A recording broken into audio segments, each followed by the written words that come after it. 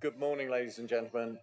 Welcome to the Development Management Committee of the 20th of June, and I can hear some feedback somewhere.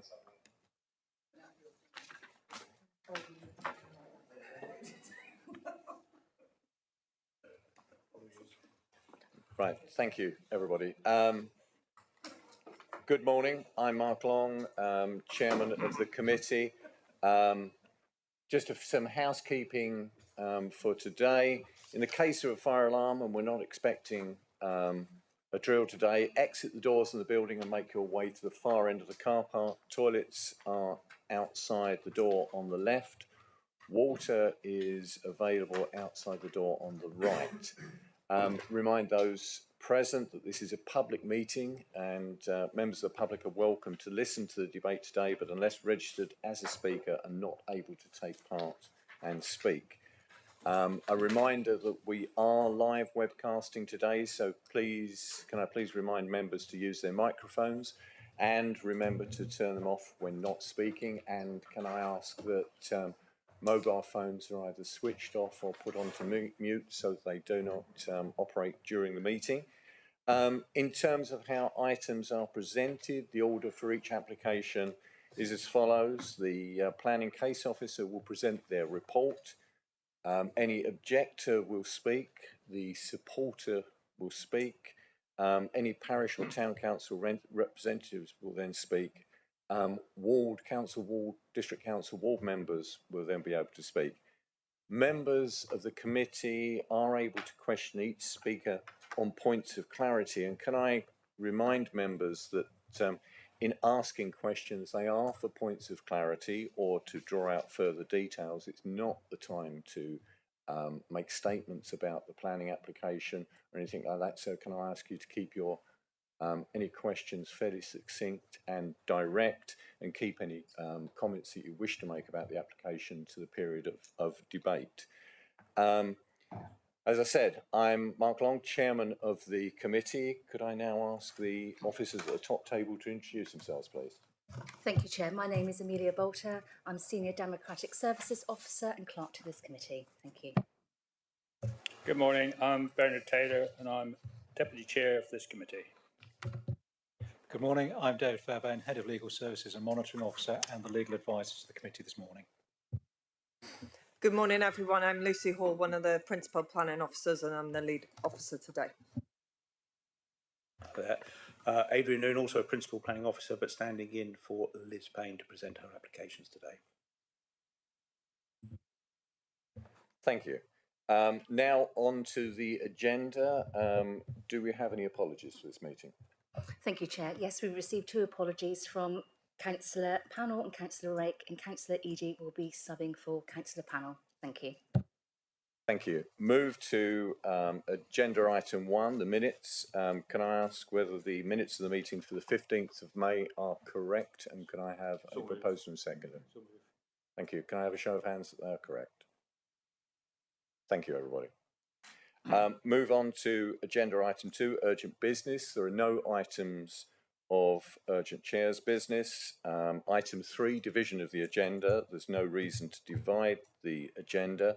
Item 4, declarations. Members, do you have any declarations of interest on any of the applications before us today? Thank you, members. I will at this point say that we did receive, members of the committee did receive a briefing document from Premier Inns related to the application that appears on the agenda today. They received that by email and by post, and for transparency, officers have put the document on the planning application website. So just to make people aware of that. Move on to public participation. The list of speakers has been circulated to members, and you have that before you. Before we move on to the planning applications, I'd like to hand over to Mr. Fairbairn, the Council's legal officer. Thank you. Good morning again, everyone. Just so that members of the public who might not be so familiar with the decision-making at the committee, I'd just like to run through a couple of bullet points just to explain how the committee will approach the determination of planning applications this morning. First of all, the committee must have regard to the development plan policies and any other material considerations when they are considering a planning application. Material considerations are those that relate to the development or use of land, and their decisions are to be taken in accordance with the development plan unless other material considerations suggest otherwise. Now, the development plan comprises a whole range of policies, and some pull in one direction and can pull in another. So when the task for members will be to establish whether the development proposal complies with the development plan when read as a whole. And say, in terms of conflicting policies, it becomes a balancing exercise involving exercises of members' planning judgment. And the final point is that when the committee is reading the development plan policies, they are to be read sensibly so that the words have their ordinary meaning, ordinary and natural meaning, not necessarily what individuals like the policy to mean. Okay, thank you, Chairman. Thank you, Mr. Fairbairn. Right, we'll move on now to agenda item 6, planning applications, and I will hand over to the planning officer for this application. The application is 093224, development site Tumbley Hill, Kingsbridge. The case officer today, as has been mentioned, is Adrian Noon, who is stepping in for Liz Payne, who is unwell and unable to attend. And thank you, Adrian, for stepping in on this occasion. Obviously, who will be supported by Lucy Hall, should there be a need. Thank you, Adrian. Thank you very much, Chairman. Right.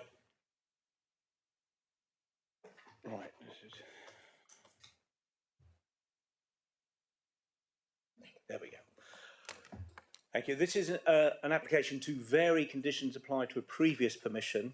That permission granted permission for 3 houses on the site, subject to a number of conditions. This application seeks to vary 2 of those conditions. One is the plans condition to reflect some amendments that have become necessary during the construction phase.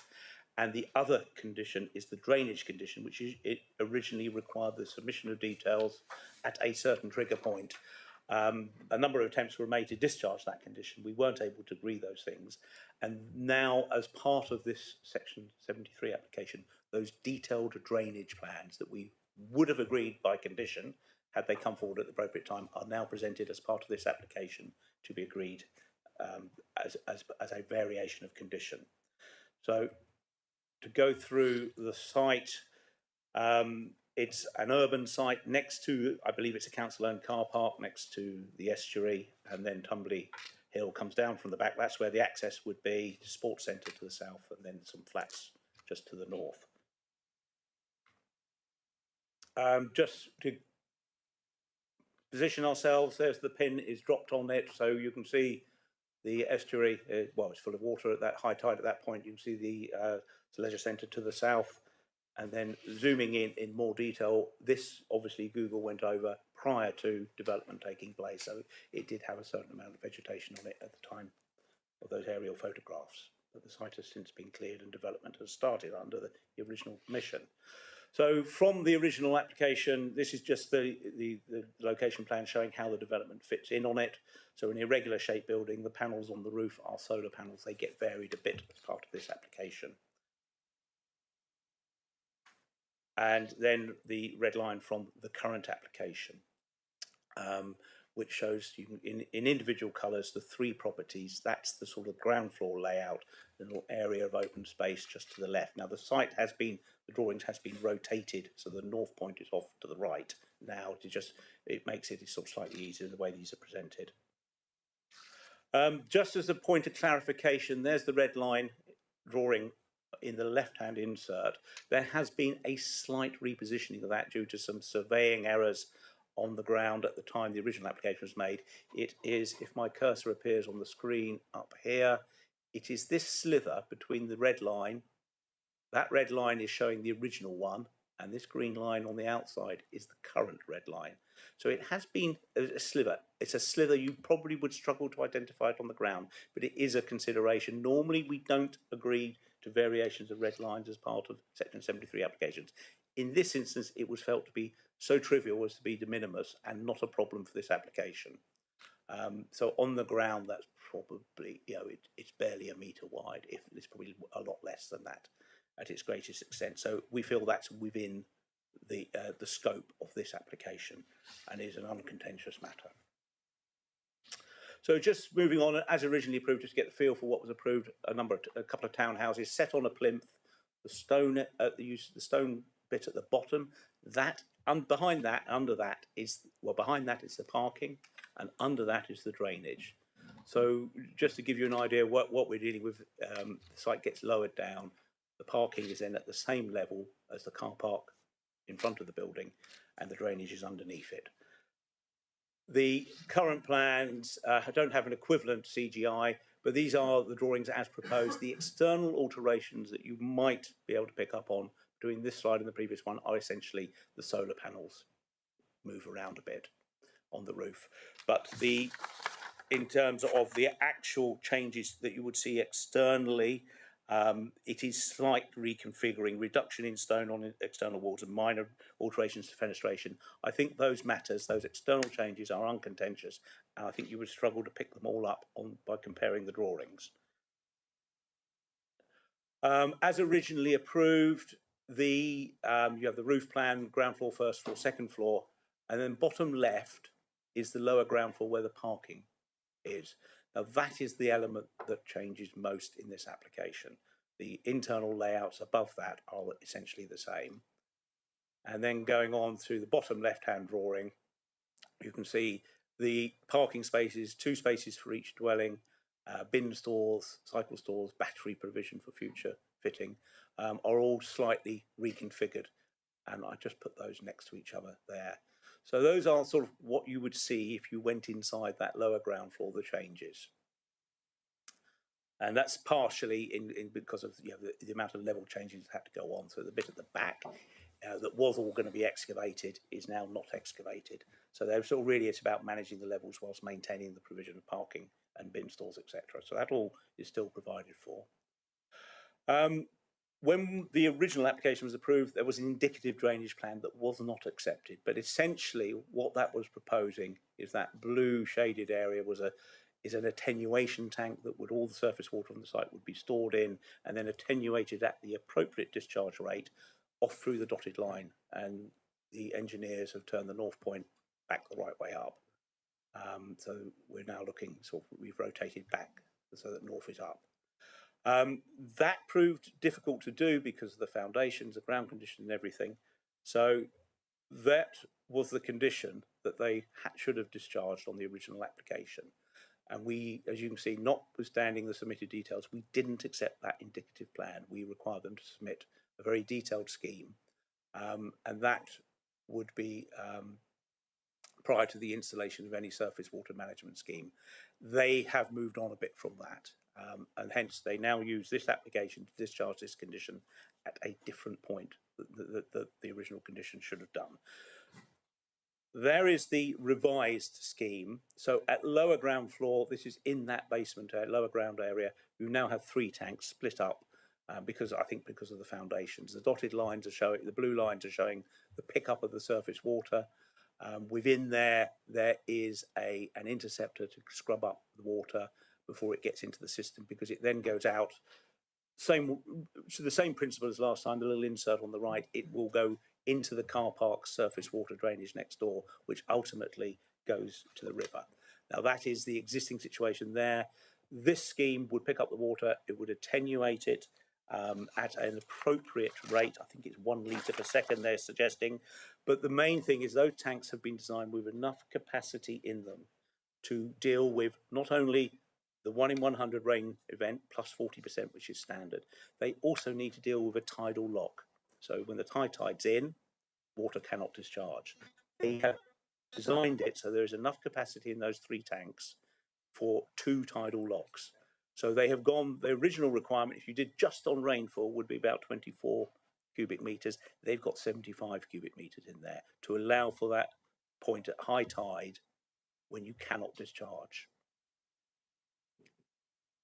And then just at ground floor level, because there's some sort of little areas, decking areas above the lower ground floor, then there's at that level we have another layer of being picked up and discharged via the attenuation tanks. Oh, sorry, a rogue screen. Right, just some photographs for the site. Google Earth went through on Street View after the trees have been removed. You can see here the site is fenced off with Harris fencing, and that silver car is where the parking spaces would be essentially. And then just looking around there, a slightly different time of year, but again you can see the site's been fenced off in preparation for development. Courtesy of the objector whose slides I have got at the end here, there is a more up-to-date photograph. You can see the stage they have got to. And that lower ground floor is largely in now. In terms of the key issues, we have an extant permission. This application, if approved, would be a replacement permission for that, which is why I've gone through all the detail, because effectively you reapprove what has been approved previously in terms of the physical structure of the building and what it looks like. But the differences here are, so those are the drawings are updated in new condition. I think it's 1 rather, because obviously we don't need a time limit because it's already commenced. So there's a list of amended drawings, including the drainage ones.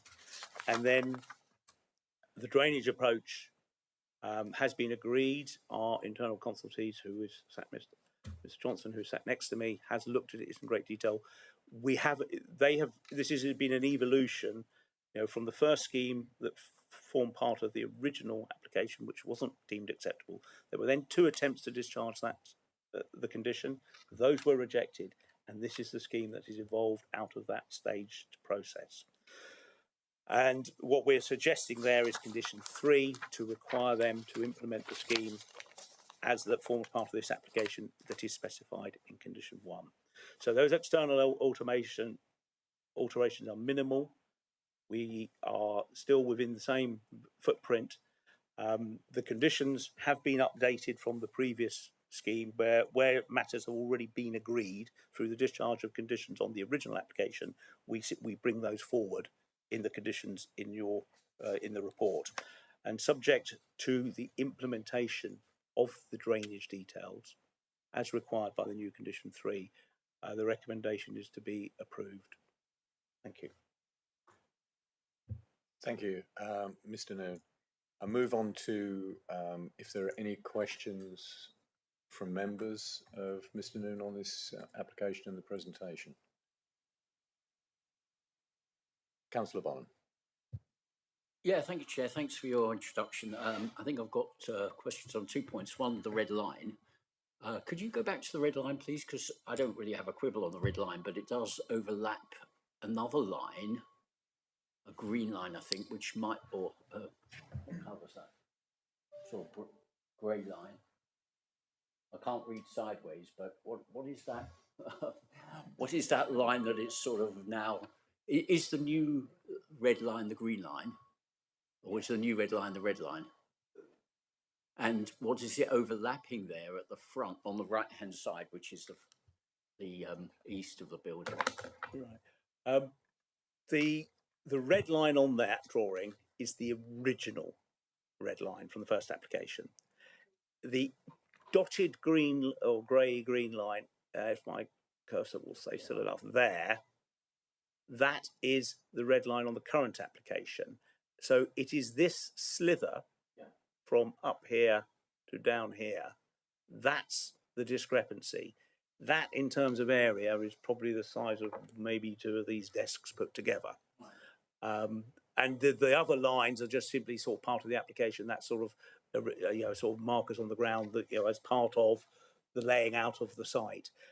I think there was a discrepancy when they originally surveyed it. They took certain things on the ground to be gospel and to mark out ownership. It turned out those weren't quite the right things.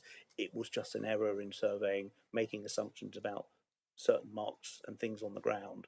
I draw it to your attention today simply because you need to be aware that there is a tiny change in the red line, and we need to be all. My recommendation is it makes no difference to this application in terms of its outcome. Had it come to light without this application being submitted, we probably would have just said, well, okay, that's fine, that's just de minimis, it makes no difference to the overall scheme. But they're regularising it now, taking the opportunity to do so. Okay, thank you. The other point is about the attenuation tank. So if I understand it, this is for rainwater essentially. Could you explain again why it needs to be taken account of two high tides? What's the, I mean, that's probably quite prudent, but maybe we could just understand it so that we get a picture of what's going on here with these tanks. They basically hold water and they can't discharge at certain points in the tide. Is that Yeah, right? I think Thank you. the concern is storms, and you could possibly get a sort of not very low tide between two storms. But our technical advisor was with me. If that's Just to confirm, we do have Ross Johnson, who's the engineering officer for District Council, who can respond to that. Oh, okay. Yeah, so I'm Ross Johnson, so a civil engineer, but for the council for 20 years and drainage consultee. Yeah, so the reason for the tidal lock is because obviously they're discharging to the estuary and the pipe's quite low. So when the tide comes up and down, they've obviously got nowhere to discharge to. So if it was only one storm on a high tide, then effectively there would be no capacity and their system would surcharge. So the idea is it's designed for two tidal locks to overcome that, so that basically, and whatever rainfall is, the 1 in 100 year rainfall will always be accommodated within the attenuation, rather than surcharging and filling onto the car park or whatever. Sorry, if I can just come back, you said two tidal locks. Did you mean that? I can't. Yeah, it was Was it 24 hours? I think it was 24 hours storage. so.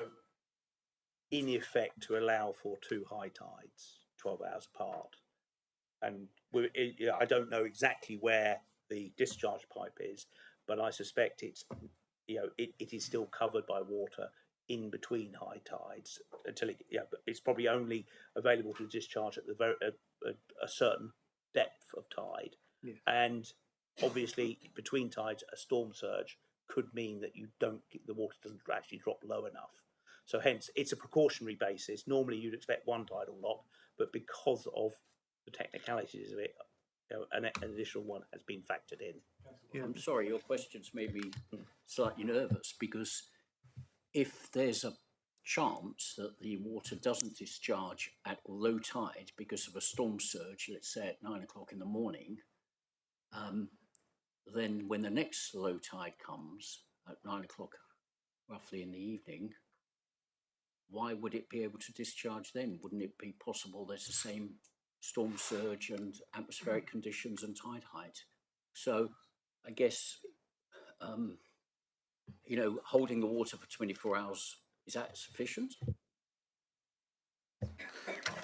Yeah, I mean, to be fair, this is over and above anything we normally ask for any other application, and it was part of the ongoing discussions.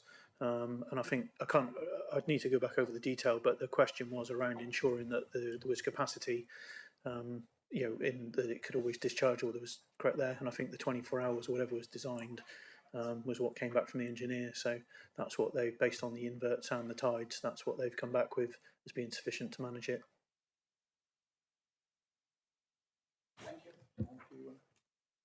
Any other questions? Yeah, is that Councillor Eady. I think I'm alright in thinking that this whole application rests on the concern around tanks and the means of the wastewater being processed appropriately. Is there? I mean, I suppose when it comes to the technicality of this, I'm certain that it appears to have gone from 1 tank to 3. The capacity of those tanks is way way over that is the scale that they needed necessarily to put in. I think you said that it 1 in 100 year event plus another percentage on top of that, which I'm afraid I don't remember the detail of. So it holds the capacity for any circumstance you might find in terms of a rain event. Of course, technical systems, the more complicated they are, the more there is a risk for something to go wrong. But as far as you're concerned, when it comes to the type of system that's been put in place, are you confident that this is about as good as you could expect from a sort of development like this?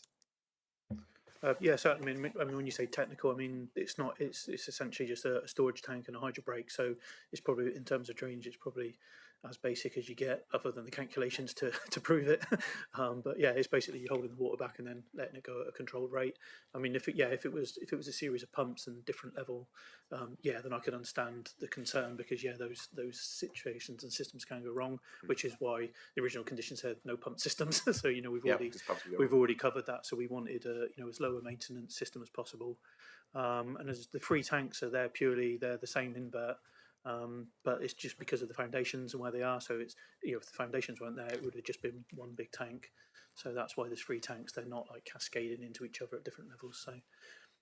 So essentially, that is one of the biggest concern that seems to be of any objection. So as far as you're concerned, there isn't a reason for there to be any more consideration, that is, to developing that scheme that they've got further. You're satisfied with that as per the report? Okay, thank you. Yeah, certainly. Yeah, I mean it's all designed for well over what we'd normally design for.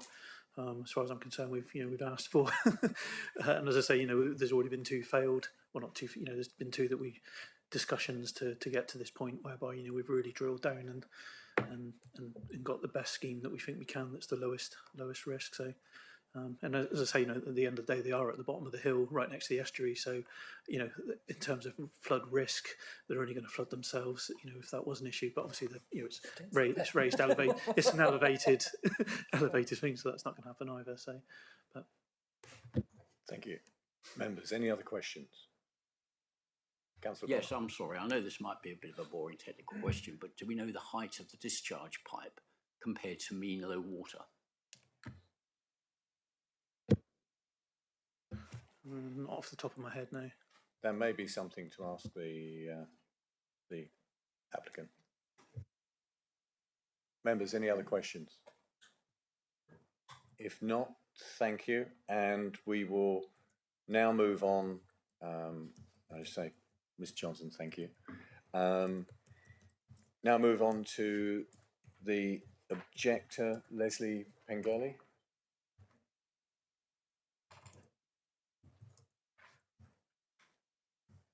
Mr. Pengelly, once you've settled down, I think you've been here before, so you know the form.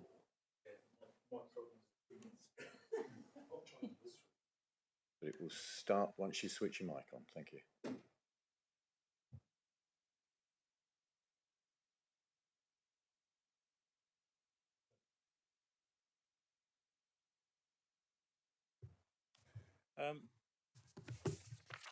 Sorry, Frank.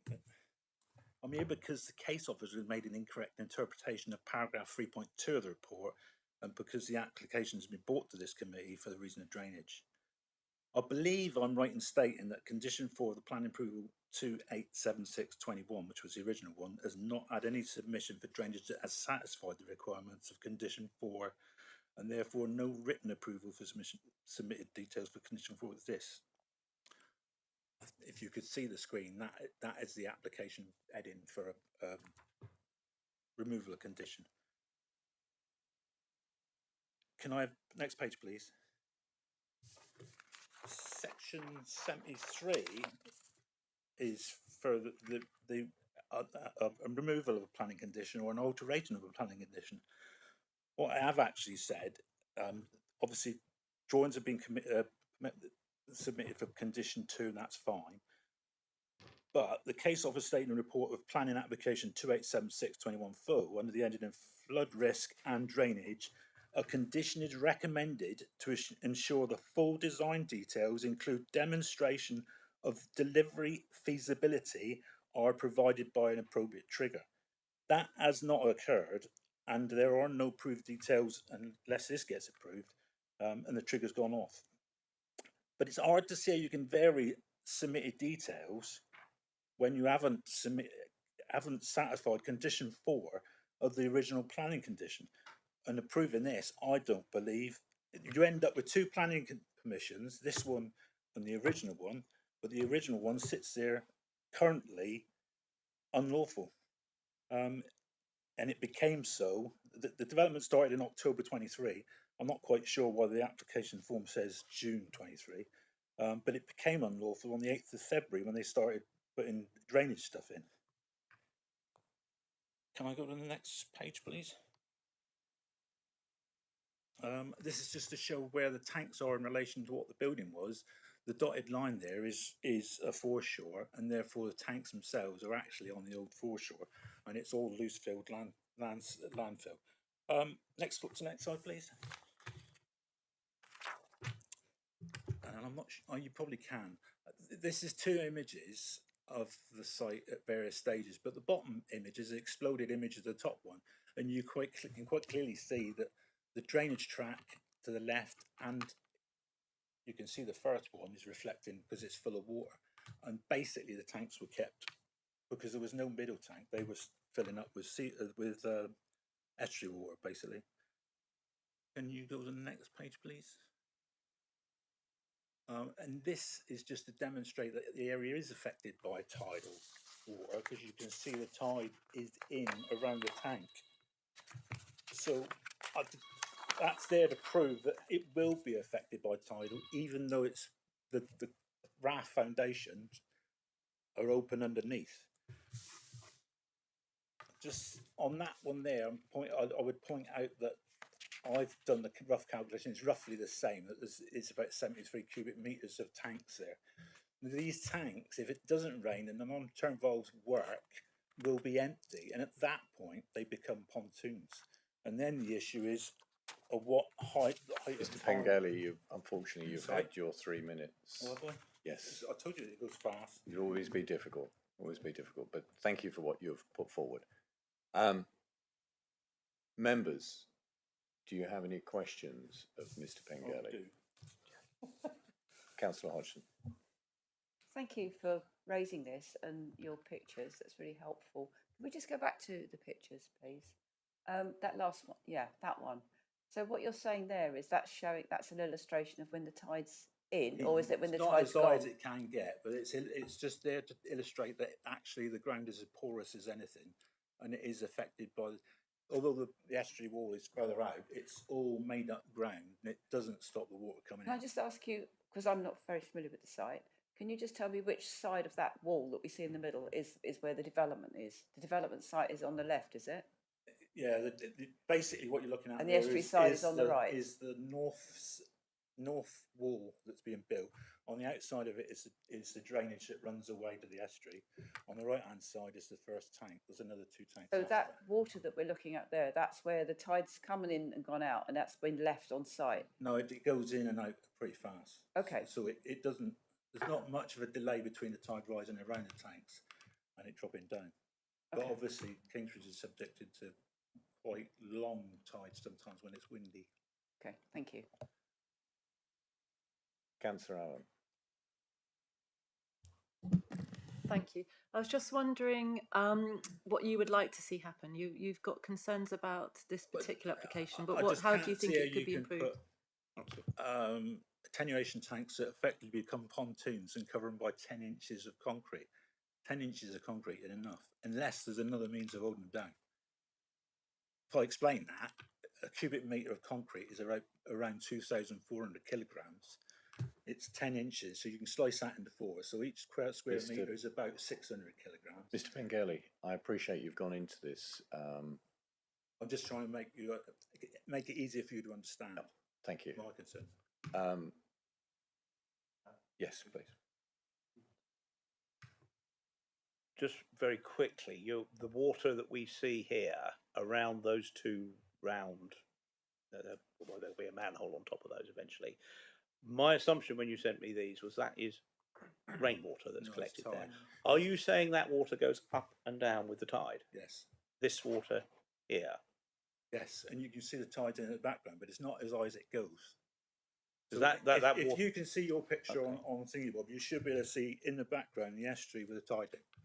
I mean, perspective indicates this water level that we see in the foreground is higher than the water level in the background in the estuary, making me think that's rainwater. That's all, just clarification.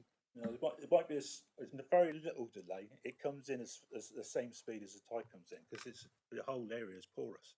It's all made up land, including in front of that building. Thank you. Members, any other questions of Ms. Pengelly? Councillor Bond. Sorry, apologies. Councillor Eady was. Oh, go on. Sorry. Well, my point was just picked up by Adrian there, which is that I suppose are we therefore led to believe that this is tidal water that's sitting in front of us on the other side of those If it around was those raining, tubes? if it was raining, that would it would just soak into the ground because it's porous. So that is the tide in, and if you could see it on a computer, you'd see the tide level in the background, but it's not as high as the tide goes. Could, yeah, and I guess that's something we need to have clarity on. Thanks. Could I ask Mr. Johnson to come in, please? So, yeah, I mean, I think it would be I mean, certainly, that photograph certainly isn't definitive. I mean, yeah, I agreed the wall is porous and water does come and go. And when we rebuilt the wall there a couple of years ago, we had piling in and we never really saw anything behind stacking up to that level. And I think it'd be difficult to prove from that photograph that that's tidal as opposed to just rainwater. You could watch it coming out. But I mean, I suppose the question is that I suppose it's just in this particular case that the fact that the works are going on, because if we were considering this without those works, then you wouldn't be having this question. See it, no. Exactly. It's all happening So, below ground. and I suppose the other fact is that obviously we'll hear from the drainage engineer is that, because I did actually raise this question in when we spoke about it, is that how are you allowing for uplift? And it has been designed that so it doesn't really, so the tanks are sealed. So the fact that it's porous ground and made ground, it's not a soakaway, so it doesn't matter that it's made ground. The tanks are sealed; they store the water. And they should be empty if there's no rain. So the fact of the ground conditions doesn't really matter. They're sealed systems, so that's fine. Then the only real final question is around the uplift. I know you spoke about 10 inches or 250 mil, whatever, but that's the slab in the car park. There's the whole building and piling system all on top of it as well. So the slab's not connected to the building. Just we need to speak. Please, thank you. Well, I did raise that with the engineer and have emailed and spoken to him since, and he's confirmed that it's all been fully checked and designed, and there's absolutely no uplift on those tanks. Well, you clearly see there will be because it's in front of you. Councillor Bonham. Yeah, thank you, Chair. So you raised, I think, two objections, Mr. Bennigan. The first one I slightly lost.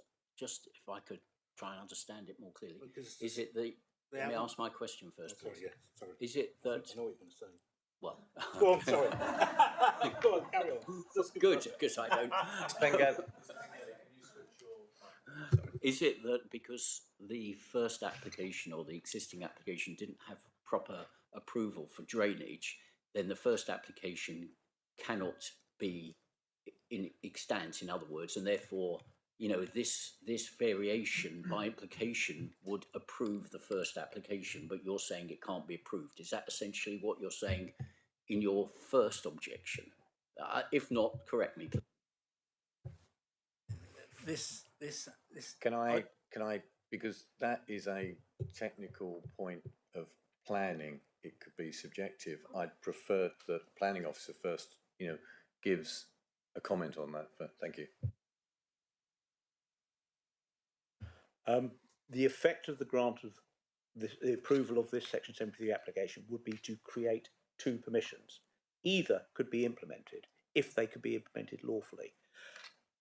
Mr. Pengelly makes a sort of valid point that the trigger point for the drainage condition on the original application has now passed. It would probably be quite difficult to discharge that now. So, in effect, yes, the previous permission is probably dead and not capable of implementation. However, there have been departures from that in any event, and in terms of the ground floor layout, it could, because you can depart from you lose your permission by not discharging conditions or implementing it differently, physically differently on the ground. The fact that they've probably moved over to the drawing on the right and probably means they can't revert to the drawing on the left. So, yes, that's fine. If the other one falls away, that's a consequence sometimes of the way people implement things. But a Section 73 approval is just as much of a permission as the original one and would regularise all the faults with the original one if approved. So, technically they might be able to revert to the one on the left with a lot of work on site, technically, but they would trip themselves up on the trigger point in condition 4. So this is the attempt to put all the problems right. Agree a drainage strategy, Okay, not at the trigger point we originally said, but if it's acceptable now, just as much as it would have been had they done it at the appropriate time. And then all the other little bits and bobs fall into place with the variation of the plans. Thank you, Mr. Noon. Councillor Bonham, does that answer your question? Yeah, I think so. With regards to the lack of, with regards to the second point, which is to do with the thickness of the concrete, if the tanks are empty and the surrounding land fills up with water from the estuary, the tanks get lifted in the air, the concrete's not heavy enough to hold them down, basically. Yes. As I say, it's fairly And is easy. that proven somehow? I mean, it's an assertion. Do you have some evidence? It's fairly easy that That, thank That's, Councillor Bonham, Mr. Bengali, that's a technical question that, you know, would... Sorry, Chair, I'm asking if he has any evidence that there's an issue here. Thank you. It's made an assertion. I don't see any evidence very clearly in my mind. That's what I was... Am I allowed to ask that? Yes, you are. Thank you. Can you, microphone please, Mr. Bengali? Sorry. I haven't submitted any evidence here. I don't know what I did in my letter. I'd have to look. But the reality, it's fairly common knowledge that if you displace a cubic meter, metric's very easy. If you displace a cubic meter, you get 1,000 kilograms of lift. Concrete is heavy, admittedly. It's 2,400 kilograms per cubic meter, but you're only using a quarter of that, which is 600 kilograms per square meter. So the 1.2 meter tank highs exceed that lift capacity by 2. And it's on the edge of the Thank you, building. Mr. Pengelly. I think you've explained the situation. Members, any other questions of Mr. Pengelly? Councillor Allen. Yeah, just to come back to my previous question, I was asking what you wanted to see within the committee's consideration state. Are you asking for a condition whereby there'll be more concrete used, or what's the exact thing that you're asking? Councillor Allen, that's not really I couldn't recommend anything point anyway. to sort of raise. We're looking at the application before As us, is. as is, not changing the application. It's more a question of what he is most concerned about. So I think Mr. Pengelly's expressed what he's concerned about for the committee to understand. Thank you. Members, any other questions? Mr. Pengelly, thank you. Thank you. Thank you. If you could just switch your microphone off, please. sorry. Thank you. And now we move on to the supporter. I believe it's Mr. Lethbridge, Dan Lethbridge. Thank you.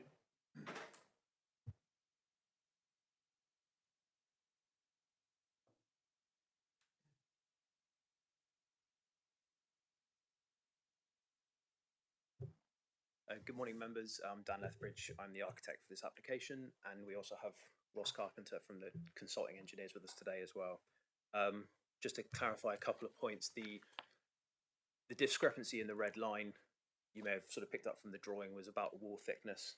Checked the computer model this morning. It's about 350 millimeters. So as the officers have said, it really is a de minimis sort of change, and we hope that that would be acceptable.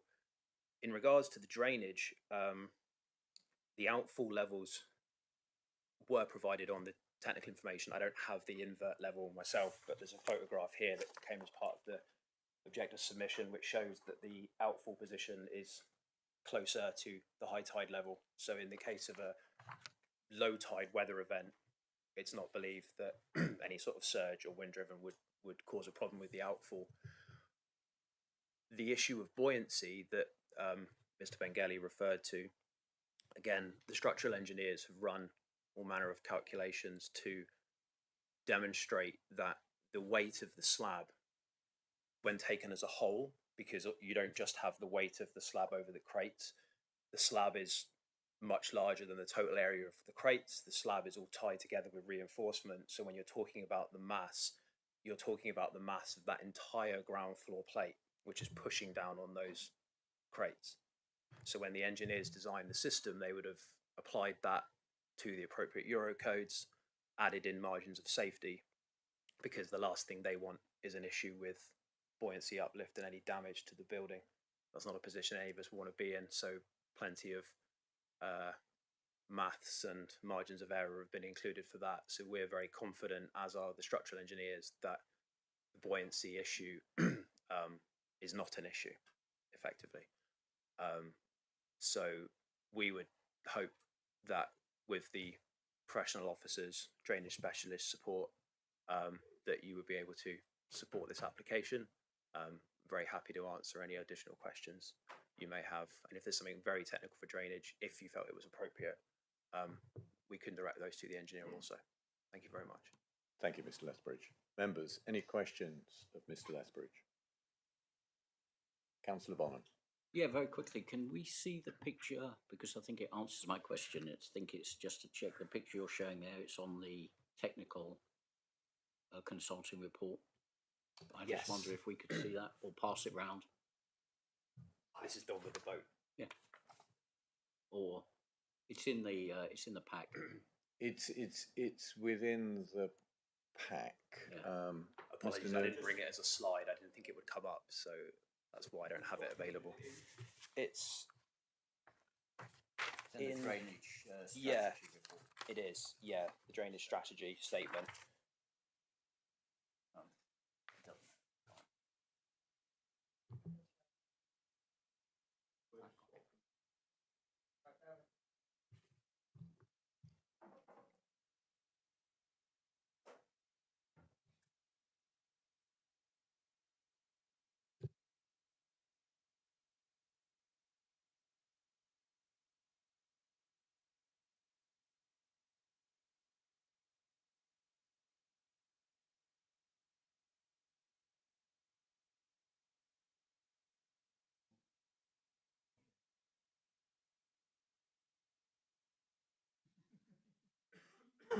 If I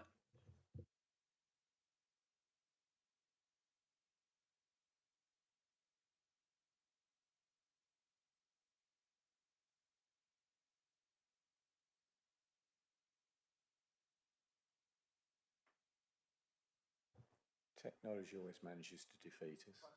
If I may, Chair, I just want to check on the picture that circle in the wall is the outfall, which is very clearly above, way above the low water mark. That's what I'm asking. Yeah, that's correct. The light grey circle there mid is the outfall. The outfalls were all measured as with surveys as part of producing the drainage strategy. I don't have that invert level to hand, but you can see that it's well above the low tide mud, and obviously the water at this point is further away again from that position.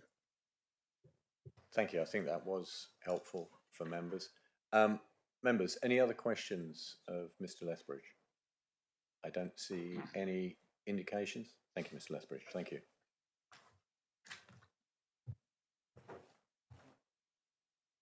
We will now move on. Kingsbridge Town Council aren't present, but we have a statement to be read out on their behalf. Thank you. Thank you, Chair.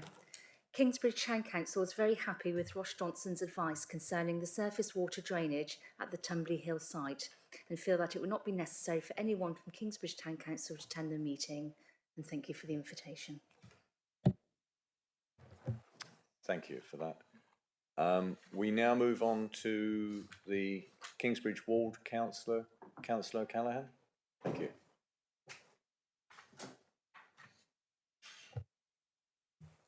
Thanks. Thank you very much. Yes, hopefully I'll keep this quite short. I just wanted to, there are a couple of reasons I brought this committee. The first one is for reasons of transparency, as I thought it would be best that it was considered by the committee in public rather than delegated to the ward member, because it is in a very central site near the Triple SI estuary. It's directly adjacent to the key car park, which, as has been mentioned earlier, is owned by South Hams District Council. So I think it's important it's decided this way. And the second reason, as has been discussed, is the more technical reason of drainage. I obviously don't know an awful lot about drainage, you might be surprised to hear, but the concerns have been expressed from various people who do know a lot more than I do. The context, just to say the context, in Kingsbridge, there's been a lot of concern since last autumn about flooding, we've had sewage coming up various drains very close to this area, including one at least in the Quay car park when there's high tides, more intense rainfall. There's been a lot of pressure on the combined public sewer system. It's sometimes overwhelmed with all these things, and they think there's new springs coming into the system. And so that's the background in which I've brought this application to the committee. I see the town council is saying it doesn't have an issue, but Mr. Pengelly has outlined his concerns about the tanks. He said would be affected by the tides, he thought, and become pontoons. And I think he'd said that he thought there should be more soil. There would not be enough soil on top of them to counteract the buoyancy in the high tides. So I don't take a view on these things for obvious reasons, but that's the reason I brought it to committee, so I can answer questions in that context. Thank you, Councillor Callaghan. Any questions of Councillor Callaghan? Councillor Hodgson. So just to nail it down a little bit, do you feel then that the objections that have been raised have kind of been adequately aired here so far, that we've asked all the right questions, you know, that there's actually, you know, we should just sort of trust what we're hearing, or do you feel it's this uncertain things, if you're saying about transparency? Well, transparency in that I think this is best aired publicly, so that the public who can listen to the meeting has a chance to hear as well. I just think, you know, transparency is always best. I mean, as I said, the second area, drainage, is one I'm not, you know, an expert on, but I have heard what Mr. Pengelly said, and, you know, obviously we have our own experts, the applicants have their own experts. You know, I'm not here to judge who, you know, who says what, but I thought it should be aired so that the committee can take a view on it. I mean, it does sound concerning if people say, well, the tanks could become pontoons, and perhaps there should be more weight on them. But then, you know, the other view is that they're adequate. This is something, for obvious reasons, that should be aired in public. I don't know which is the case and what the risk is. I mean, perhaps, you know, we ought to have a lead flood authority, Devon County Council person here as well, because I had thought that advice from Devon County Council was that the tank should be installed at least a metre above groundwater level, but perhaps, you know, obviously this is a different system. Perhaps there are exceptions, but they're not here to make those points. I mean, maybe Ross could comment on that, but I understood that the base of the system should be installed at least a metre above groundwater level. But we're getting into technicalities. This is quite technical, and I wanted it aired anyway. Thank you, Councillor Callaghan. I think you've made your point ably. Thank you. Any other questions? Ms Hall. Sorry, I just wanted to clarify something, because you mentioned about the local lead flood authority being here. The application in front of us wouldn't trigger them as a consultee, which is why we've got Ross here, who is our internal expert. Councillor Callaghan, the points you raised, obviously the concerns that you said you were airing have been discussed and various points. Any other questions of Councillor Callaghan? If not, thank you. We've now heard from all the speakers. We now move on to debate the application. Do I have anybody who wishes to commence the debate? Councillor Abbott. It's an interesting one. I can't see that that from a planning perspective, though, that there's an issue with this drainage. There may be for the construction of the building and for those who are going to live there, and therefore they will have done their due diligence to make it work. And indeed, we have our own expert, Mr. Johnson, who has worked through the figures. I don't see a problem with what's presented before us. Thank you, Councillor Abbott. Any other comments to be made? Councillor Hodgson. I would agree with what Councillor Abbott has just said. I think it's, you know, it is an area of expertise. I think the fact that the the drainage assessment is based on the most recent, in terms of climate events in 100 years plus 40%, which allows not just the tidal but also the extreme weather potential. We are facing, actually, quite frankly, into uncertain times. Hearing that a double tidal position is being attenuated gives me confidence that, you know, if you can't, be discharged on one over a period of 9 hours, and we do sometimes get, those extreme weathers, but and it's just a bit sort of, so in broadly, I feel that we can go ahead, and I'd be happy to recommend approval in line with officer's recommendation. But what I would like to see is maybe that the fact trees have been taken out from there, maybe we should look at some sort of offsetting if possible. I don't know if it's, I know it's not kind of yet part of what we have to deliver, but it feels that that's something that, given the location, the value of trees visibly, as well as in this case supporting drainage, I think that's maybe something that could be taken into consideration if that's possible. I would just ask that maybe that's thought about. Thank you, Councillor Hodgson. You've moved approval. Do I have a seconder? Oh, Councillor Taylor. Thank you. There was a question raised about condition, and I think that would come in the, I don't know whether the previous or existing landscape and ecology management plan.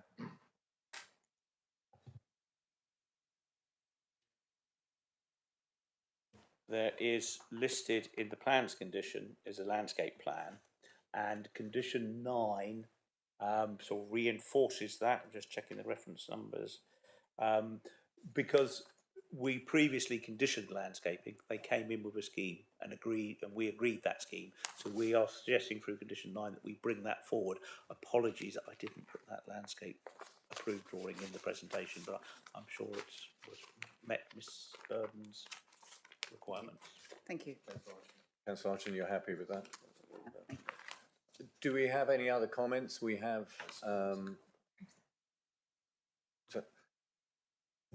Sorry, just looking through Mr. Pengelly's letter, there is evidence of this, the bottom layer floating with high waters in other constructions, and also evidence, requirements of the manufacturers of how it should be installed, and apparently this isn't doing that. So is it worth re-looking at that? Councillor Taylor. Yeah. Oh, sorry about that, Jackie. I went green.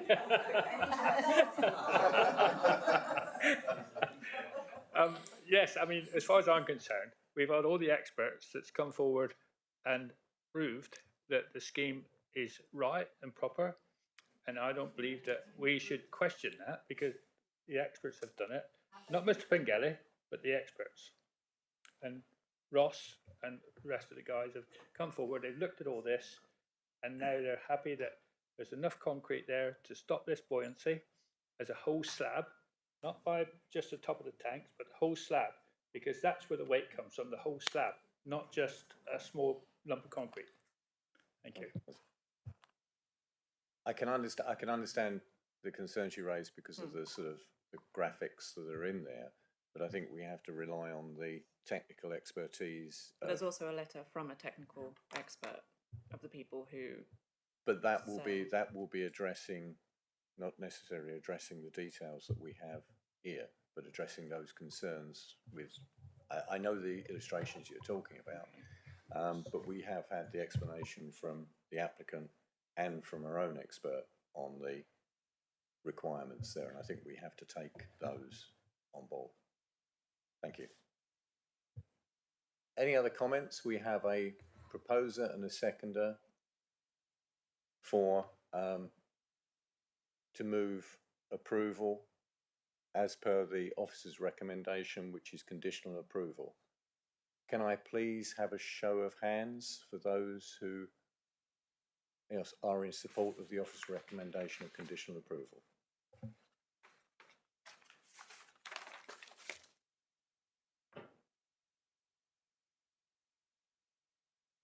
Those against? Any abstentions? Thank you. That's 10, 4 and 1 abstention. Thank you. That application is therefore approved. Thank you, everybody. Thank you for those who attended as well.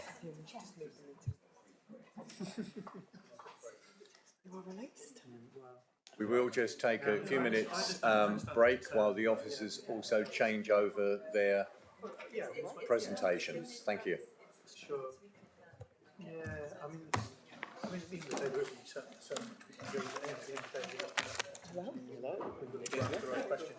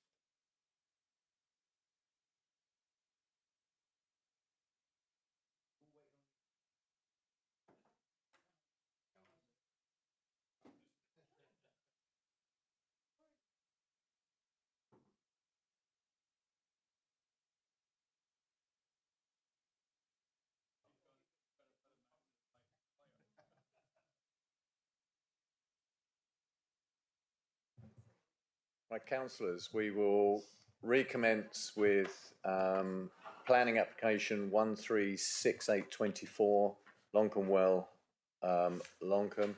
The case officer is Alexis Wilson. The recommendation is prior approval required and given. Unfortunately, Ms Wilson can't be here, so Mr Geary has stepped in on her behalf.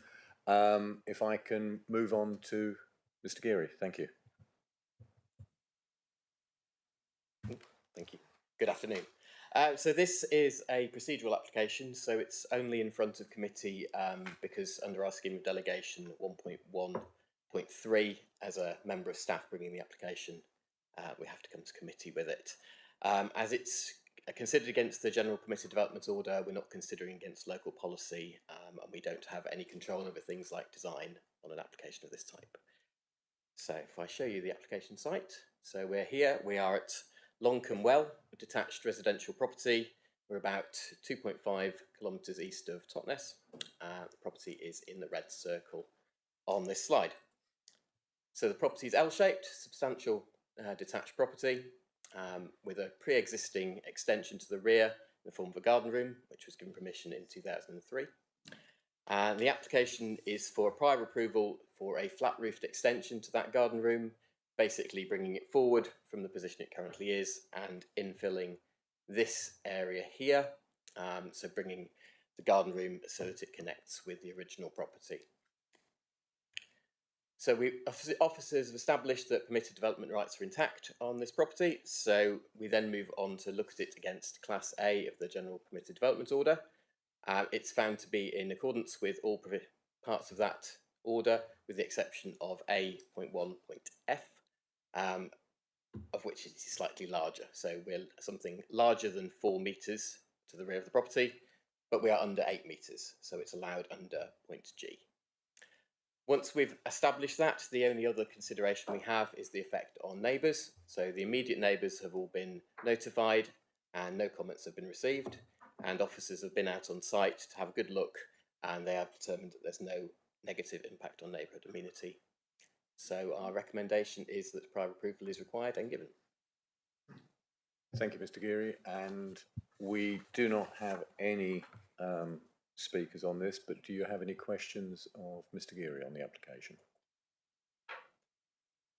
Councillor Hodgson. Well, it's not a difficult question, so laughing.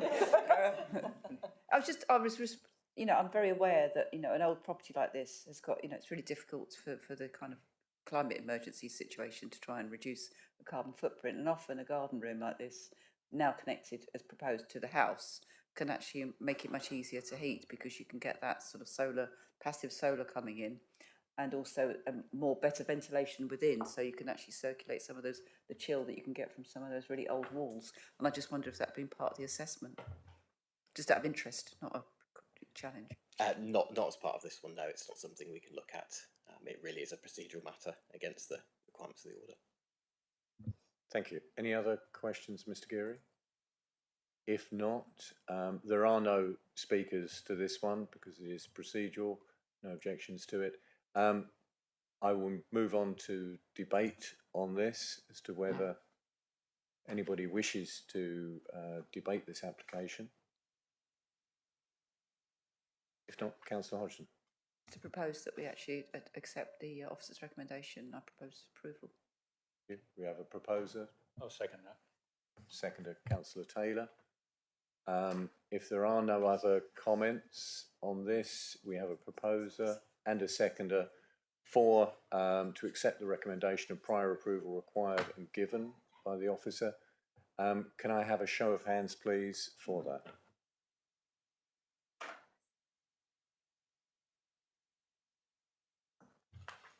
Thank you. Thank you, members. That is approved. Quickest application ever. Right. Thank you, members. Can we do the updates now? We will now move on as we have time. We'll move on to the further agenda item 7. We'll bring that ahead, which is the planning appeals update. And thank you, Mr Geary, for your taking that over. We'll now move on to the planning appeals update. Ms Hall, if I'll give you a little bit of time to jump into that. And after this, we will move on to agenda item 8, and at conclusion of agenda item 8, we would then break for lunch and then return after lunch at 1:45 for the remaining 2 applications. Chairman, are we doing item 7 or 8?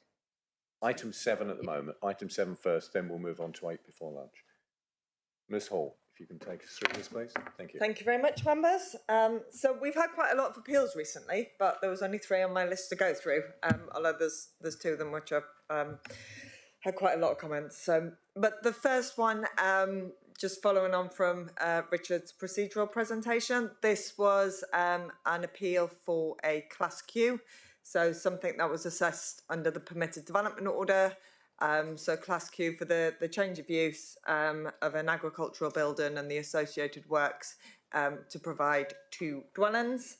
The officer recommendation was, the decision was, the local planning authority refused the application, said prior approval is required and refused, and the inspector also dismissed the application. So I've just got a couple of slides up here just to show what the proposal was. Conversion, inserting a couple of openings and doing quite a lot of works internally.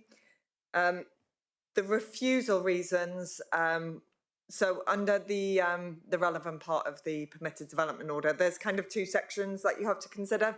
And the first one is sort of, I use the term loosely, a tick box exercise. And that's kind of an assessment as to whether or not what is proposed is permitted development. The second part is whether prior approval is required for a number of matters, highway, design, ecology matters, etc. So what applicants are required to do is they make an application as to whether prior approval is required. But in assessing the application, obviously we need to consider whether it's firstly permitted development and whether the matters of prior approval are required as well. So there were 2 reasons for refusal. The first one, you're required with it's only permitted development if the building's been used solely for agricultural purposes. There was a bit of debate as to whether the building was redundant and if it was when it was last in use for agricultural purposes. But essentially, when the inspector went out on site, there was a number of non-agricultural equipment in there, including a caravan, and based on the evidence that we had put forward as well, the inspector agreed that it wasn't used solely for agricultural purposes. And based on that assessment, he concluded that it wasn't permitted development. So as I said, the application was for whether prior approval was required, and the second reason for refusal concerned the lack of ecology information, and that falls under the second part, so the prior approval matters. The inspector, as they often do, because they determined that it wasn't permitted development, they said, well, there's no need for us to consider the prior approval matters because that's irrelevant. It's not permitted development, so end of. So yeah, it was dismissed on the basis it wasn't used solely for agricultural purposes. If I could just come, so in terms of it's not meeting Q, could they then come back then now, and if they wanted to, kind of do a different planning application? Because I mean they've applied under Q or permitted development, but could they then just come back? I'm not saying they should, but could they come back with a full planning application? It'd be then viewed under the normal lens.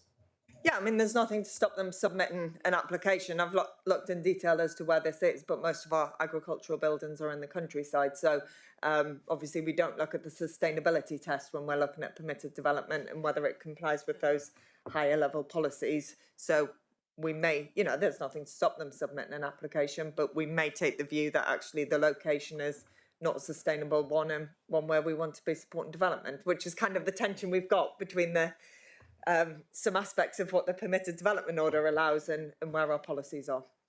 So, yeah. Thank you. Excellent.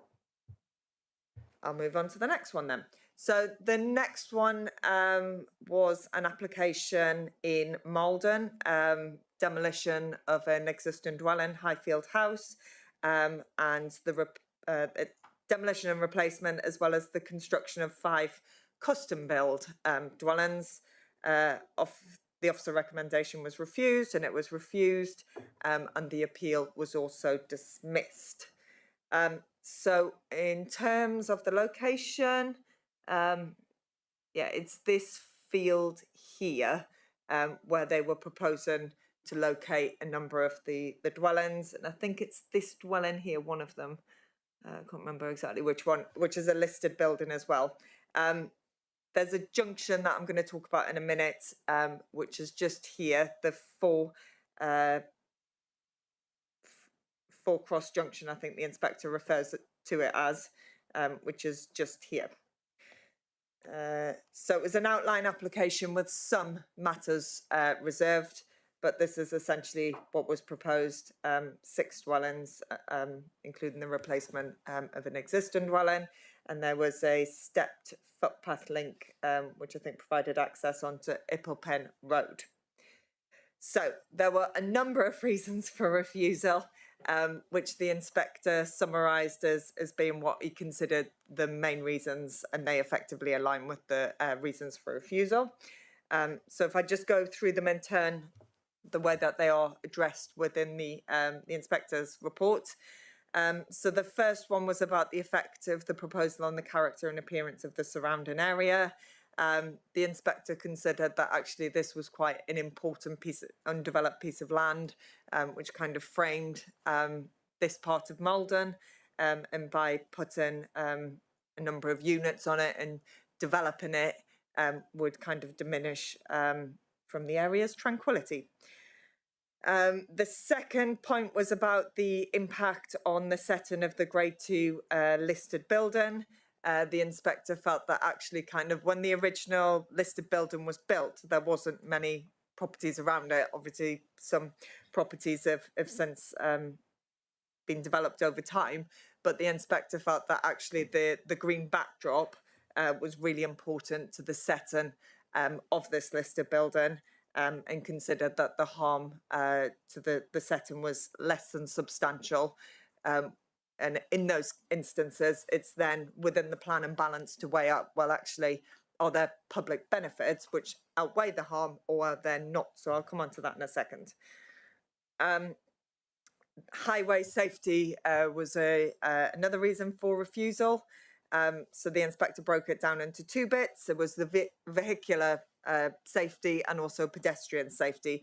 So I mentioned that four-way junction before. So that visibility from certain areas isn't great.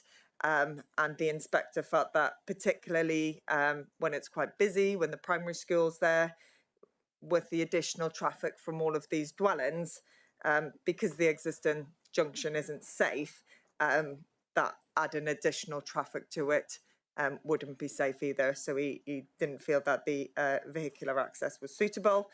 And he also considered the impact on pedestrian safety. As I showed at the outset, there was a stepped access down onto Ipplepen Road. Obviously, that's suitable for some people, but not everybody. And the NPPF and our policies require development to provide safe and suitable access for all. The alternative route obviously would have involved a much longer walk round onto Ipplepen Road, where the inspector felt was quite narrow. There was no designated footpaths, and it wouldn't be a safe alternative for them. So he also dismissed it on the grounds of lack of safe pedestrian safety. The other one was living conditions. Didn't have much to say on this. The garden size for one of the plots fell below the standards. So we felt that there wasn't sufficient amenity. Biodiversity, I think this predated the mandatory 10% net gain that we now require, which obviously requires some biodiversity to be provided on site, and if it's not on site, you provide it off site. The inspector felt that because they couldn't accommodate all of the biodiversity net gain on site, that was also a grounds for dismissal. Whether that would be viewed differently now if it was submitted and they were proposing it off-site, possibly. Location was another consideration. So because of the fact that it's an undeveloped green field on the edge of the settlement, The inspector considered that it was development within the countryside, and therefore the relevant countryside policies were engaged. So that's policy TTV 26, which sets out a list of criteria where we will and won't support development. And one of those is that it's required, it needs a countryside location for agricultural, forestry or other occupational needs, which these dwellings weren't providing. So he felt that there was a conflict with TTV 26, but also more in the round when you have regard to our other high level policies, there is opportunity within those policies to support sustainable development. The inspector recognised and acknowledged that there are a number of services and facilities within Malden, and there's good bus links, but because of the fact that he didn't consider that there was safe and suitable pedestrian access for all from the site, he concluded that the location was not acceptable. Housing need was another one. So the proposal was for self and custom built dwellings, which are touched on within one of our policies, policy Dev 9, which supports the principle, providing they meet the overarching sustainability aims of all the other policies and they comply with them. On the basis that they didn't, and there's other reasons that have been raised, the inspector felt that it conflicted with this policy. The inspector also went on to acknowledge that the council has fallen short of its requirement to provide self and custom build homes, and this he felt was a material consideration. There was a legal agreement that was submitted by the applicants with the appeal that was going to secure these buildings to be self and custom builds, but he didn't feel that that was adequate and it could be adequately addressed at outline stage, and therefore he didn't take that into account. But he did say if if it was to be acceptable for other reasons, then that could have been addressed.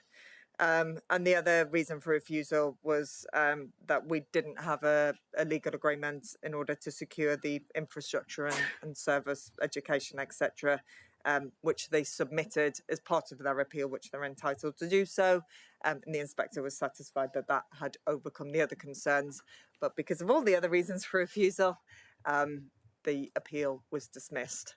And obviously, I just gone back to the impact on the setting of the listed building in terms of the public benefits. The inspector felt because of all the other harms that I'd identified in this particular instance, there were no public benefits.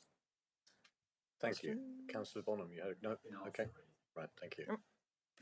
And then the last one on my list was the Gara Rock Hotel, which has been in for a little while.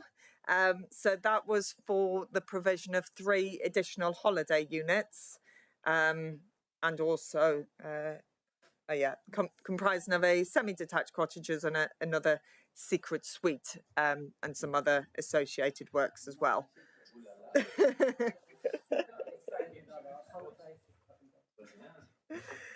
So the officer recommendation was refusal, the application was refused, and it went to an informal hearing. So I'm sure you all know where it is, but we're just to the east of East Portsmouth and Salcombe on the other side of the water. And this was essentially their proposal here, which was your 2 additional cottages, and your additional secret suite within the garden. And there was also some other changes to the car park and that, which weren't really referenced in the report. So there was 3 reasons for refusal. The location was in a remote and unsustainable location. Additional tourism accommodation within the undeveloped coast, and the fact that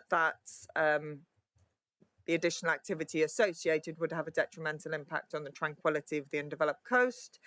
And the 3rd reason for refusal was about insufficient information to demonstrate how they were going to meet our carbon reduction policy requirements.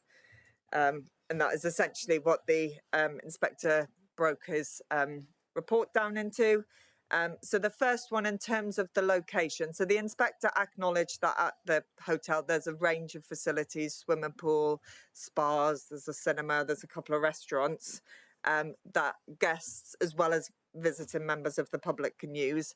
And I think the applicants were trying to argue because of all of these, it wasn't a traditional isolated hotel. It was a fairly self-sufficient place, and therefore we should be considering it as a sustainable location. The inspector disagreed with that, acknowledged that it wasn't identified as a sustainable settlement or anything, and therefore dealt with it on that basis. There was a lot of emphasis on Dev 15, and I think the key consideration was the reliance on the private car. Although the inspector did do quite a good job of balancing the economic benefits, but ultimately dismissed it in terms of the fact that there would be a big reliance on the private car. Yes, people visiting would use the existing facilities on site, but equally they could also, be reasonable to assume that they'd want to explore further afield. Yes, there are the odd walks, but during bad weather, that, people are less likely to use them. And also the access isn't suitable for all. So he felt that there would be an increased reliance on the private motor vehicle, which wasn't sustainable. And I've just, pulled out a couple of relevant paragraphs which summarise that. The other bit he then moved on to talk about was the fact that the additional accommodation was within the undeveloped coast. Obviously, we've got policy Dev 24, which says we should only be supporting development in the undeveloped coast in exceptional circumstances. And also within policy Dev 15, it says that camping, caravan, chalet and other similar facilities essentially will not be supported if they are within the undeveloped coast. I just picked out paragraph 30 because I thought this was quite helpful in just clarifying that by having the self-contained accommodation, the inspector was of the view that that would meet the definition of similar facilities, and therefore the Dev 15.7 was engaged. That is the way officers had been interpreting that, but it's also always nice to have the confirmation from inspectors. And the inspector also did a good job of balancing that there would be, there would be additional benefit to the hotel, and it's in this fantastic location. But none of this really demonstrates that there is a need for them to be here. And also something that I picked, haven't touched on here, but was also the need point. So also within Dev 15, the policy talks about that we will support additional tourist accommodation if they can demonstrate that there's a need. They hadn't really done sufficient work, the inspector felt, in order to demonstrate that. So he dismissed it on that as well. In terms of carbon reduction, I think the applicants were quite keen to have a condition in order to deal with that. The inspector felt that, there was some good intentions, but there was nothing concrete, and he didn't feel that it was adequate, that we should be reserving details like which renewable technology that they're going to use, etc., at condition stage. There was also quite a lot of use of the term aspirations and best endeavours, which the inspector said, well, that doesn't really commit them to doing anything. Something that they did propose was an additional EV charging points, and the inspector said, well, that's great, but there's it doesn't prevent people turning up in other cars, diesel or petrol cars. And as I've said before, there would be a reliance on the private car. So didn't feel that it would, that additional would address our carbon reduction policies in that respect. And then the last matter was about tranquility, and touched on in Dev 24, which talks about development not having a detrimental impact on the tranquility of the undeveloped coast. The inspector did acknowledge that the hotel itself was a bit of an anomaly in terms of its location within this really sensitive undeveloped landscape.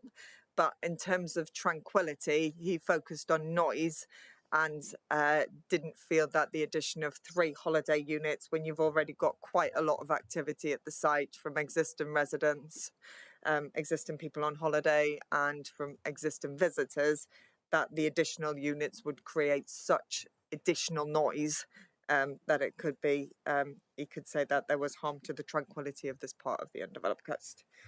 That's me done. Thank you. Any questions of Ms Hall? Councillor Bonham. Well, yeah, thank you, Lucy. That's very good. I'm interested in this last one. When I read, I mean, I'm quite surprised that the inspector has objected due to some of these points. Transport. I mean, is this because it's not accessible at all by public transport? Is that basically the point? And also on this point about proving need, policy. I think you mentioned Dev 16 in the rural economy. It doesn't actually say that. Dev 16 doesn't actually say that accommodation needs to be proven. It basically says it shouldn't be not proven. So that's is it slightly different interpretation of that Dev 16? Is it? So it's Dev 15. Oh, 15. Beg pardon. Okay, maybe I read the wrong one. Oh, that was probably why. That's why you had the challenge to it. It could be part of the reason. So there's a couple of tests in that. If you want to get rid of tourist accommodation, then you've got to demonstrate that there's no need or demand, I think the phrase is. But also if you want additional tourist accommodation, you need to demonstrate that there is a need. And this has been touched on in a few appeal decisions, but I think the applicants were trying to argue, you know, it's a fantastic location. Of course, people are going to want to come here, the more facilities we provide. And the inspector felt, you know, you haven't really told us about your occupancy rate, you know, what is your real evidence? He just didn't feel that they'd done sufficient work, to be honest. Okay, thank you. Thanks very much. And I think your other point was just about public transport. I mean, this is something that comes up quite a lot. And I think, again, in policy Dev 15, it's about a significant increase in the use of public transport in the private car. I mean, they hadn't actually done a sustainable travel plan or anything on this proposal, which is something that the policy does require.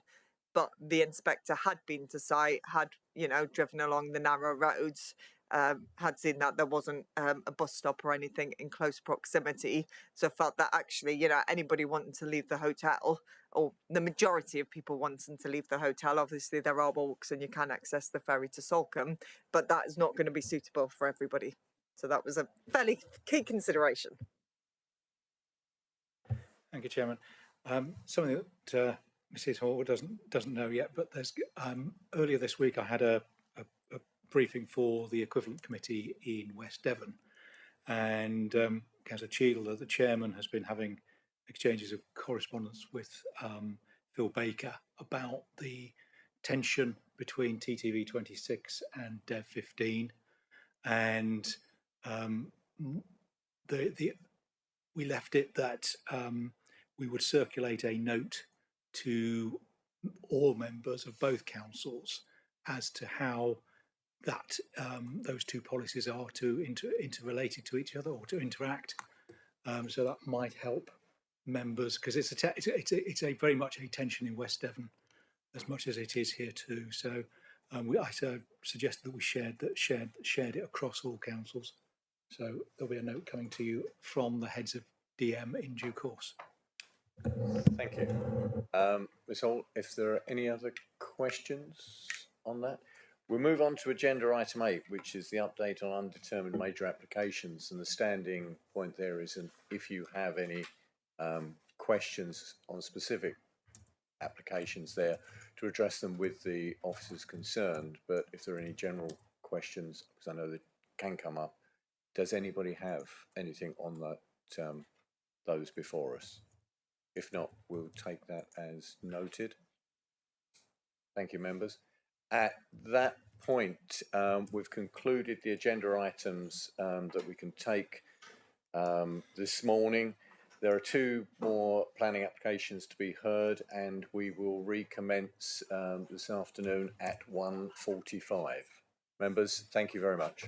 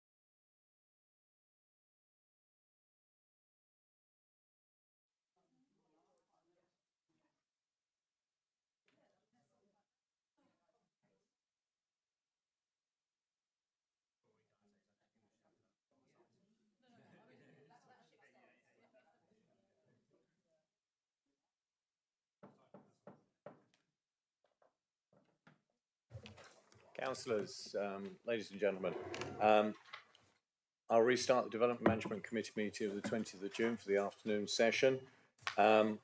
Welcome members of the public who are here. Just some housekeeping before we start. In case of a fire alarm, we're not expecting a drill. Please exit the doors and the building and make your way to the far end of the car park. Toilets are outside the door on the left. Water is available outside the door on the right. Just a reminder, this is a public meeting and members of the public are welcome to listen to the debate today, but unless registered as a speaker, not able to take part, then speak. We are live webcasting the proceedings today, so can I remind members and those in the public areas to switch off telephones or silence them, and members to use your microphones and remember to turn them off when not speaking. In terms of how items are presented, the order for each application is as follows. The planning case officer will present their report. Any objector will speak, any supporter will speak, parish or town council representative will speak, then the ward or ward members will speak. Members will be able to question each speaker on points of clarity, and can I remind members that the questions that you put to any of the speakers are for points of clarity or to gather further details. It's not to make a statement. If you wish to make any statements on the application, please keep that until the debate section of the application. Obviously, at the conclusion of the debate on each application, the members will vote and come to a decision. I'm Mark Long, Chairman of the committee. Can I ask officers on the top table to identify themselves, please? Thank you, Chair. Hello, my name is Amelia Bolter, Senior Democratic Services Officer and Clerk to this committee. Thank you. Good afternoon, I'm Bernard Taylor and I am Deputy Chair of this committee. Good afternoon, I'm Dave Fairbairn, Head of Legal Services and Monitoring Officer and the Legal Advice to the committee this afternoon. Good afternoon, I'm Lucy Hall, one of the Principal Planning Officers with the Council, and this afternoon I am the Lead Officer. And I'm Bryn Kitching, I'm the Planning Officer for the next application. And just to clarify, we also have present, should there be needed, any questions arise, Amanda Ermson, the District Council Landscape Officer, who is here for this application and the next one, and Richard Jackson from Devon County Council Highways. Thank you. We now move on to agenda item 6C, which is the application 027824 ARM, land at Violet Drive, Dartmouth. The case officer is Bryn Kitchen. The recommendation is grant reserved matters. I'll hand over to Bryn for your presentation. Thank you. Thank you, Chairman. Today we're looking at an application for the seeking approval of reserved matters. That is the layout, appearance, scale and landscaping on a site at known as Little Cotton Farm, Dartmouth. It's a mixed-use development of up to 450 houses and 2.4 hectares of employment. This application is on part of the employment land on the master plan. I do have two quick updates to give you. Firstly, I understand that members have been sent some documents in terms from Premier Inn, a briefing note that was sent to me, and I've put that on the website as well, so that's fully in the public domain. And the second update is yesterday I received some comments from Blackerton Parish Council. So the application site is in Stoke Fleming Parish Council, right next door to Dartmouth Town Council, but Blackerton have just made some comments on the application where they have submitted a comment of support. So it says support, the Parish Council supports contributions to a thriving local economy. And then in terms of character and landscape, it says the Parish Council prefer an adaptation of the architectural design to create a building and site more in keeping with the historic and natural beauty of Dartmouth, and the site being in a prominent location at the entrance to town. But the headline of their comments and the type of comment is put down as support. And again, that is on the Council's website as well. application site outlined in red on the plan above. That plan is the OS space is probably a bit out of date in that there's, members will know from the site visit there are more houses around it than what's shown on that plan. So I'll move on to some slides which show the application site in context of the surrounding development. This aerial photographs from a few years ago. The application site being here where my arrow is. This aerial photograph shows the access road in there and some of the residential, but there's a great more amount of residential built now on this part of the wider site.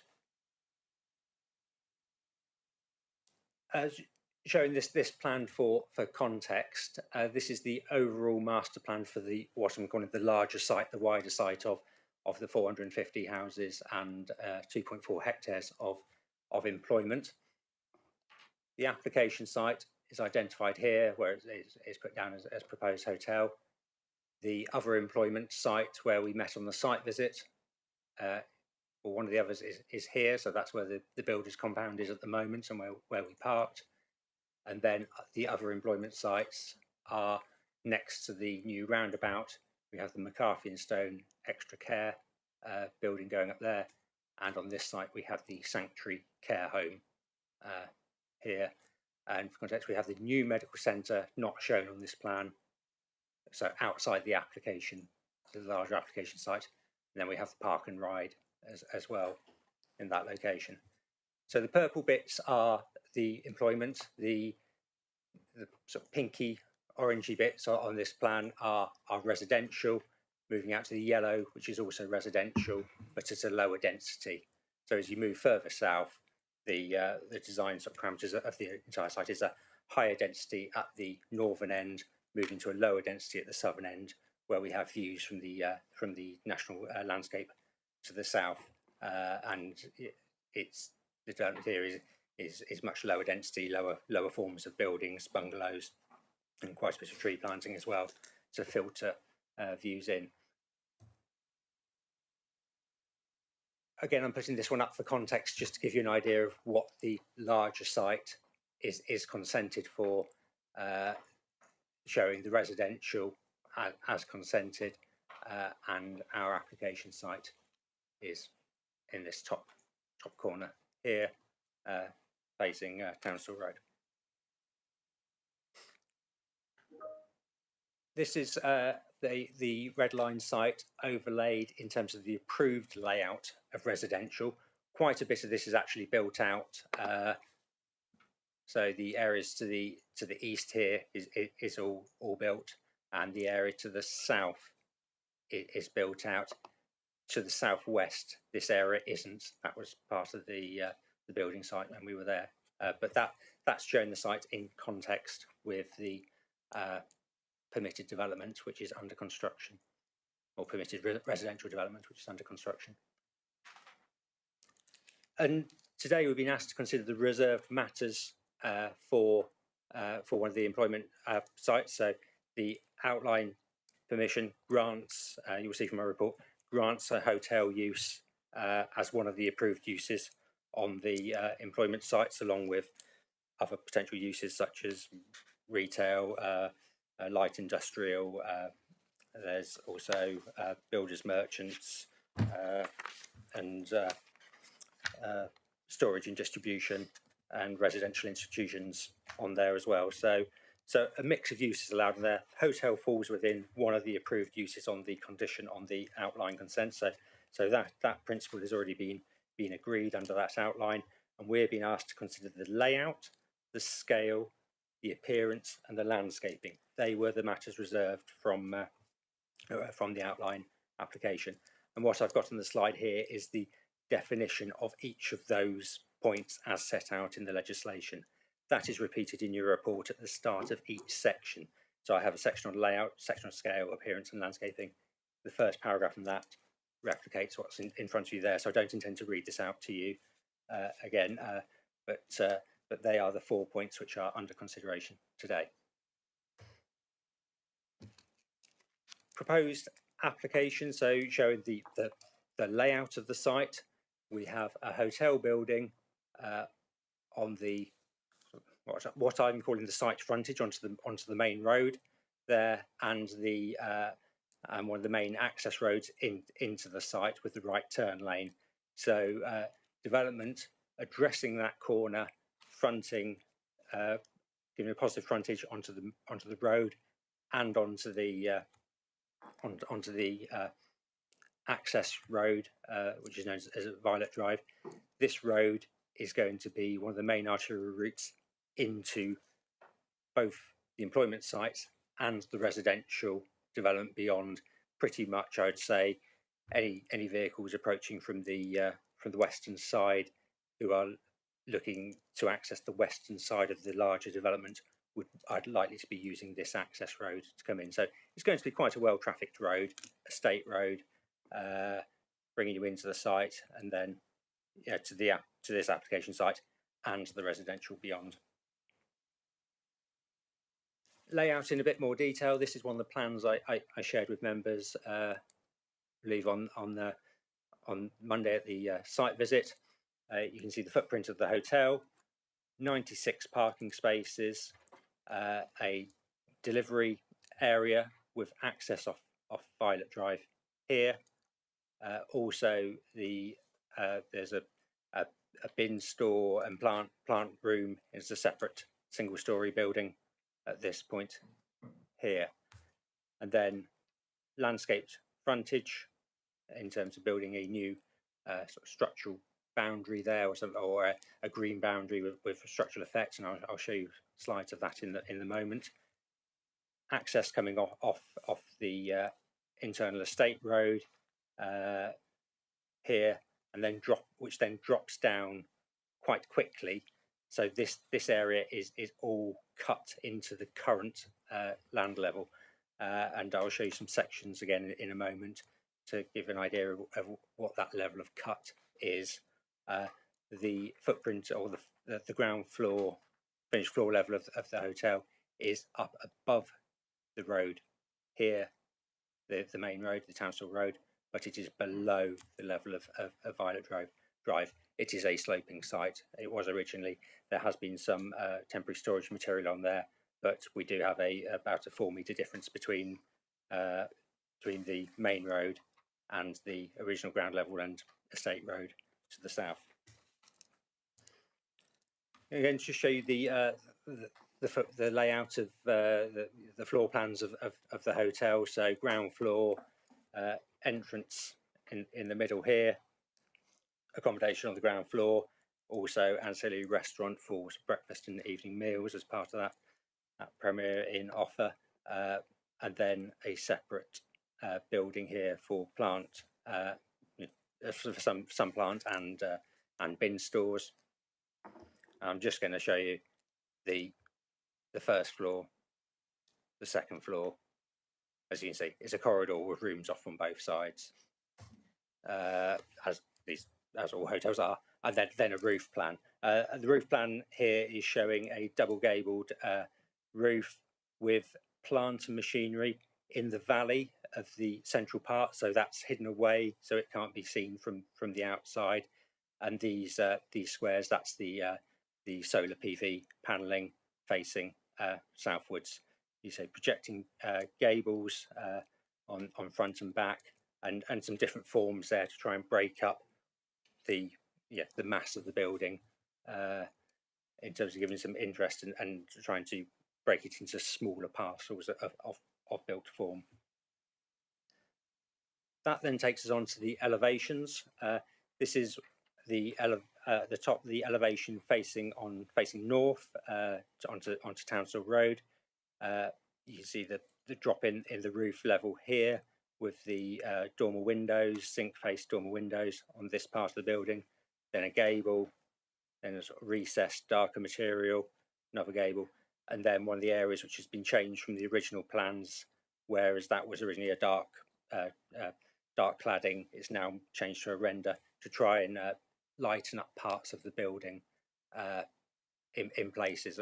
As I say in my report, being a prominent location on the edge of the development, the the design sort of parameters we've been working to for the residential is to try to get the darker materials on the edges so that it helps blend into the countryside rather than render can be quite stark. And when that is your outside face facing the countryside, it can be a bit bleak. So trying to use darker materials such as natural stone and dark timber cladding to try and soften those edges.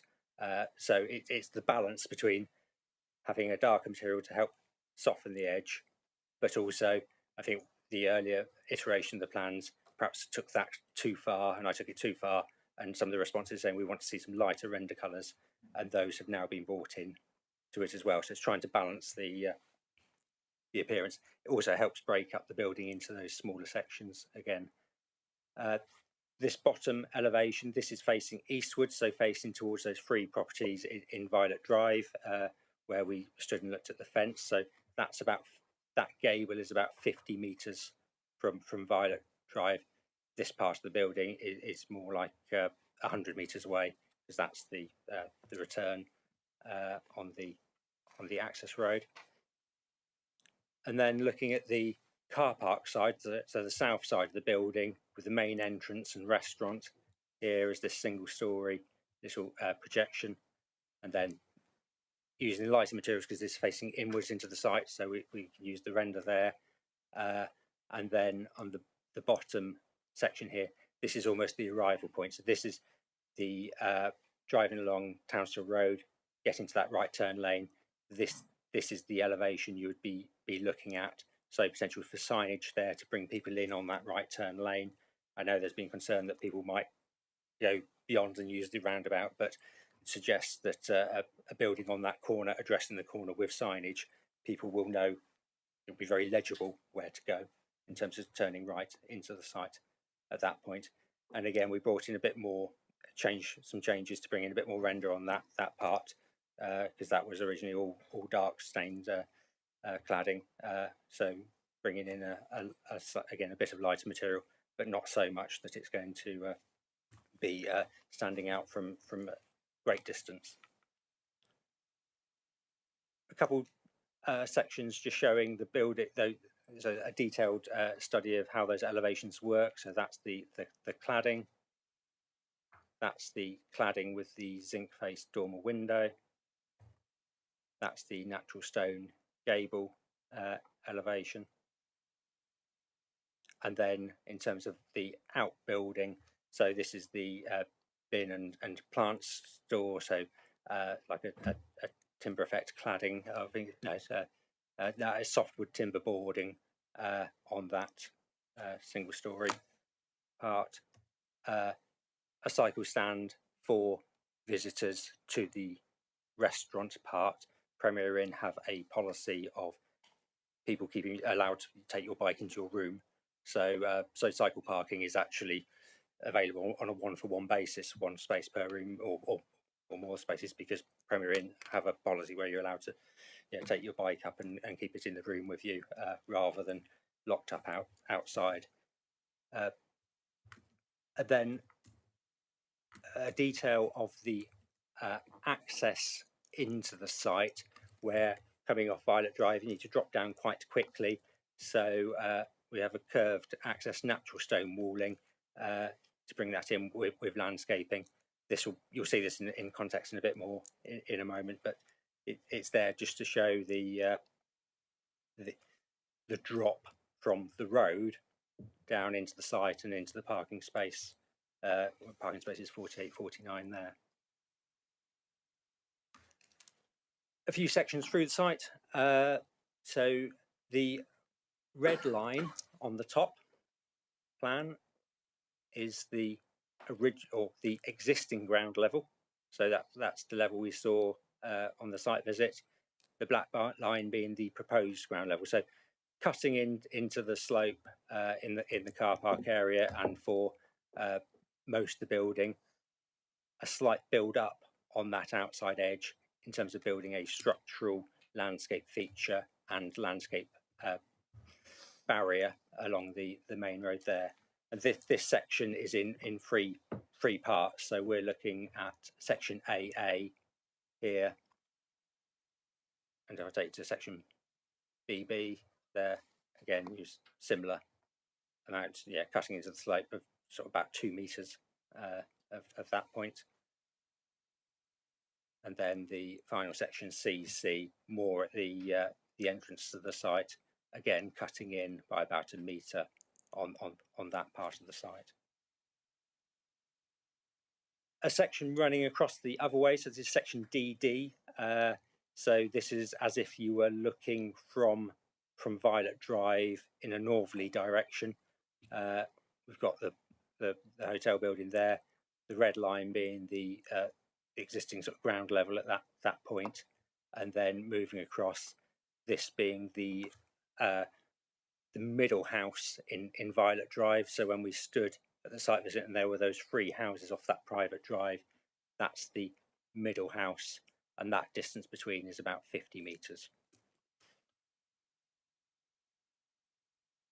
A few sections showing how the north face of the building fronts onto the main road there. This is where some landscaping, sort of structural landscaping works need to take place in terms of putting in a retaining sort of boundary feature, which then can take planting on top in terms of mature trees and hedgerow. That is shown in more detail on the landscaping plans, but this is almost the technical side in terms of that boundary being an EnviroMesh system of pinning the soil and turf to give the appearance of a sort of a turf-faced Devon bank with planting above, but it does need a structural function as well. Originally, when the application came in, this was a gabion basket stone-filled system. As you can see, that's now been negotiated out. So some of the early consultation responses referred to that, and there was some concern about what that might look like on that boundary. So we've moved to a different proposal of a EnviroMesh turf-faced bank, but still has structural qualities. And this is a section on the southern side of the site. So this is showing Violet Drive, so that existing estate road we walked along, and showing the drop in terms of where that car park is in relation to those houses opposite, and the ability to landscape along that southern boundary as well. So that's showing the amount of drop and a retaining stone-faced feature at that point there. Moving on to some of the landscaping. So this is one of the matters which is reserved. Most of the landscaping around the edge of the site, some tree planting within the car park to provide some shade and cover and bring that sort of green into the car park, but majority of it is around that outside edge. This is showing along the northern and western boundary the EnviroMesh system, which is that sort of structural soil retaining turf-faced with wildflower plugs planted into it along the roadside to give a sort of Devon bank appearance, with a native hedgerow planted on top, mature trees, extra heavy standard planted on the top there and around the edges of the site. And then this blue area, we'll come back to this in a moment. There is where the cables, the electricity cables, come into the site. They then go underground and around the edge of the site. This is the existing route of that cabling, and there is a easement around that in terms of there is ability to do landscaping on top of it, and construction of things like fences, but no walls or no trees within that zone. So this plan is showing where the trees can be planted on there within this area. You can get thicket planting, native hedgerow, etc. So we've got that, but no ability within that easement to plant trees or build structures within that.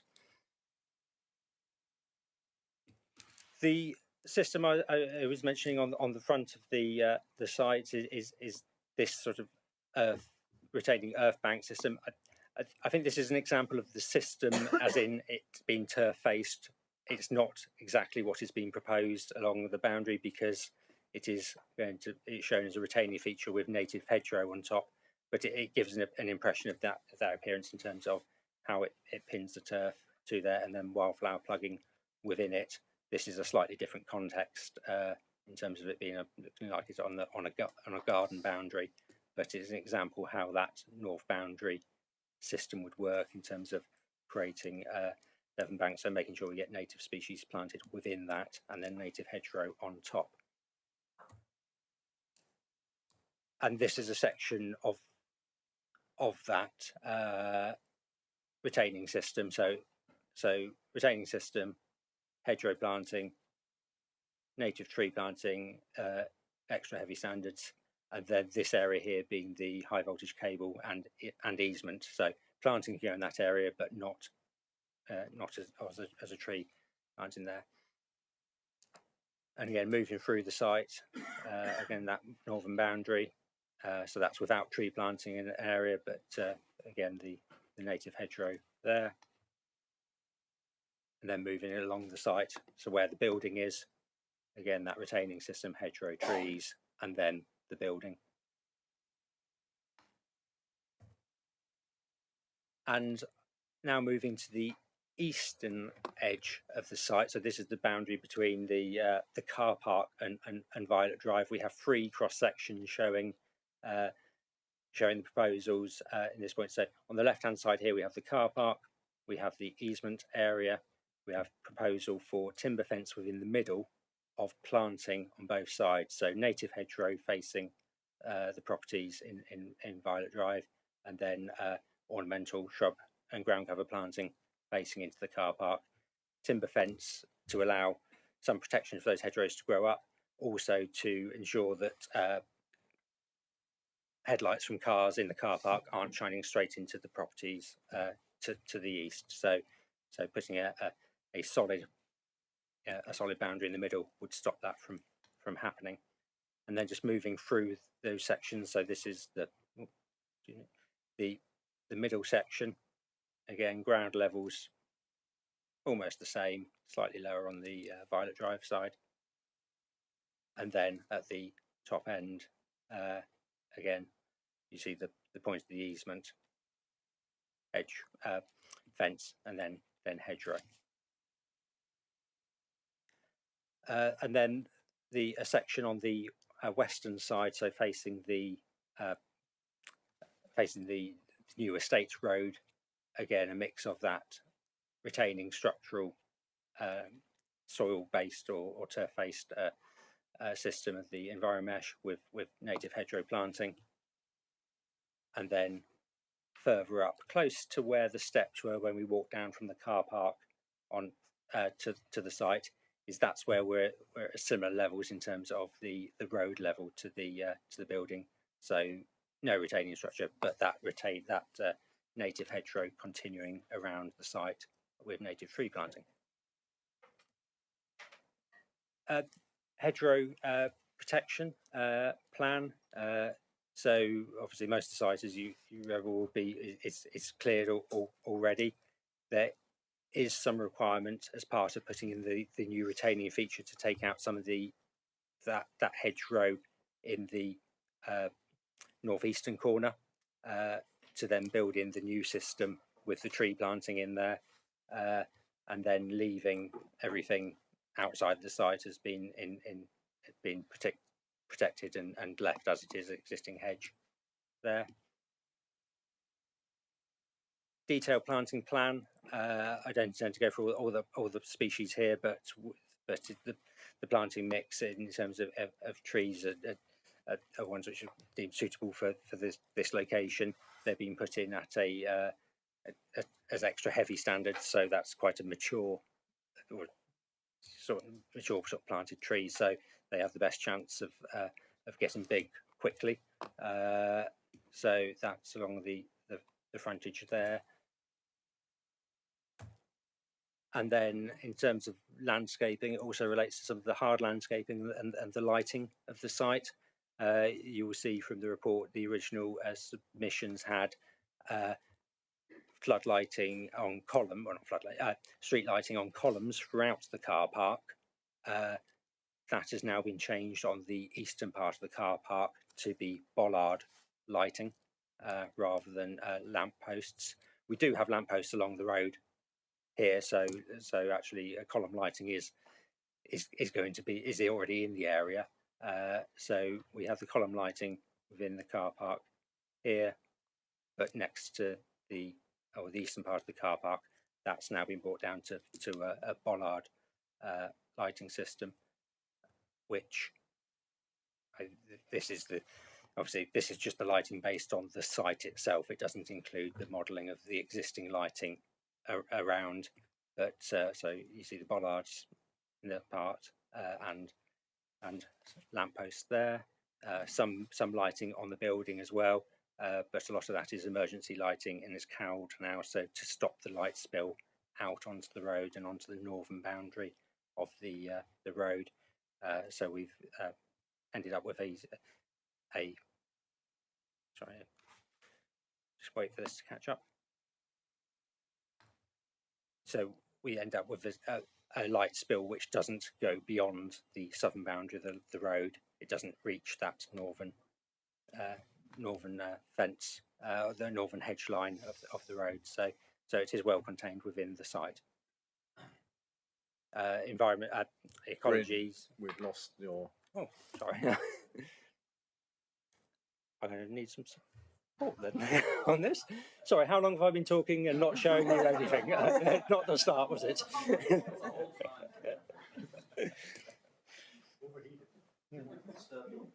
Oh.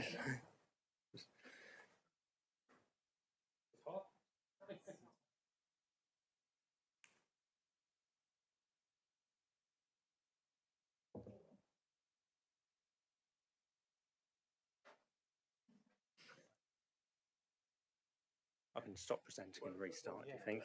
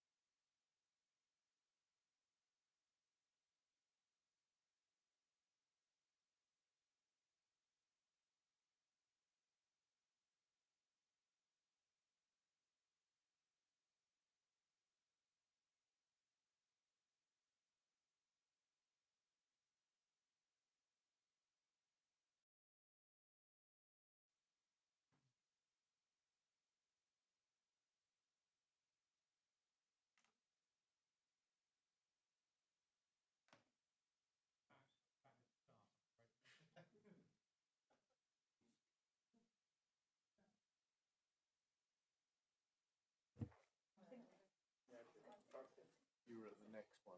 Okay.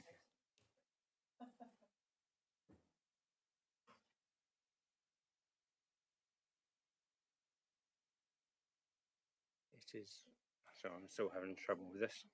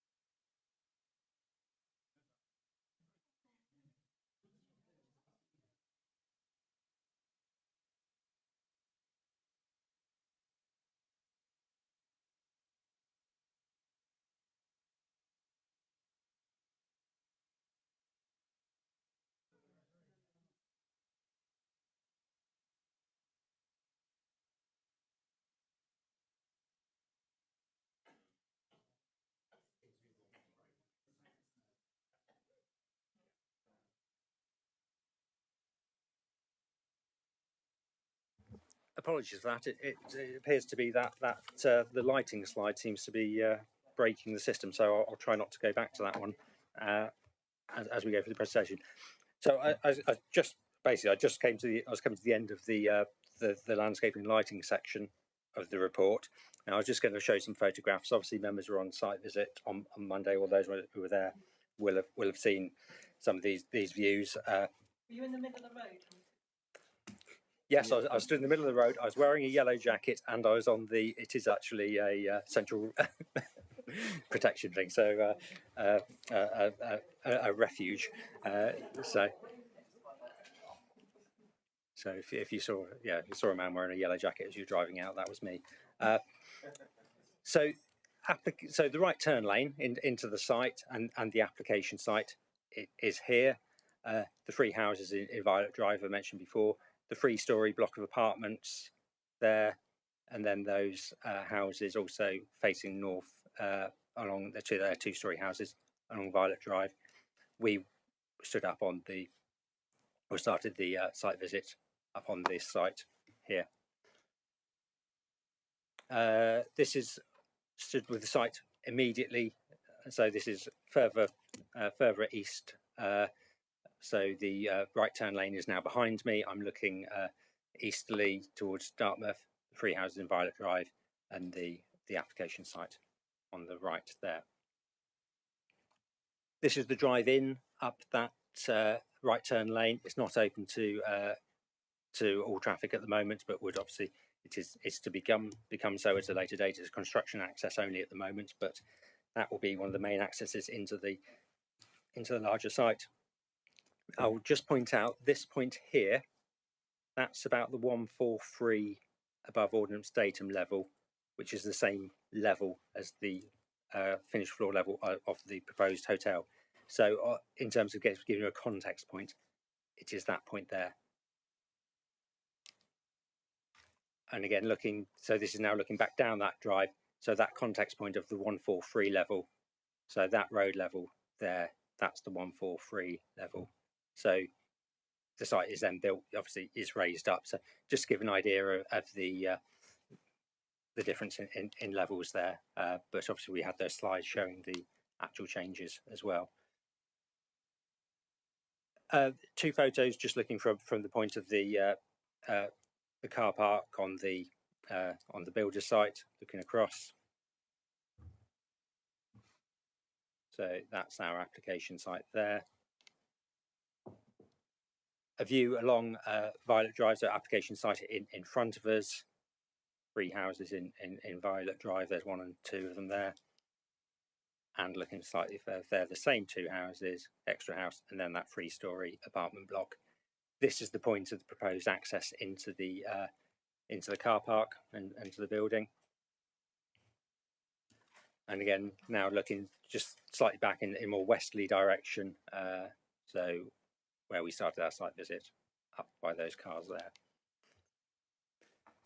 Now moving to the point of where the vehicle access is into the site. So that's looking left, looking into the residential estate, looking eastwards, and then looking westwards, back down Violet Drive there. And then one from more within the residential estate, the application site in front of us. That's the boundary we walked along in terms of that eastern boundary with the properties in Violet Drive. Again, that same boundary there. And I've shown you those cross sections in terms of what's proposed in terms of planting and landscaping along there. That fence to be removed. And then looking back westerly along the main sort of estate road of Violet Drive with a new residential on the left, application site on the right. I'll just go back to that one. So in terms of the application, that is, try to show you the layout, appearance, scale and landscaping of what is proposed. That is recommended for approval in the report with conditions. Now, those conditions have to relate to those 4 matters, but there are also conditions on the outline which would also need to be discharged for development to come forward. which are relevant. So I've just put this in just the reason in my report there's very little mention of ecology, and that is because actually there's a requirement under condition 6 of the outline to submit a landscape and ecology management strategy, which would consist of a LEMP and a COEMP. So that still has to happen. So things like bird boxes, sort of protection around hedgerows, and actually a longer term maintenance program of implementation and management beyond that of all the landscaping is a requirement under the outline. So there are some conditions on the outline which would still need to be discharged but aren't part of this application, but I'm just mentioning it so you're aware that there are other things, or they are still controlled under other parts of the of the consent of the outline consent there.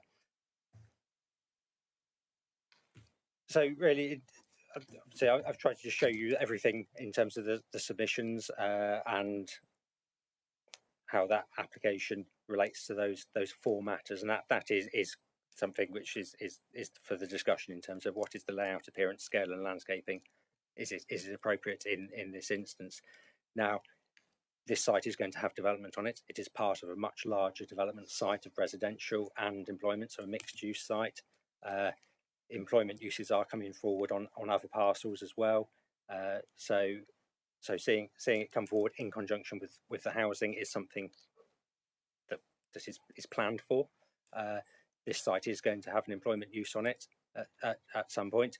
A hotel fits within that list of approved employment uses. In terms of its position, it's situated far enough away from some of those residential properties so as to not be too dominating.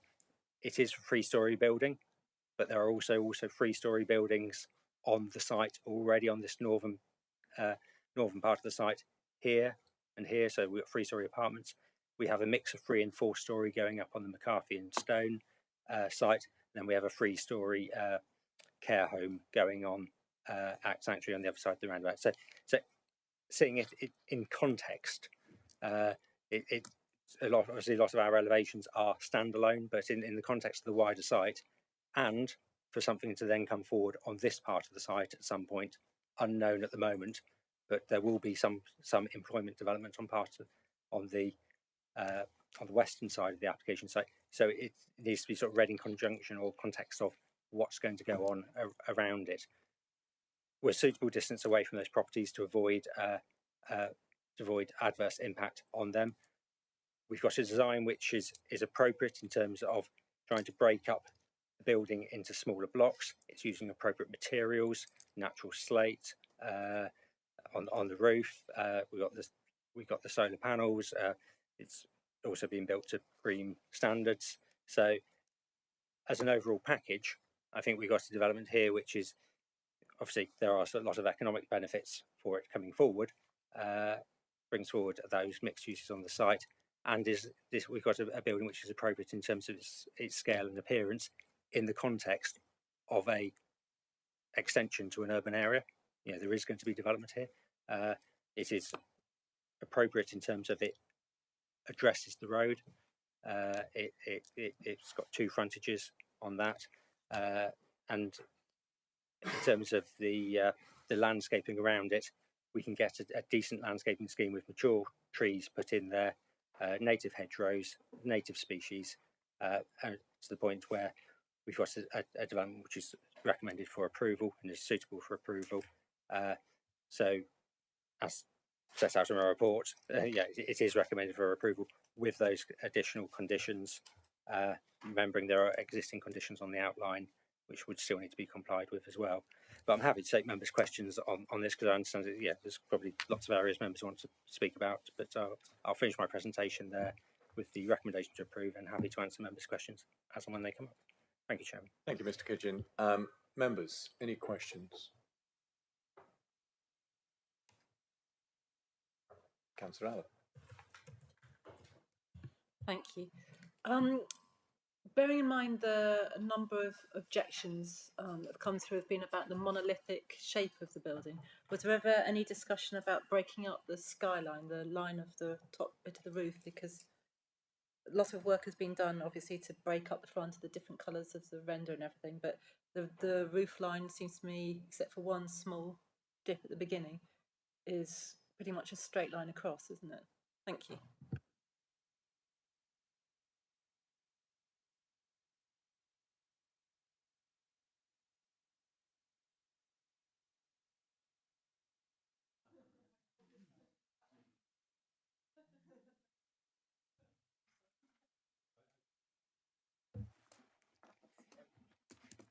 Yeah, so when we started out, we had a very long building with no real breaks in the roof at all.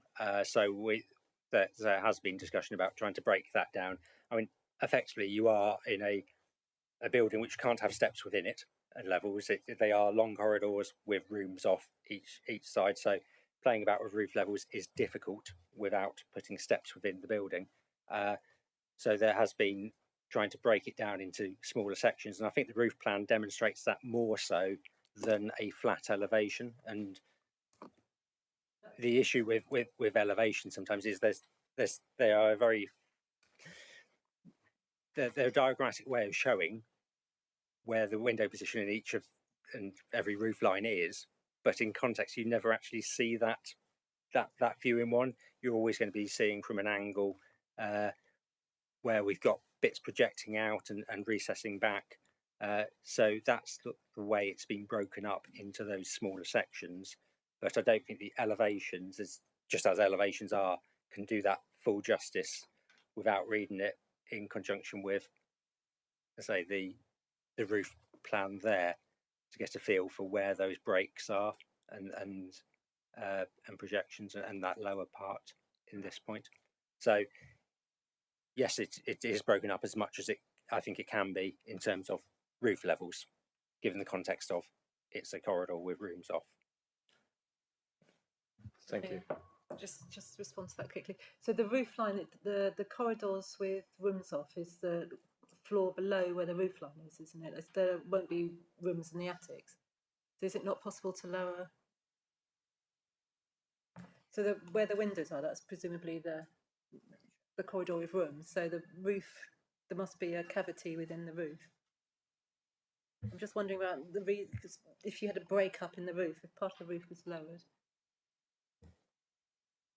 I don't know. I mean, so this section here through that first part, yeah, you can see that second floor level is within the floor and into the roof. So the ceiling height is shown there on that dotted line. So that part does move into the roof. Yeah. Other parts do not move into that roof, but once you start moving to the roof, you start reducing headspace, which then means you can't get the room size required. So other than going for a flat roof, which was a brief bit of discussion on, I don't think it's appropriate for this location at all. You know, there are plenty of Premier Inns which do that, but that's not appropriate here. And even looking at whether it was possible to maybe do a section of flat roof doesn't really work, because actually what's happening in the valley behind there is that's where the plant and machinery is hidden. So actually we'd have a flat roof, but we'd still see the plant and machinery. Yeah. So yes, it was discussed, but this is the option which has been concluded on from the applicants, and I'm putting to you with the recommendation to approve.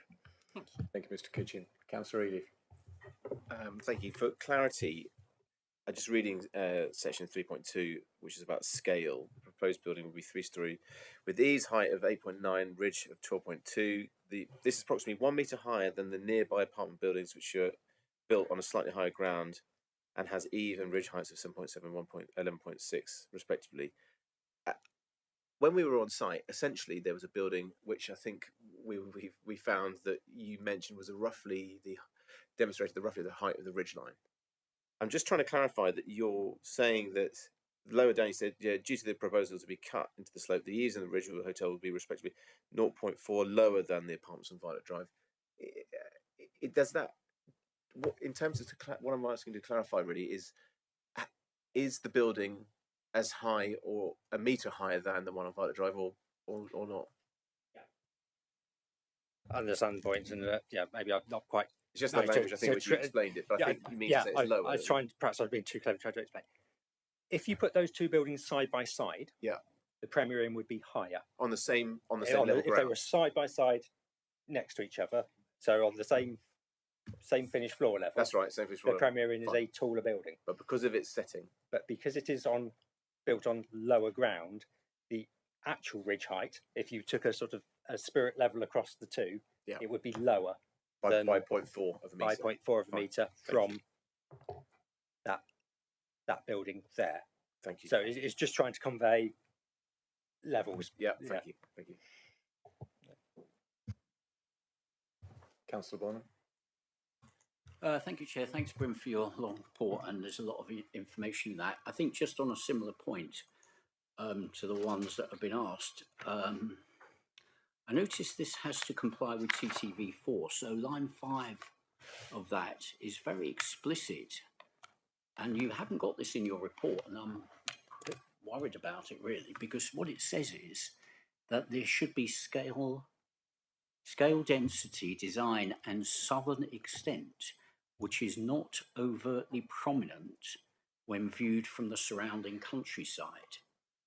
I don't think we've got really much view from the surrounding countryside. So how would you say that this application, well, firstly, does that condition apply? And secondly, how does this application meet the fact that it's not overtly prominent when viewed from the surrounding countryside? Yeah, let me. Wrong way. So bear with me, I've got to get past this lighting plan again.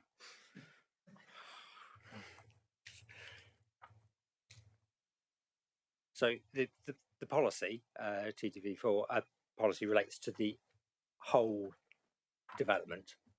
So the larger development, so it doesn't. It's not a policy which relates to this particular site. It relates to the 450 houses, 2.4 hectares of employment land. So it also includes actually the land of the playing fields here in terms of that policy area. So when it's talking about views from the southern extent, it is also talking about the residential to the southern extent.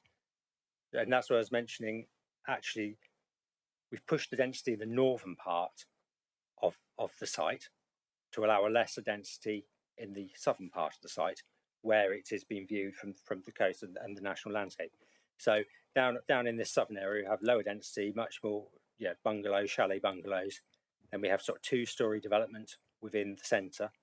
And then along this northern edge, we move to 3-storey, even 4-storey at this point, and then back down to 3. So it is. If you would look at this one in context, given the ground levels are much higher here, actually the ridge heights of the properties to the south are going to be of a similar or even higher than the ridge height of the Premier Inn from the south. So when viewed from the south, you're going to be looking at it in a context of 450 houses in the foreground. So the way the policy works is across the overall site. So it's about trying to get those boundaries correct, and a lot of work was put into getting landscape boundaries and green into the overall site. And I think that's probably also shown here on the master plan in terms of how there was a requirement for that southern edge of the larger development to have those appropriate boundaries. So really, it's about bringing forward the whole site for that quantum of development. To get that quantum of development on the site, if you're going to have lower density on the south, you're going to need to push the density more on the north, and it's appropriate as well because that's closer to the urban form anyway. So that's the balance which has been struck on the wider site. Thank you, Mr. Kitchen. Supplementary, Councillor Bonham? Well, it's a different question, if I may. It's to do with the design, and the design is to do with the car parking. But I'm also interested in sustainable travel. Can I ask about that? Although it's not on this plot of land, can we see what the sustainable travel options are? Cycling, and the bus routes, especially to the park and ride, because we didn't have a chance to really see that. And by the way, this diagram, I know it's in the pack, but I'm sorry, it didn't really explain it to me. So maybe, Bryn, you could help us, please. Yes, well, I'm glad your question relates to the slide I happen to be on as well. So, the application site being here proposed hotel. Now, things like the wider accessibility to the site is obviously dealt with by the outline consent, but we are looking at a master plan which covers the outline. So, in terms of bus stops, for instance, the nearest bus stop is this red point here. So that's the bus stop for the buses travelling in the westerly direction. So that's in front of the McCarthy and Stone building. So if you were to get off, so if you come from Dartmouth, get off the bus there, you'd walk down what was the old highway, becomes a pedestrian route, onto Barton Way, which is pedestrian, got pavements on both sides. So, and that's the route you drove out when you left the site visit. So pedestrian cycle route along that road and then into the site here. So these purple, oh, you can't see it.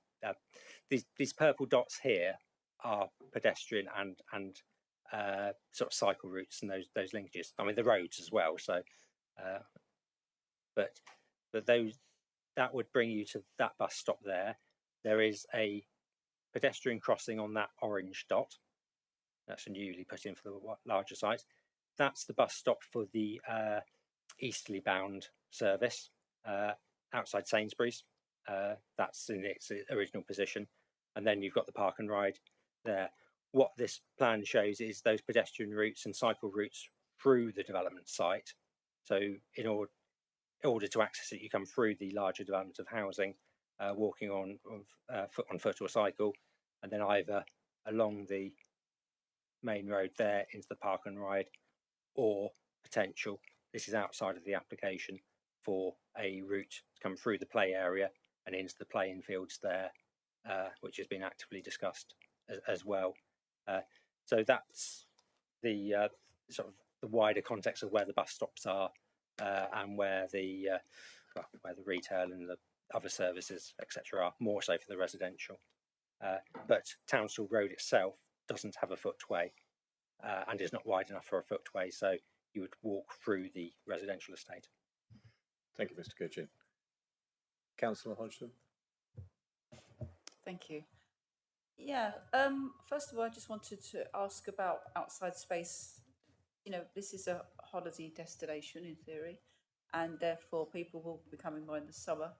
It doesn't seem like there's anywhere that people can actually be outside. There's no balconies, there's no, you know, there's car park, but I can't really see where people, if they want to sort of, you know, having turned up at 3 o'clock at the hotel to drop their bag off and sit and, you know, have an hour or two before waiting for the restaurant to open.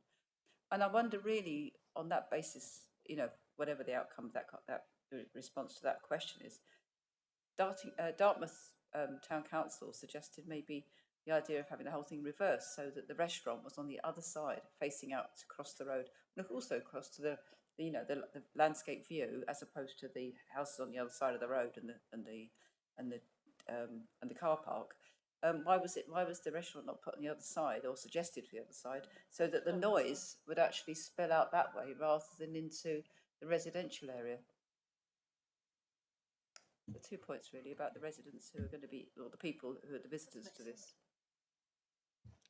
Yeah, so this plan shows the ground floor of the building, so that where that restaurant is, you see the outdoor space, tables along there, and the green space there. So within the sort of the hotel area, that is the amenity space which goes with it. I mean, that is what's in front of us. In that there isn't a standard in terms of hotels to provide a certain amount of amenity space. It is probably more of a business decision for that operator who's here to. 200 residents, 200 people overnighting. Yeah.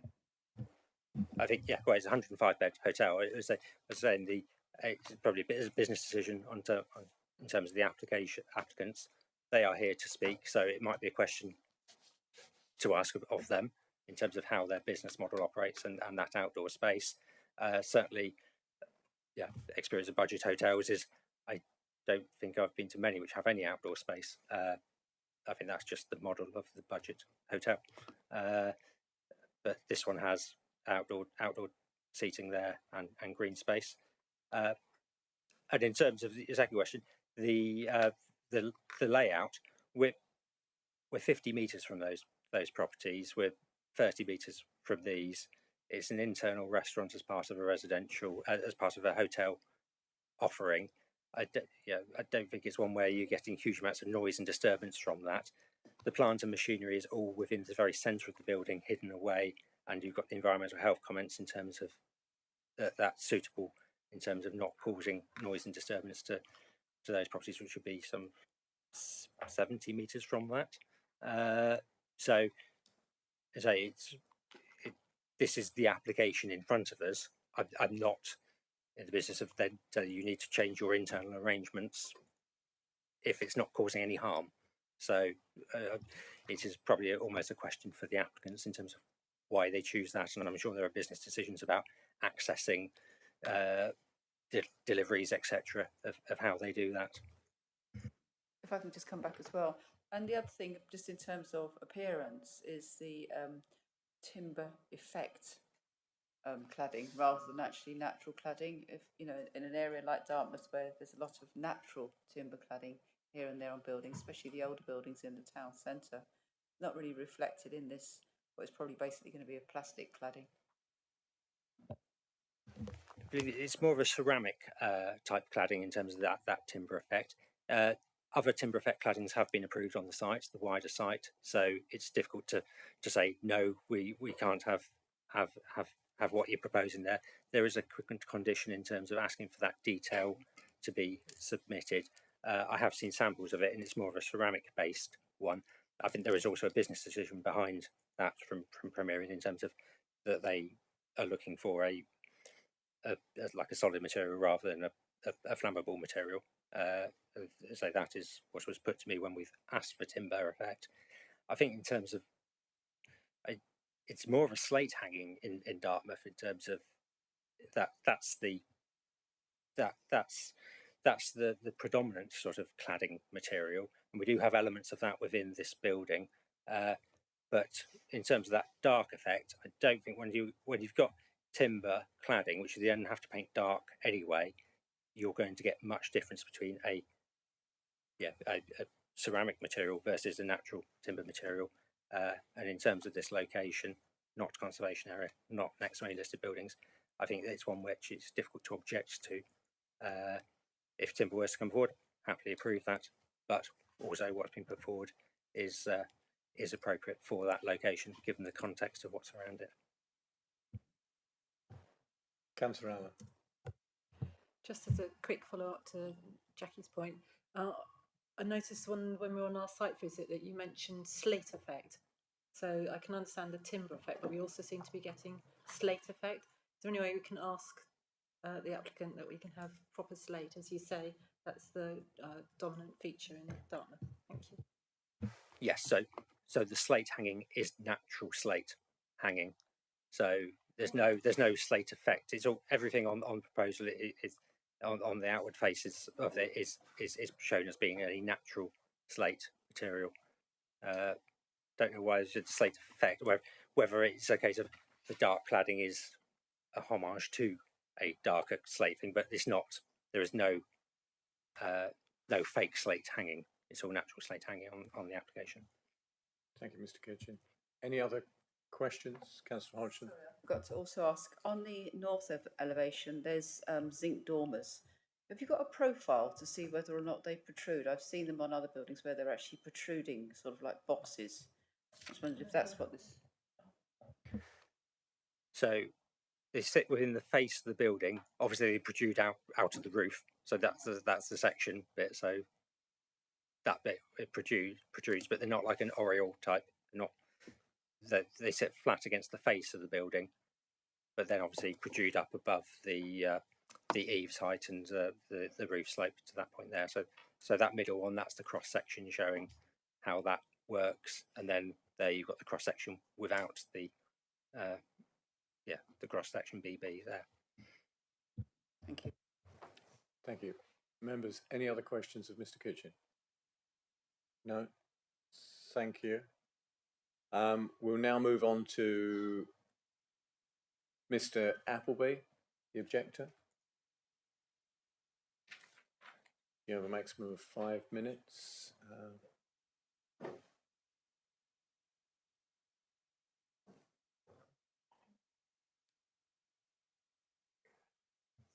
Thank you. Good afternoon. As you're aware, I'm Benjamin Appleby and I'm a resident at Little Cotton Farm, and I actually live on the eastern side in one of the 3 properties actually in close proximity to the proposed development. And my comments today, they form that of a collective, so they're not my sole views. And I don't want this to be a repetition of what has already been discussed and submitted to Southam's District Council planning portal. And the following represents, our priority list of concerns, really. It is clear that the scale of concern is far and wide and is not limited to Dartmouth residents alone. The salient points which are paramount within our immediate community, that being Violet Drive, and based on the commentary on the portal, and this is echoed throughout the estate, and those points are as follows. 1, we feel that the size of the proposed hotel is disproportionate to what would be considered acceptable in a heritage town renowned for being within an area of outstanding natural beauty. And there is an overriding theme in the comments that the proposed building dominates the landscape, and it is technically a landmark building given its location, and we want the building to be remembered positively. And I think, what Bryn's been saying today as well about, the actual size and how many stories it is, which is fine. It's a three-story building, but that's only in relation really to at ground level in terms of, at road level.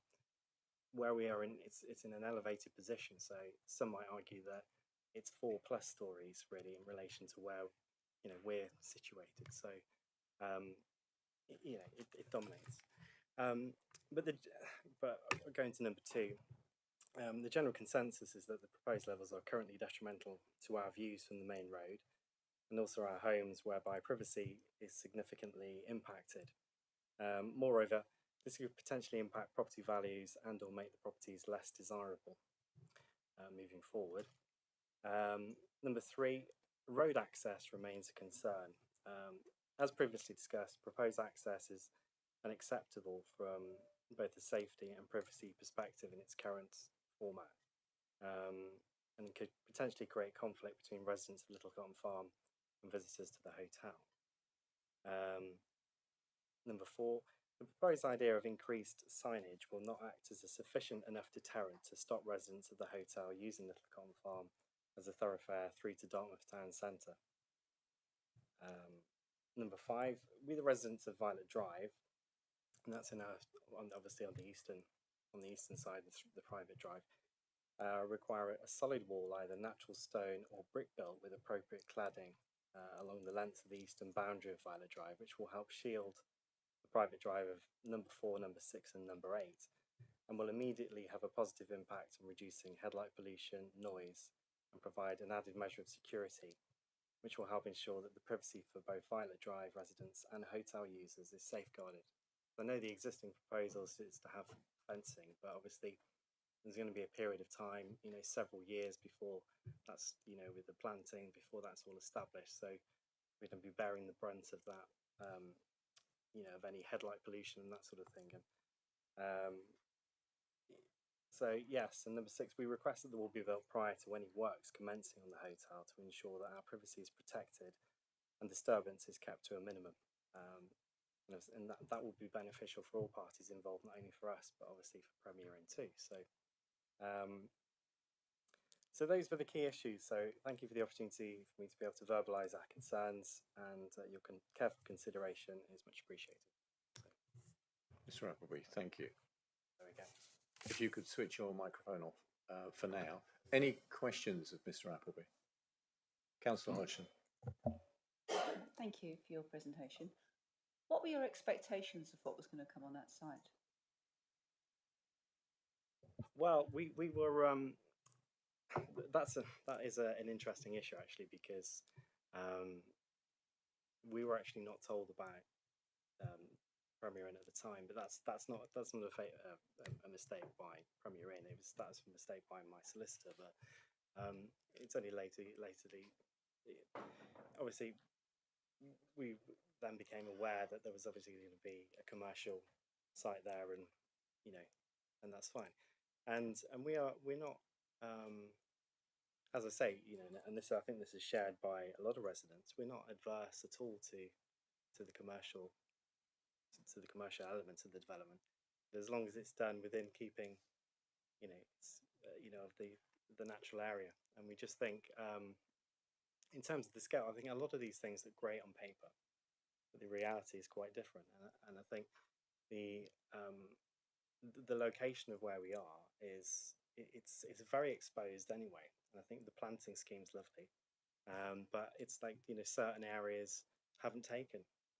Since I've been in there approaching 2 years in July this year, and the wind shear is horrendous. So it's and I think that's the concern as well with on our side as well with the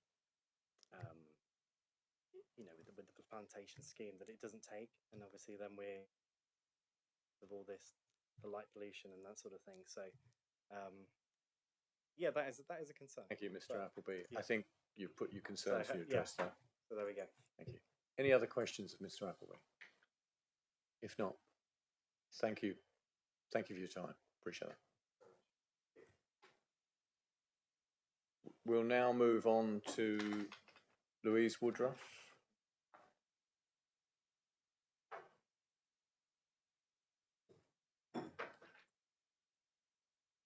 Thank you. If you have your 5 minutes.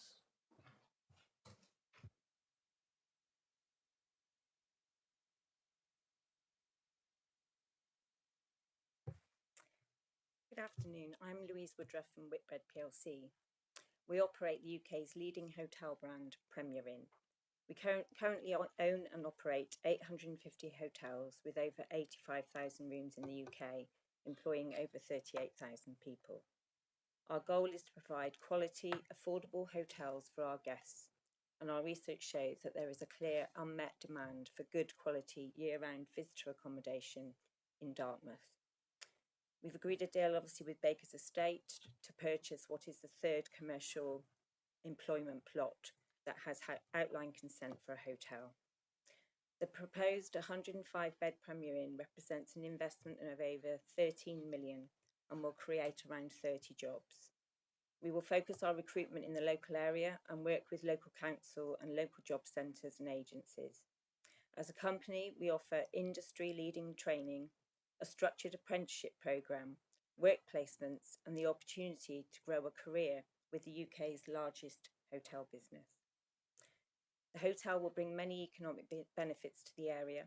If you assume our average occupancy of 82%, an average of 1.6 guests per room, it will create around 50,000 overnight stays per year, driving an expected 3 million of expenditure in the local area, helping to support existing local businesses.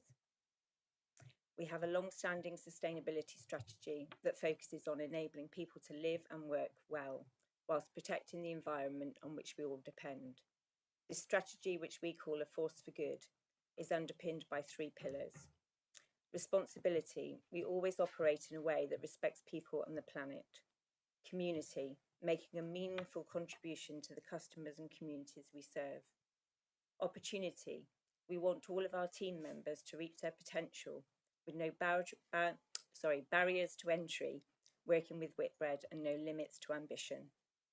We have taken many months and consulted with your officers, the community and others to ensure the hotel will be of a high quality, bespoke design and policy compliant.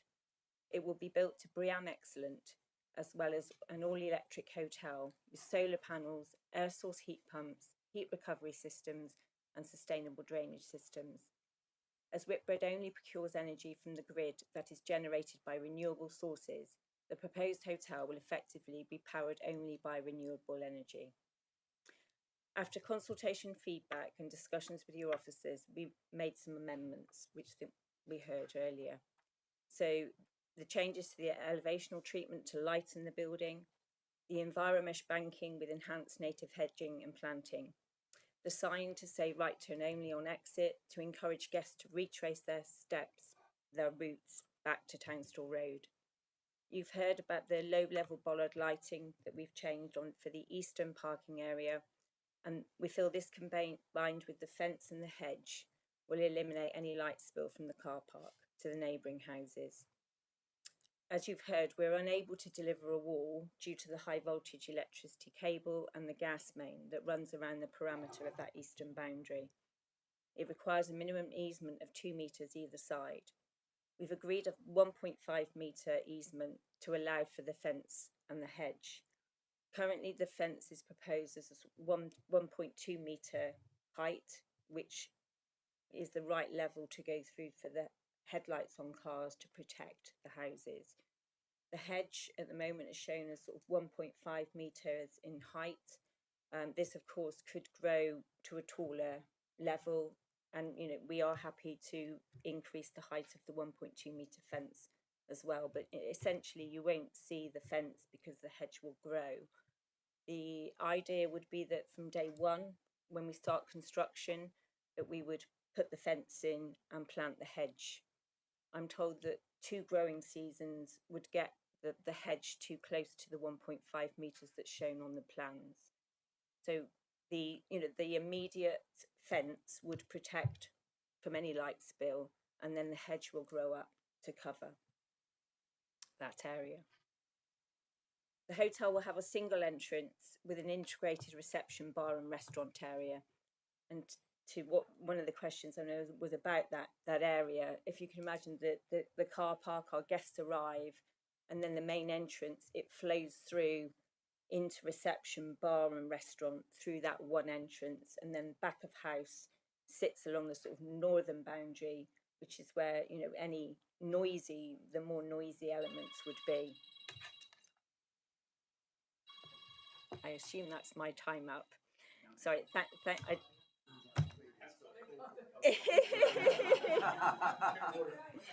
Carry on until you're told to stop. Thank you, Ms Woodruff. Took us through. Members, any questions, Ms Woodruff? Councillor Bonham? Yeah, thank you, Chair. Thank you very much, Louise. Very good.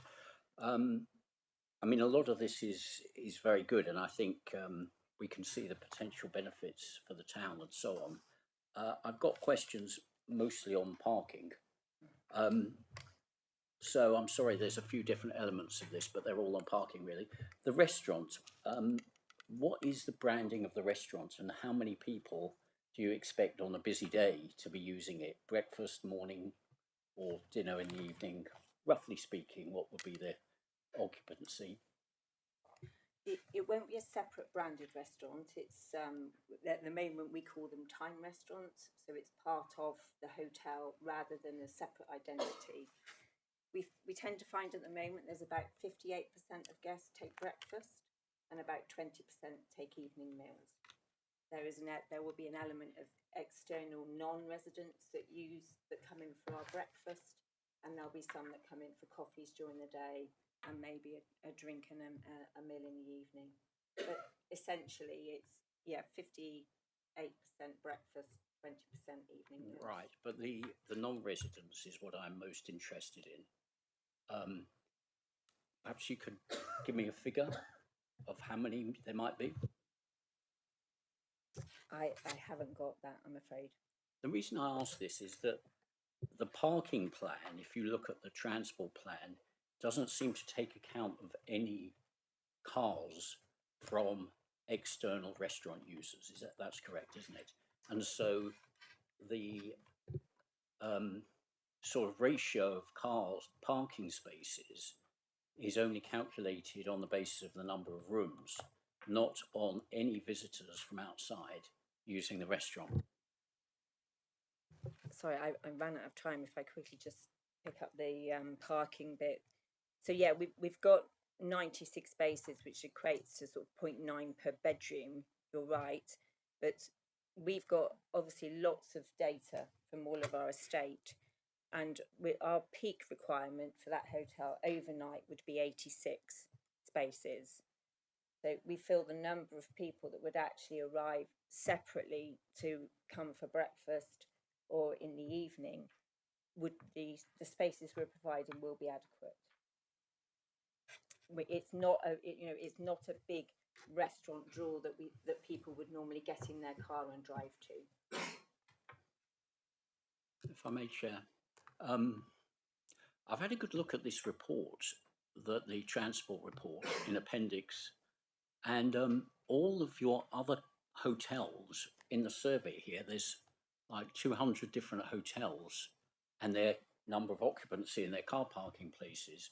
All of them have, and I'm looking at the ones here with no restaurants, so probably similar to the one in Dartmouth. All of them have more car parking spaces than the number of hotel rooms. So I don't really understand the conclusion, this Appendix B here that I'm looking at. Can you comment if I misunderstood this? This is right at the bottom of Appendix B. I'll give you an example here, if I may, because I can see you're not quite sure of this. Watford North, 45 rooms, 124 car parking places. I don't understand how the modelling has sort of not needed more car parking spaces than you've actually provided. I think you'll find Watford North that you're quoting, it might have 45 rooms, but it'll have a big branded restaurant. Well, you know, we wouldn't if you wouldn't mind, it doesn't say that on the data. Thank you. I haven't got the survey printed out to hand. Thank you. That's fair.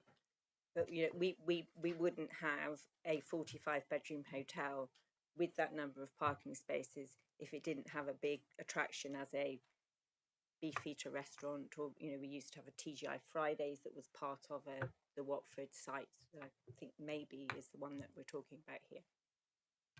Thank you, Ms Woodruff. Any other questions? Councillor Hodgson.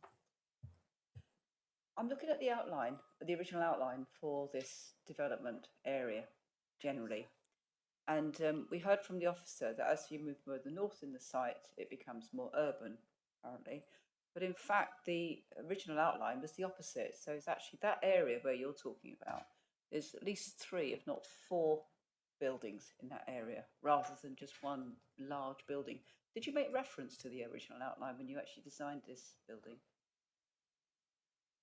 As far as I'm concerned, the outline consent has the commercial employment use on that plot, and there were no buildings that were given as part of the outline. So this is that area. It was still commercial. There's still commercial buildings. It talks about them in being commercial buildings, but as you can see, it's very low key and it retains all the original hedgerow. And it's presumably with reference to the fact that we're looking into the wider landscape. And I'm just wondering, was no reference made to that when the design was for one large, what I would call a monolith? We weren't given that document as part of our discussions on this site. We were obviously not involved with that outline application whatsoever. Well, this we've obviously not, we've only been we've only been in discussions or agreed with Baker's Estate Thank you. over a year ago. Ms Woodruff, I'll ask the planning officer to respond on this one if I can. Yeah, I just want to clarify in terms of the outline consent. Obviously, permission was granted with the outline consent as well as access, but all other matters were reserved. So any drawings would have been indicative and there's no requirement to comply with them.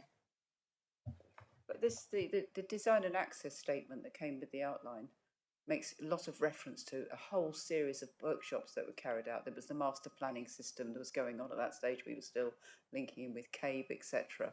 So it just, it is the indication then that you get outline and then it means nothing. I'm not being rude, but I mean, that's what it feels like.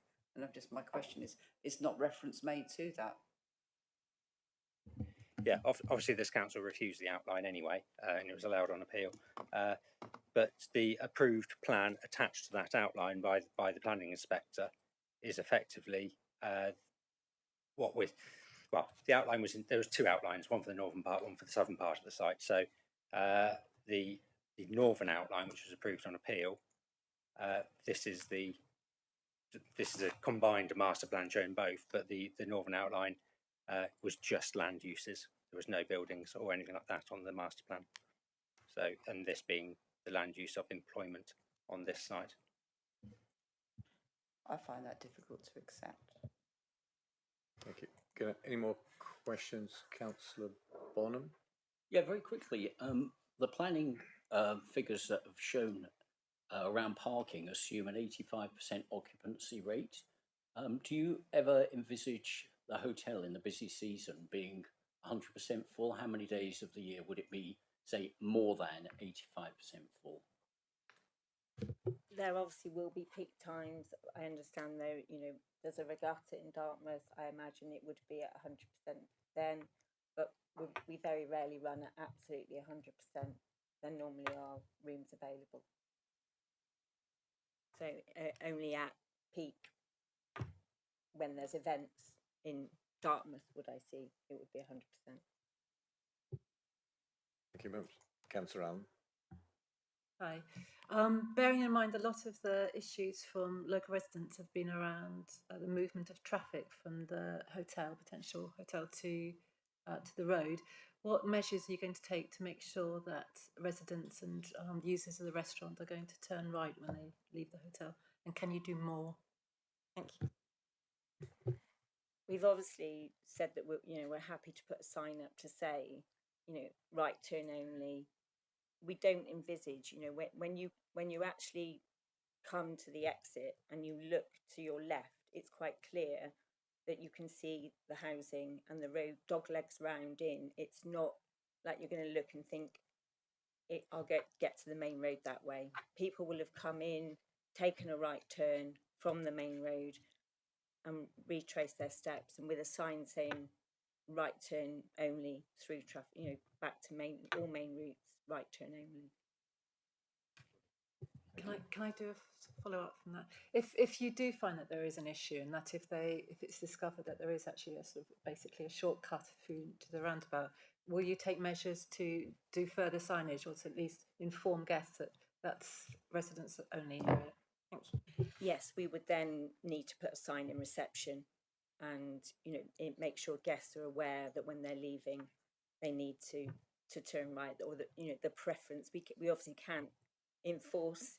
It's not, because it is a public highway, but we can recommend that they turn right. I mean, we are always good neighbours. We want to get on with our neighbours. We will own and operate this hotel, and we want to make sure that it works for everybody. Thank you, Ms. Woodruff. Any other questions? If not, thank you. Thank you, Ms. Woodruff. We do not have a statement or comments from Stoke Fleming Parish Council, but we do have Councillor Rake, ward member for Black Alton and Stoke Fleming, who is online via Teams. Councillor Rake. Thank you, Chair. I hope you can hear me. You can also see you, Councillor Rake, looking suitably summery. Thank you. That can be adjusted. I can disappear if you'd prefer. No, that's fine, Councillor Rake. Thank you, everyone, for the input so far. So I think there's much to commend in this application, but there are some outstanding concerns. I'll touch briefly. I have two main concerns. One is around the design, and the other is around the impact on the local community, and particularly the question that was just touched on about traffic. On the design, I think it's up to the committee, obviously, to make up its own mind, but I think it's important to bear in mind that this is a sensitive site. It will form the new gateway to Dartmouth, and as Mr. Kitching pointed out, there are the 2 other employment units currently under construction, the McCarthy and Stone Extra Care unit and the care home on the far side of the roundabout. So I think it will be important. And then there is the fourth employment parcel, as yet unknown, TBD. And so the cumulative effect of those buildings, I think, bears consideration. But I'd like mainly to address the issue of traffic. I have concerns that I don't know if Mr. Kitchen can replace my hideous image on the screen with the one that's on his screen, it would seem. I could maybe just go away if that gets... I've gone. Yeah, just to update, we can see both you and the, well, not now, but we can see both you, and we have the overall master plan showing the proposed hotel site and all the road system, which I think is probably the best one for showing the context of what you're talking about. And I'll try to drag my mouse along the bits you mentioned. That would be wonderful. So if people can see that. So the Little Cotton Farm development as a whole is going to need to be an autonomous community, essentially. It's quite some distance from the centre of Dartmouth. It's quite some distance from the centre of Stoke Fleming, in which parish it falls. Although there is, I think, provision in the S106 for a community centre, there's that is as yet, I believe I'm right in saying, undefined. I'm particularly concerned about the houses, including that of Mr. Appleby, but exactly where Mr. Kitchen's mouse is at the moment, and moving east from there, and for the future inhabitants of the McCarthy and Stone development. If the provision for right turn only coming out of this hotel does fail down, doesn't work. I mean, people tend to follow their sat navs, and there seems to be little control over, if you set your sat nav for Dartmouth, say, leaving the hotel, or for Stoke Fleming, that your sat nav wouldn't contradict the right turn only sign, and people would follow that.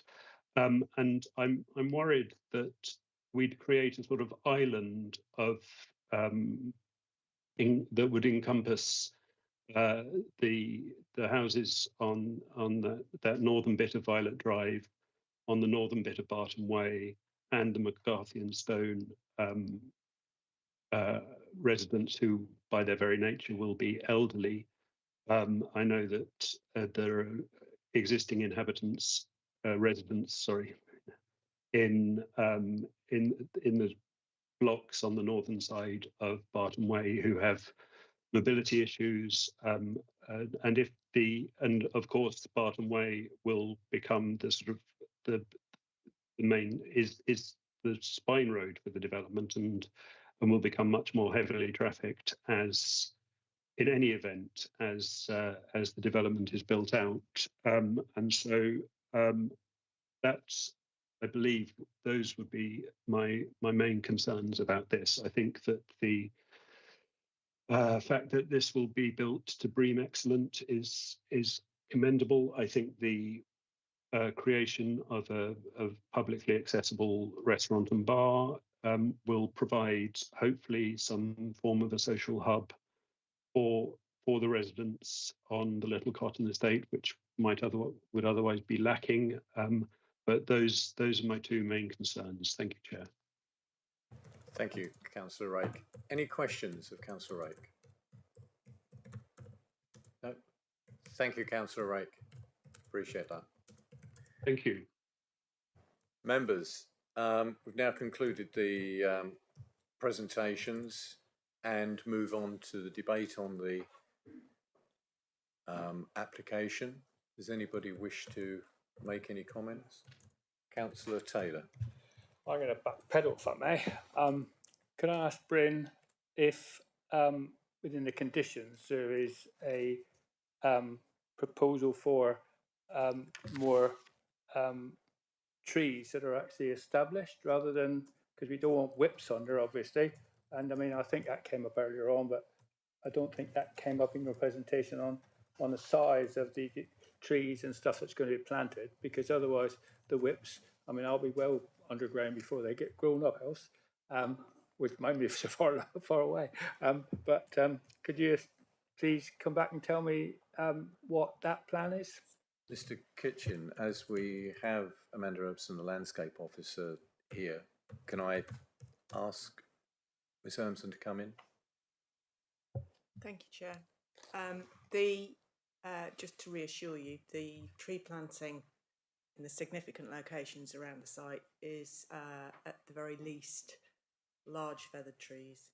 Just only a couple of those. Most of them are heavy standards or extra heavy standards that will be going in. So they'll be already 4 to 5 metres tall when they're planted. The whip planting, as you refer to it, is largely the hedgerow planting and the native mix. So the areas where there's new hedge planting and native mix. And all of the planting on the inside of the new hedge line on the northern boundary is native whips. It's not ornamental planting. The ornamental planting is largely around the front of the hotel in the public areas. Thank you. Ms. Urmson, if I can ask a question about the landscaping on the east side against Townstall Road. There's a section of existing hedgerow there which I had assumed would be retained, but there was comment that it would be removed to install the EnviroMesh. The section we can see in the distance towards where the pylon comes in there, I had assumed that that would have been retained because there was, it's quite substantial planting and there's a couple of oak trees which are developing in there as well. So I was surprised, and I had assumed that there was that was being retained. Thank you, Chair. As far as I know, the original iteration showed that there was quite a large chunk that was going to be retained across that east side of the car park. But as I understand it now, the easement for all of those, the services that are going in means that that's been difficult to achieve. So there is now the section of hedge that's retained is now on the east, as far as the eastern boundary, and then further eastwards. So it is going to be new landscape features along the whole frontage, including the car park area. Don't wish to. Unless Bryn can add to that, my understanding is that's down partly to the easement issues and access for the statutory undertaker's works. Yes, I believe it's down to getting the gas and for the wider site. Obviously, this site's not being served by gas, but there's a gas main and high voltage easement, high voltage cable which is going through that area, and the plan shows that area is or that hedgerow to be removed to build that EnviroMesh system in there, and I think that might also be structural in terms of the car park which sits above it.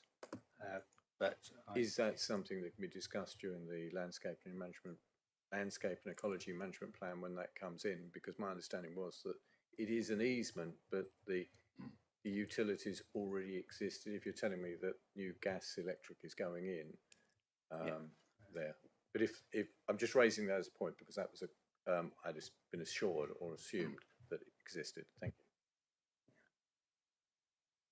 Councillor Eady. Oh, thank you. Yeah, I'm really just kind of raising the discussion because, as it stands, we've been asked about this as a plot has already got outline planning that is for something like this to go ahead. We have been asked, I'm right in saying, to decide on the basis of its layout, scale, appearance, and landscape whether we approve. So, for me, and I haven't really got. I'm not declaring anything, but I'm just simply saying that I think the landscaping to me seems like it's been quite well considered, and I think that working with the officer has clearly been helpful in terms of doing that. I think, therefore, a question about the layout, scale, and appearance. Well, if any hotel is going to go into that space, how different is it going to be? If it's going to be a budget provider, then that budget provider will offer something very similar, with probably something very similar in terms of its appearance. It's unlikely to be a hotel that's going to be a non-budget variety, let's say.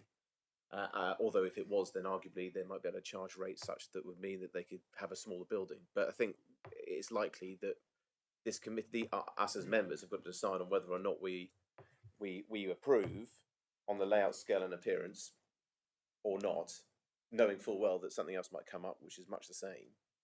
And I think I'm really divided about it, because you can see the impact it has on local residents. Although local residents would have known something would be coming in its place, perhaps they hoped it would be something different. And on the basis of what we're presented, it feels like ultimately, in the end, the proposal, the Premier Inn have been working with District Council. I think that Bryn's done an excellent job in bringing forward this report. So I think we need to find some means to attach if we disagree with anything. We need to find some policy that represents what that is, rather than just perhaps that it is or isn't liked.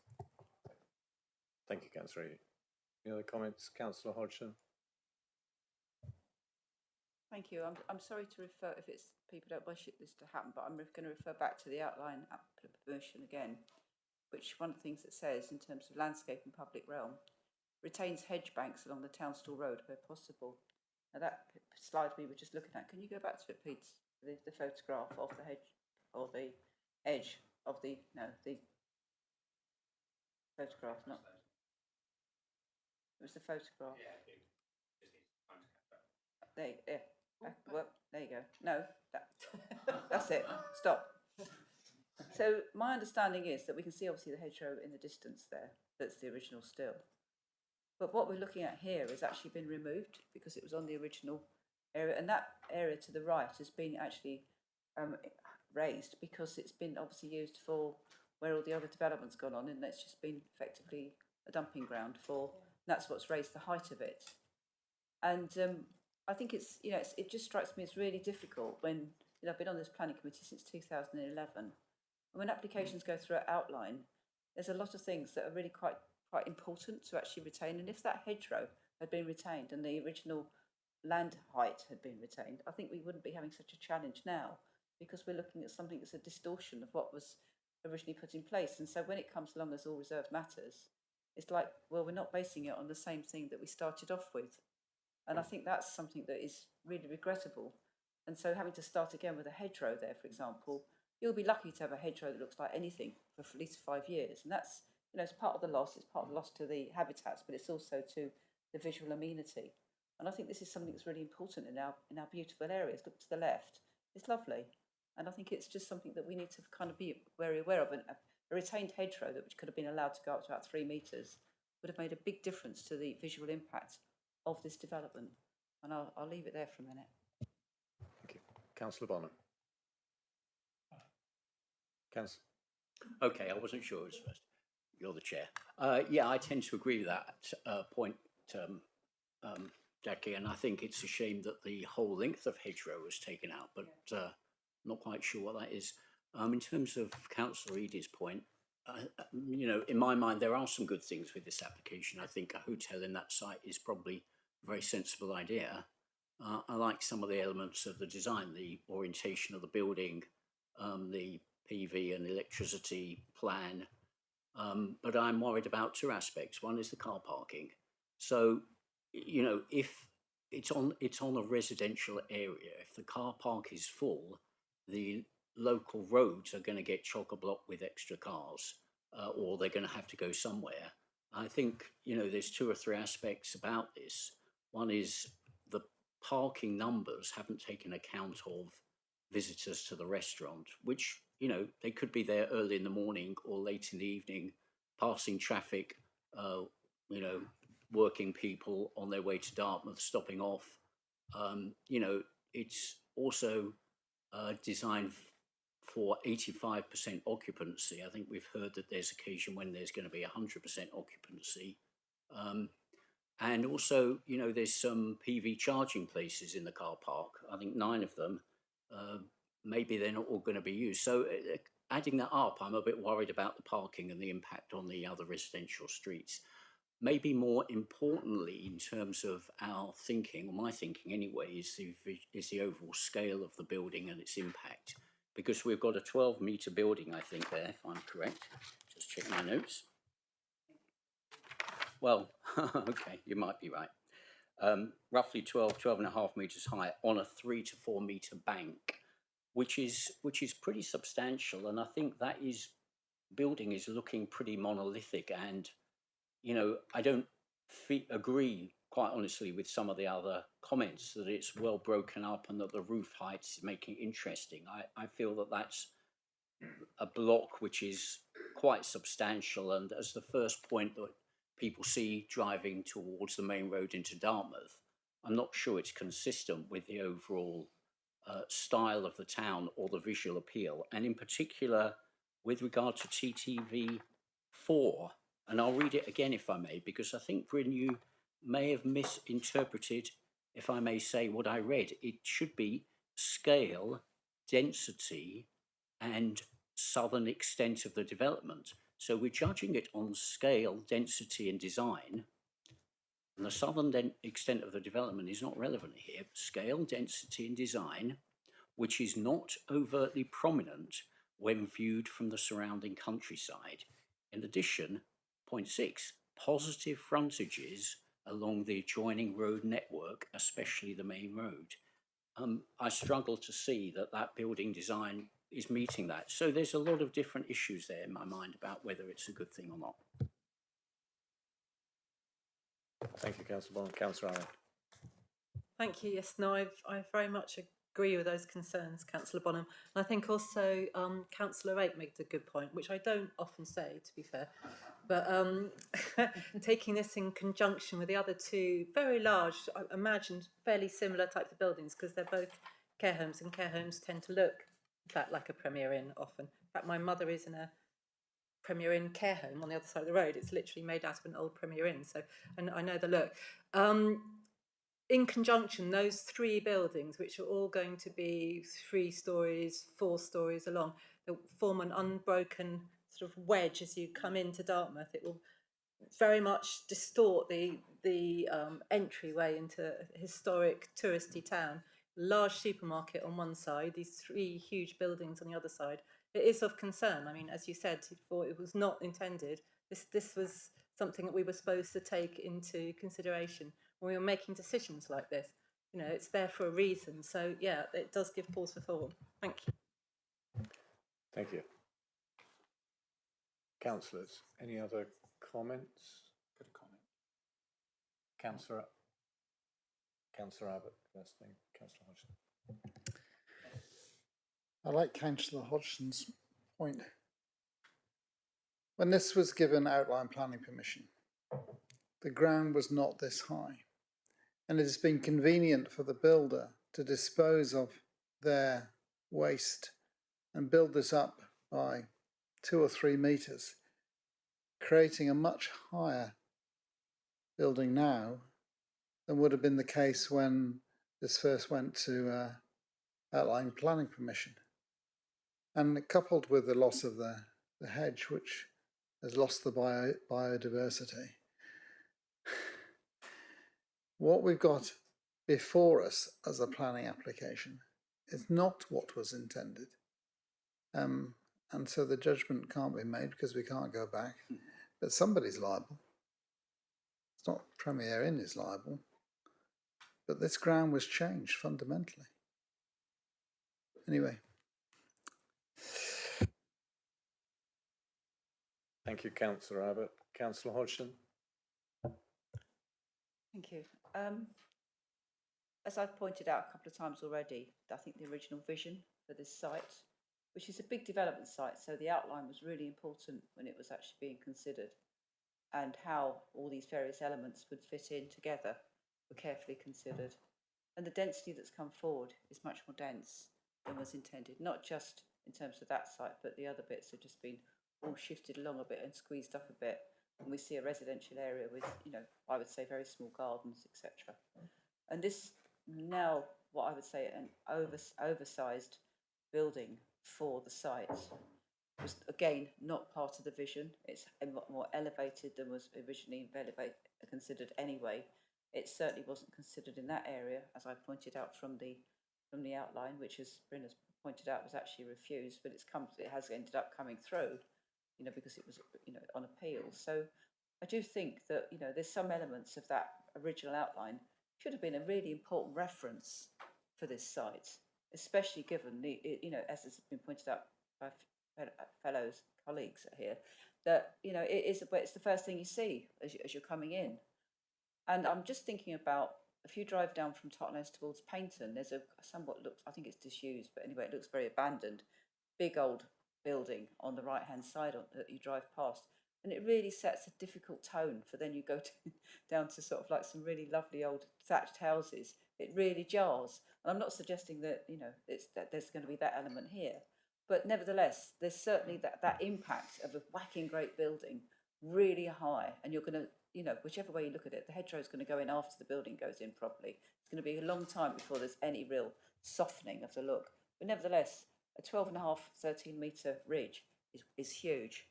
And I therefore actually, and because it's not in keeping with the outline, I think it's against what was envisaged of the outline. And I think we have to try and think about that. Otherwise, we're making a rod for our own back on this committee, because everybody will just come through and say, oh, well, the outline was one thing, but this is what we're going to do for all reserved matters. I'm actually going to move refusal on the basis of it's overscale for the size of the site. It doesn't conform with the outline permission. And I think the destruction of the hedgerow is also against what was envisaged too. And listening to the biodiversity net gain workshop that I don't know how many others attended the other day online, but they're now talking about looking at what was originally there and actually penalising developers who take out hedgerows and trees before they then come in and would actually have to put in a lot more biodiversity. And I don't think there's any of that offer here. I know that the new the biodiversity net gain metric doesn't come in until after the development is approved, and then it goes on a condition.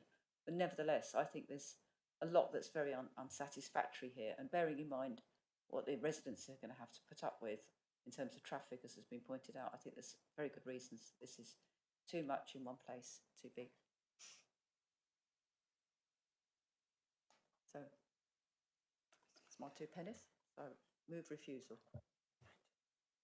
Thank you. Ms Hall, you want to clarify something? Sorry, yeah, I just quickly wanted to clarify something. You mentioned about biodiversity net gain, and you are absolutely right. It is relevant on new applications, but the 10% mandatory net gain requirement by the government wouldn't be relevant on this, because we're looking at reserve matters, and the outline was granted before that. And obviously, as Bryn said, ecology matters would be covered through the conditions on the outline permission. I just wanted to clarify that. Yeah, but as I said, I've made reference to the outline, and I was told that, you know, the vision of that wasn't relevant, and now, but it is and it isn't. Either it is or it isn't. I think we can't cherry pick. Yeah, if there's conditions and plans that have been approved, then it is relevant. Yeah. If it wasn't conditioned on the outline and it's not covered in any of the approved plans, then yeah, it's not relevant. Thank you. I have a refusal moved by Councillor Hodgson, but Councillor Nix wishes to speak. If you can come in, and then I'll take any other comments after. Thank you. So just a couple of little things. Around the hedgerows, it wasn't it wasn't the applicant who removed the hedgerows, I believe. It was done before they came into the site. However, I'm a little bit confused because there's been lots of interesting conversation around the table, but there seems to be conflicting views about the height of the actual mound. They're not building on top of the mound that is there now. That's going to be removed, isn't it?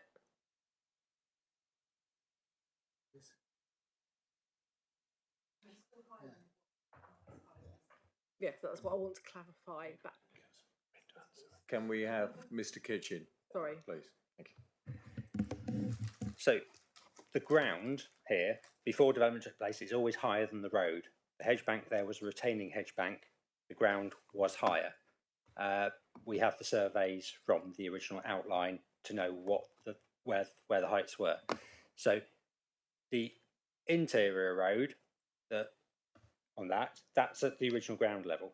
So that interior road level at 144 is the original ground level, and obviously the main road is original ground level. Generally, the site just sloped gradually across from 13959 to 144. There has been some spoil put on that site in terms of the existing situation. So what you see today is higher than it was originally, and I think it's about a metre higher than it was originally on that site. But what is being proposed is to cut from the existing situation, and that's why I've pulled these slides up, to bring a lot of that building back down into the site. And we're about basically, had there not been any changes in ground level, that front part of the building would be about the same height as the ground level was there originally. The removal of the hedgerows is a requirement of the outline in order to actually fit that new access road in. So the removal of the hedgerows, which has taken place, has nothing to do with this application. That's how. I'm just trying to get the relevant plan up. So the removal of the hedgerows to actually facilitate this right turn lane was part of that outline. That was an approved plan as the outline in terms of putting that access road in the right turn lane, because it required the removal. So what's been taken away has all been done in accordance with approved plans. I think what's been proposed now is some further removal of that hedgerow in order to put in that EnviroMesh bank and then plant new hedgerow on top. That's what's shown on the plans there. But this land has always been higher than the road, and I think if I show you a photograph of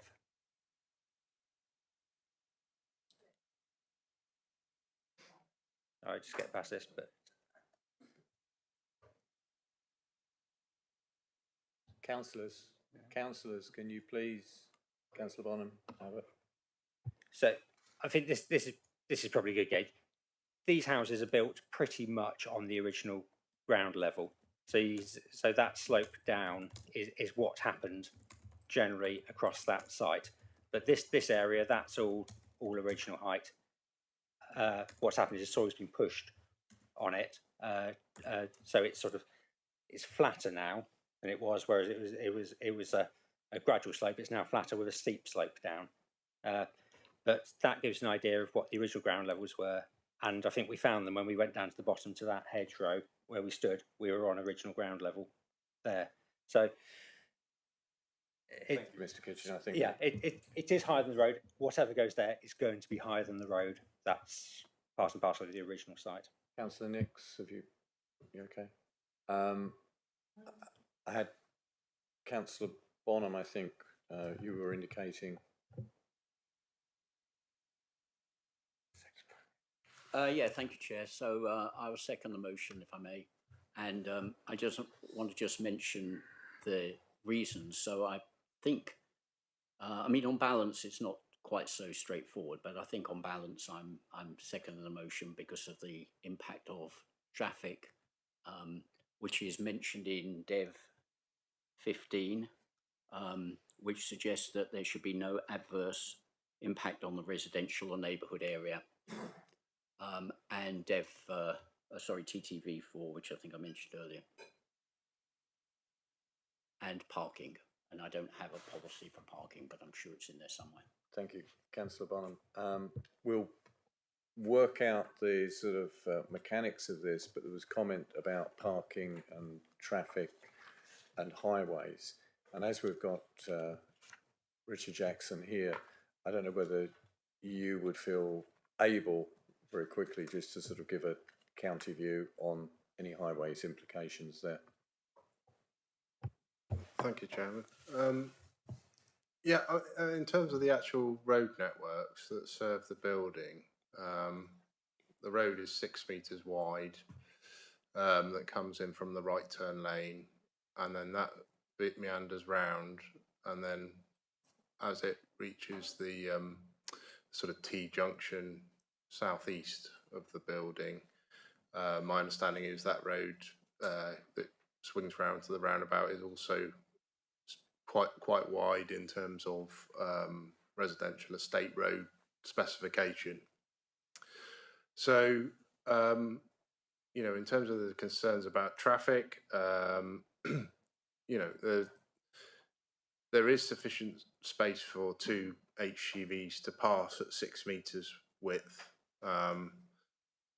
So I don't envisage that there would be any particular traffic safety implications as a result of the proposals.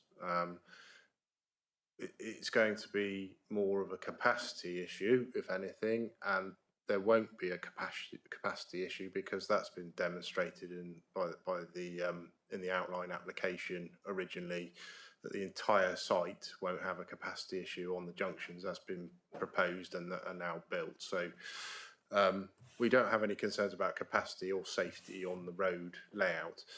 One thing that did strike me as a bit concerning from what I've just heard is that when the building is 85% full or 100% full, there is potential for quite a bit of spillage of parking onto the road, and we've heard from the applicant that they've used examples elsewhere in the country, which is what I read when I read the transport assessment, and that is the prescribed way of demonstrating, you know, parking demand for sites as a priority. We're supposed to take into account the evidence put forward by applicants on that basis.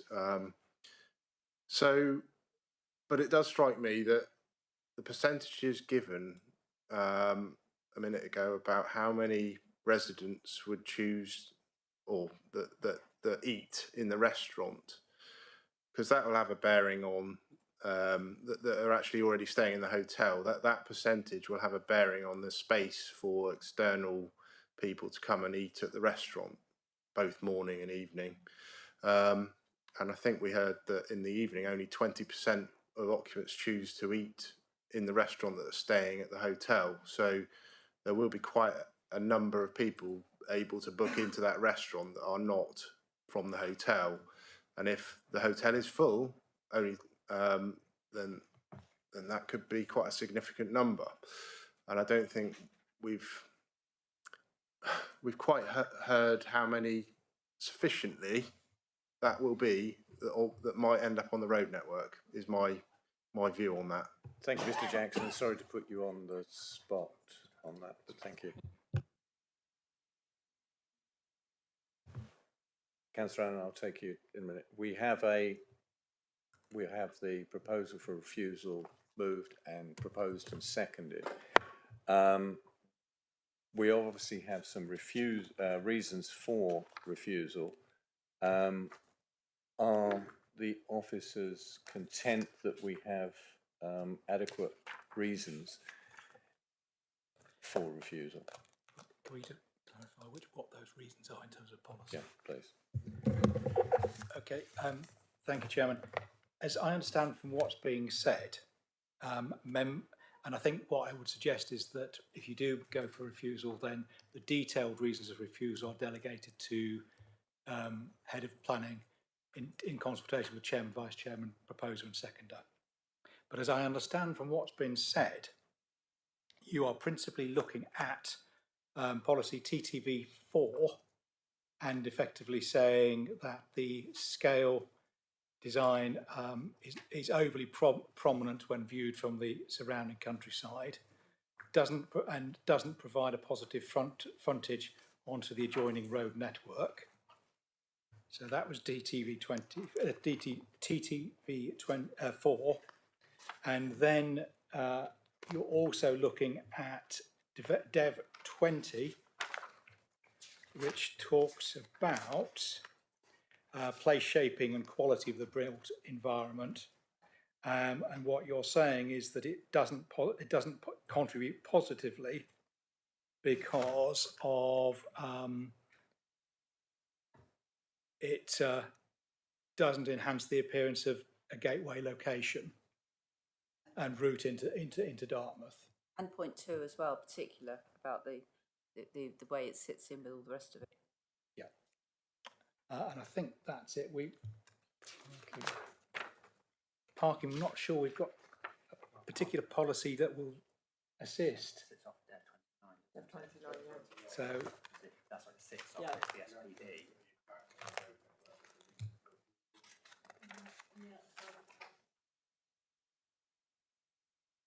Can I ask Mr. Jackson if he thinks that might be a sustainable reason for refusal?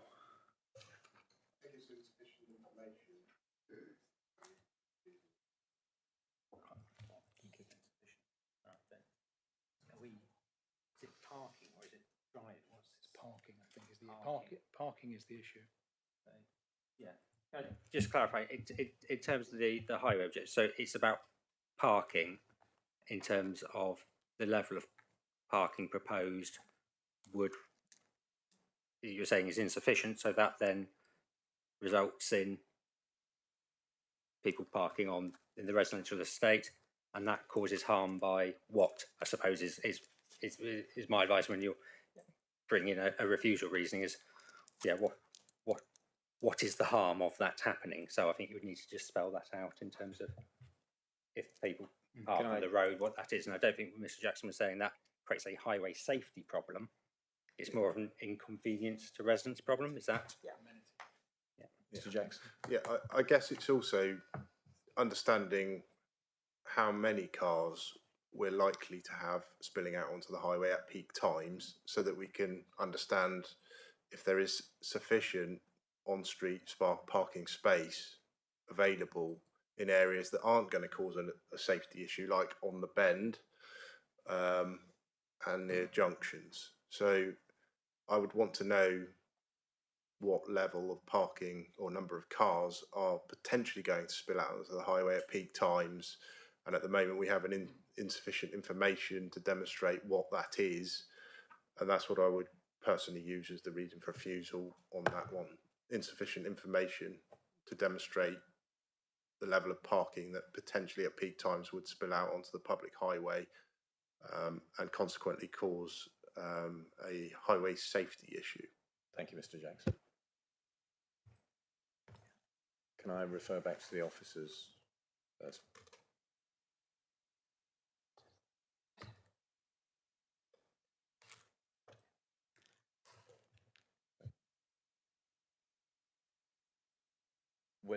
Do we have all of the policy outlined now?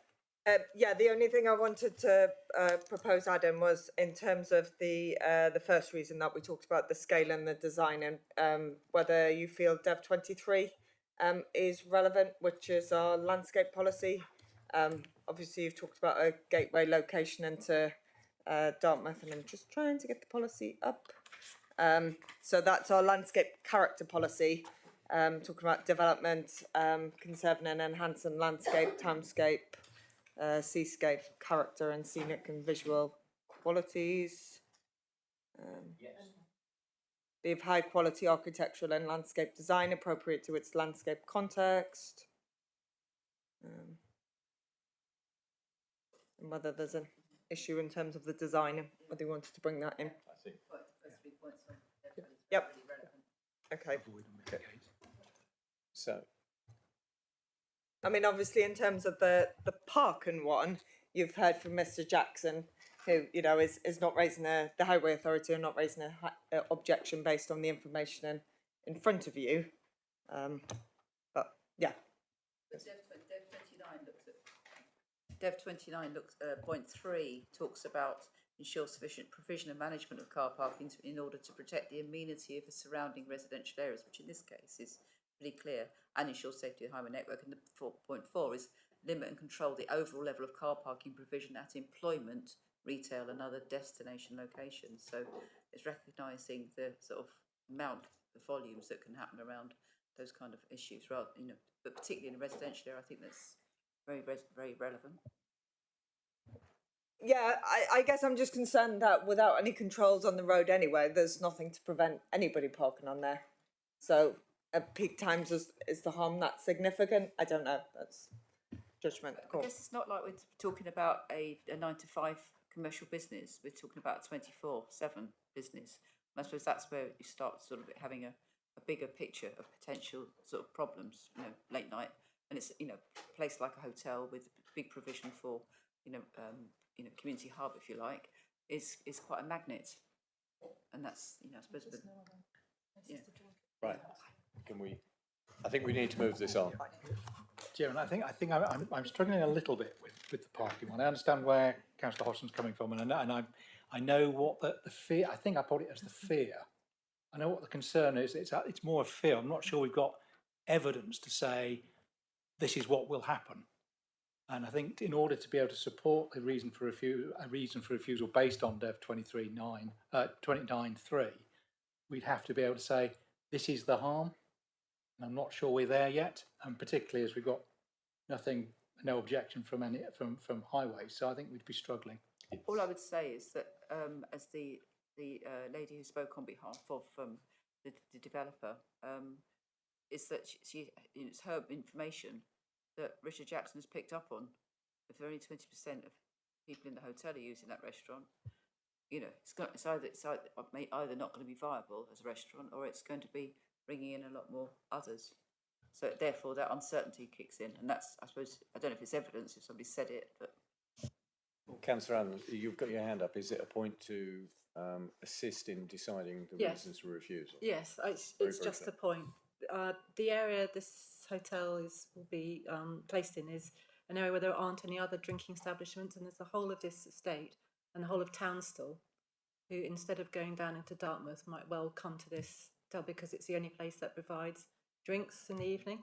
Pretty much, there's one other, but and it's that's potential for quite a high number of visitors. That's my only point. Thank you. Are we clear? I think if we go for the detail to be agreed with Chairman and Vice Chairman, Secretary and Proposer. Right. Then I think we've identified the policies. I've got an idea of what your concerns are. Let's see what we can come up with. Councillor Abbott.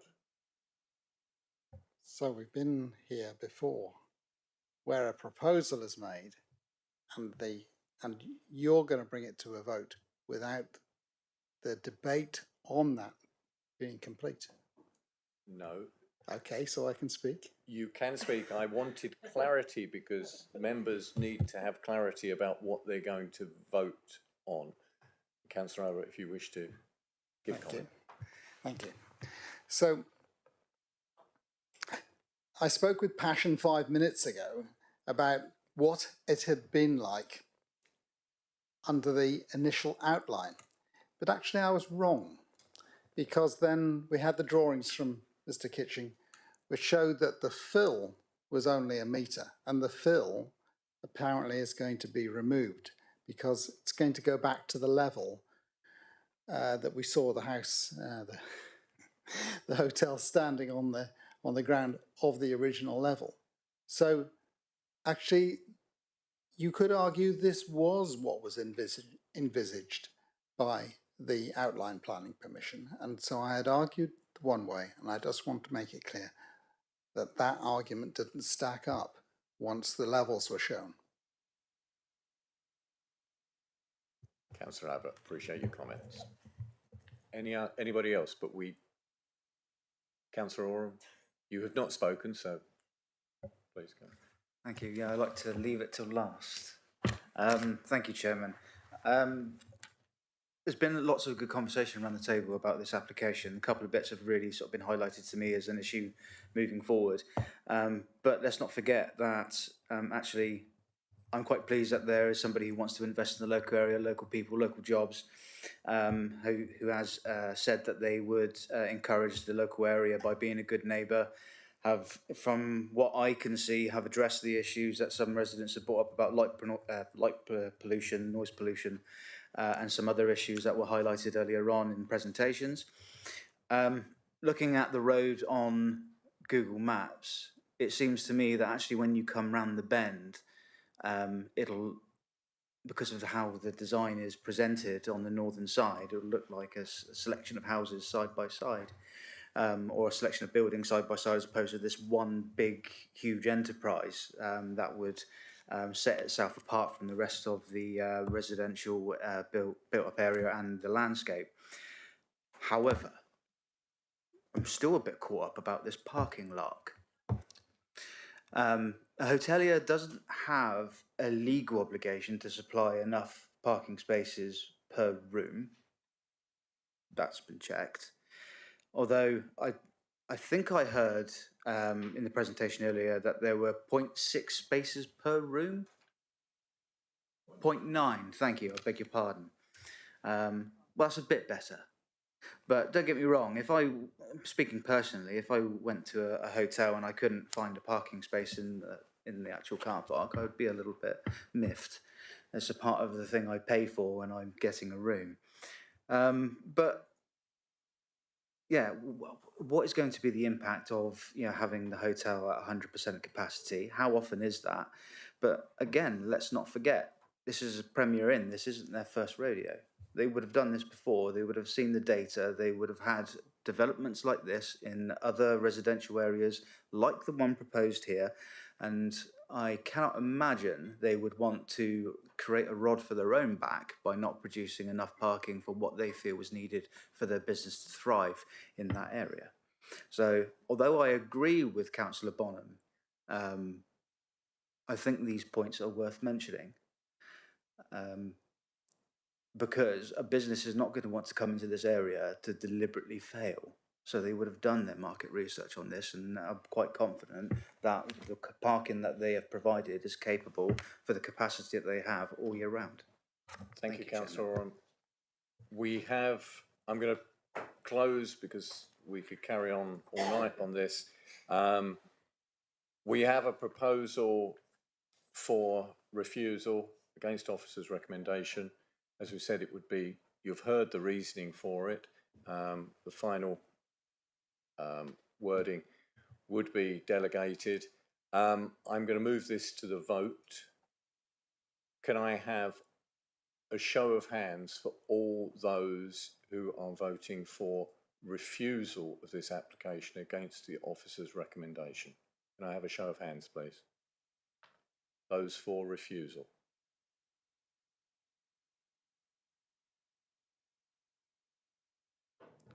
Can I have a show of hands, those against refusal?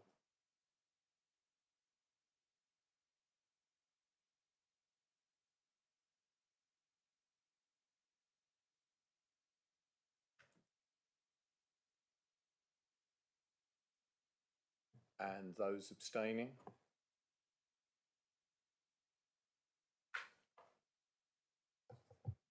So that is 3 for refusal, 7 against and 1 abstention.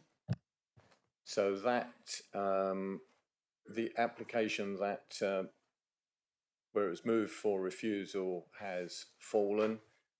I'll now move to the vote for approval, conditional approval.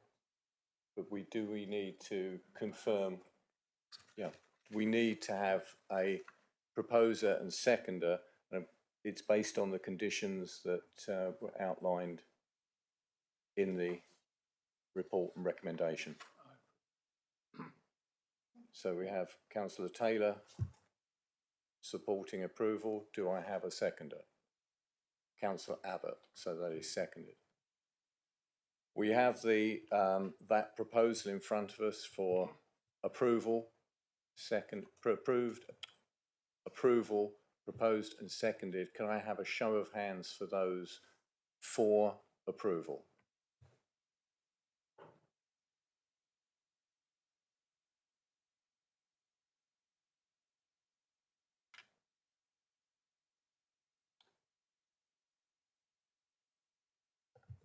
Those against? Any abstentions?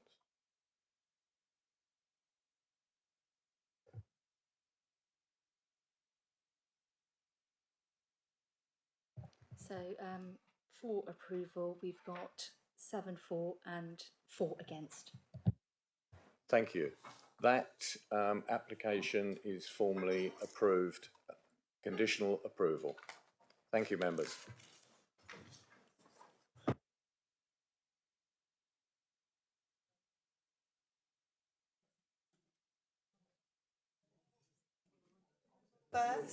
Members, can we, obviously we'll have some members of the public leaving the room. Members, please.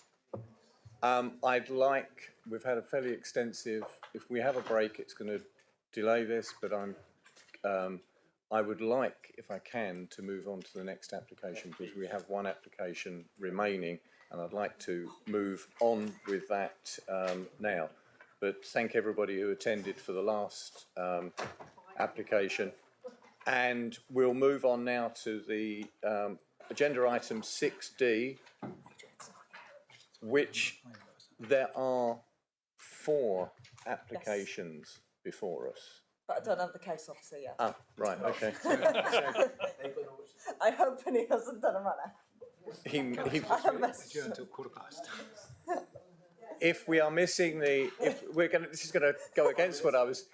We will have a short, and when I say short, break. I'm not sure what to find. 15:15 back here, please. Thank you.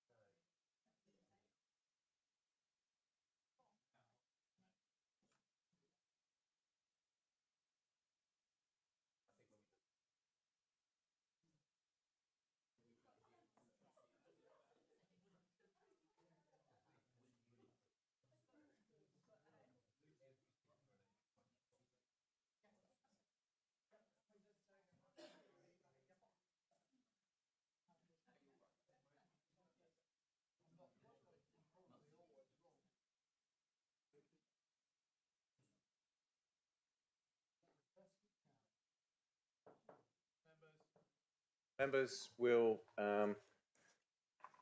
start again. Agenda item 6D, and although it's one agenda item, just to confirm, there are 4 planning applications. So when it comes to a vote, we will have to vote on each of those planning applications, although it's under one report. And the officer today for this is Adrian Noon again. Thank you for stepping in. And if the presentation is there, if I can ask Mr. Noon to commence, please. Thank you.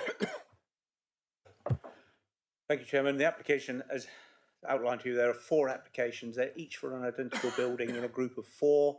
The mitigation and the supporting information is all as one for the overall application. So the slides I'm going to show you are essentially common to all of the applications, and as are the photographs and the key issues.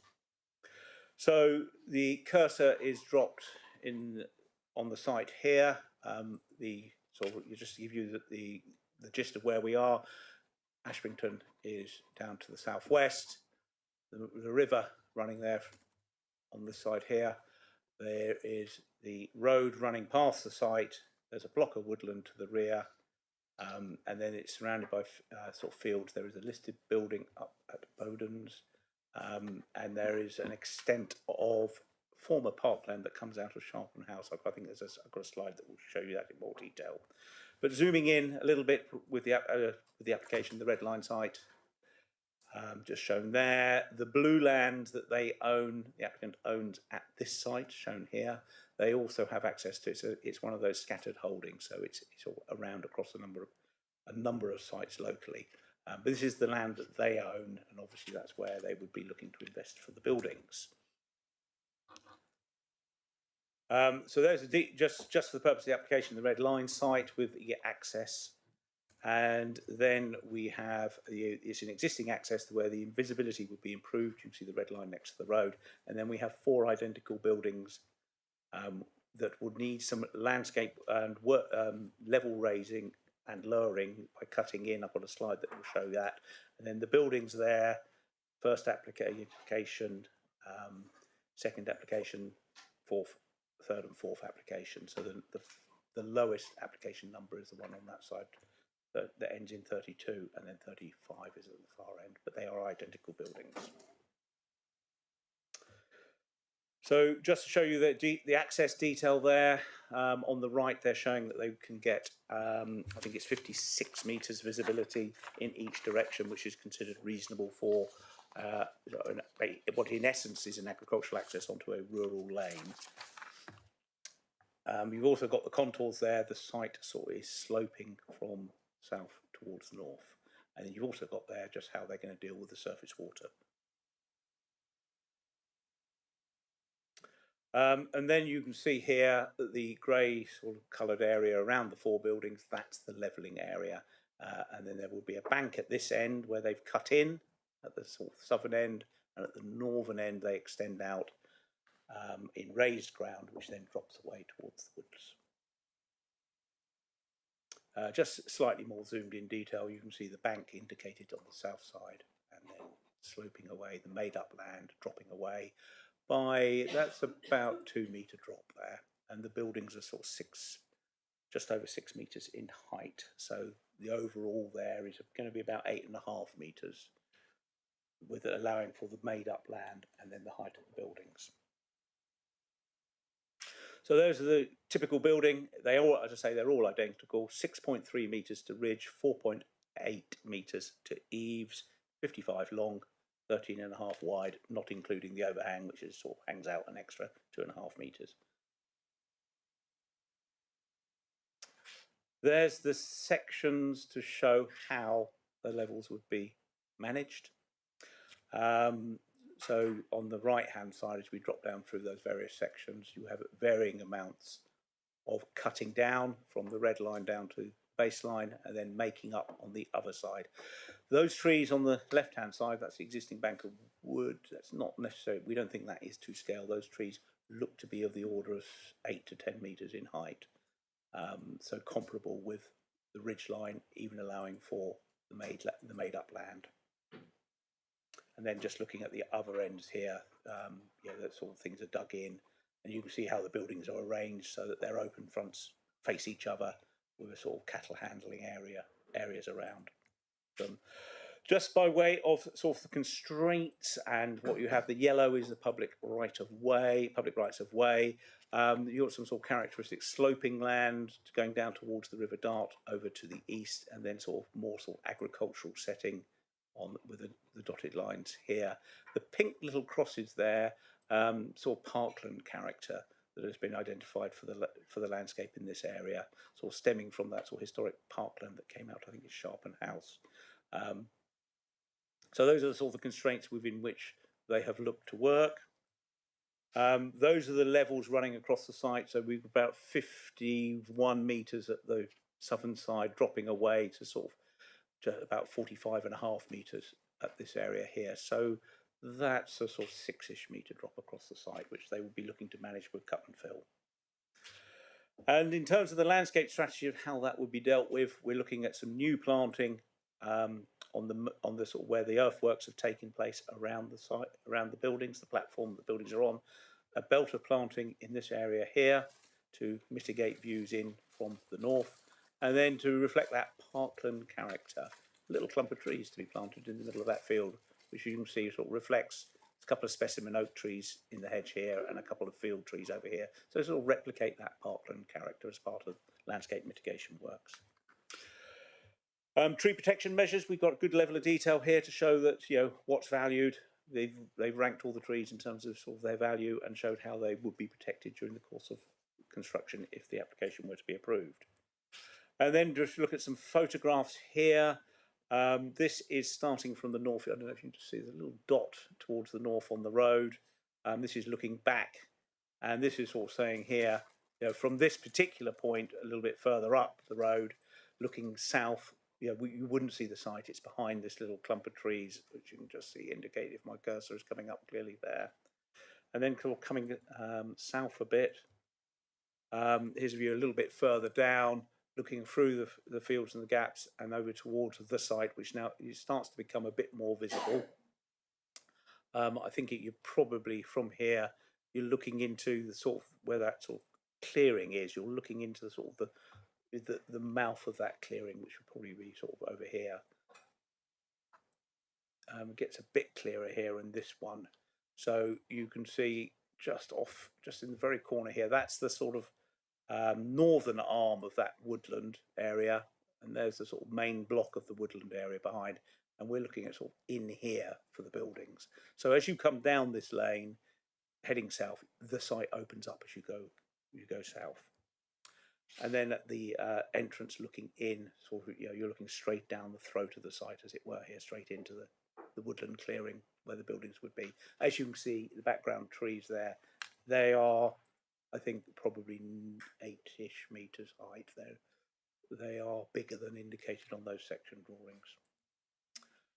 And then going on further to the south, turning around and looking back, the site itself would then be in behind the trees that form that sort of belt along the southern side of the site. And then this is courtesy of the ecology report. In the site, looking back towards the road, those trees are along the road there. So we're sort of back southern side of the site, looking back out of it. And then from sort of further up, that's the road, the other side of those trees there.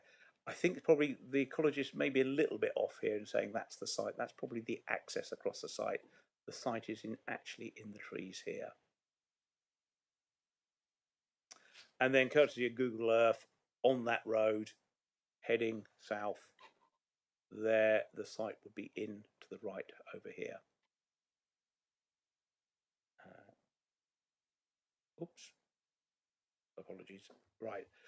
So in terms of the issues, the sort of most consultee comments have come back and saying there's even no objection, or that the necessary mitigation can be achieved by condition, for example, tree protection measures, landscape planting, landscape management, drainage details, etc., etc., etc. However, we have a highways issue in that the junction circled in yellow is substandard, and inevitably, with a concentration of agricultural activities up in this site, there is the potential for increased traffic, which may come out of the site and turn right and go south, and it is inevitable that there will be an element of increased traffic down here at this junction. So looking at that junction, Google Earth again, the site is up to the right here. This barn conversion, they own this wall. That is the sort of area of concern coming out of this junction and looking right.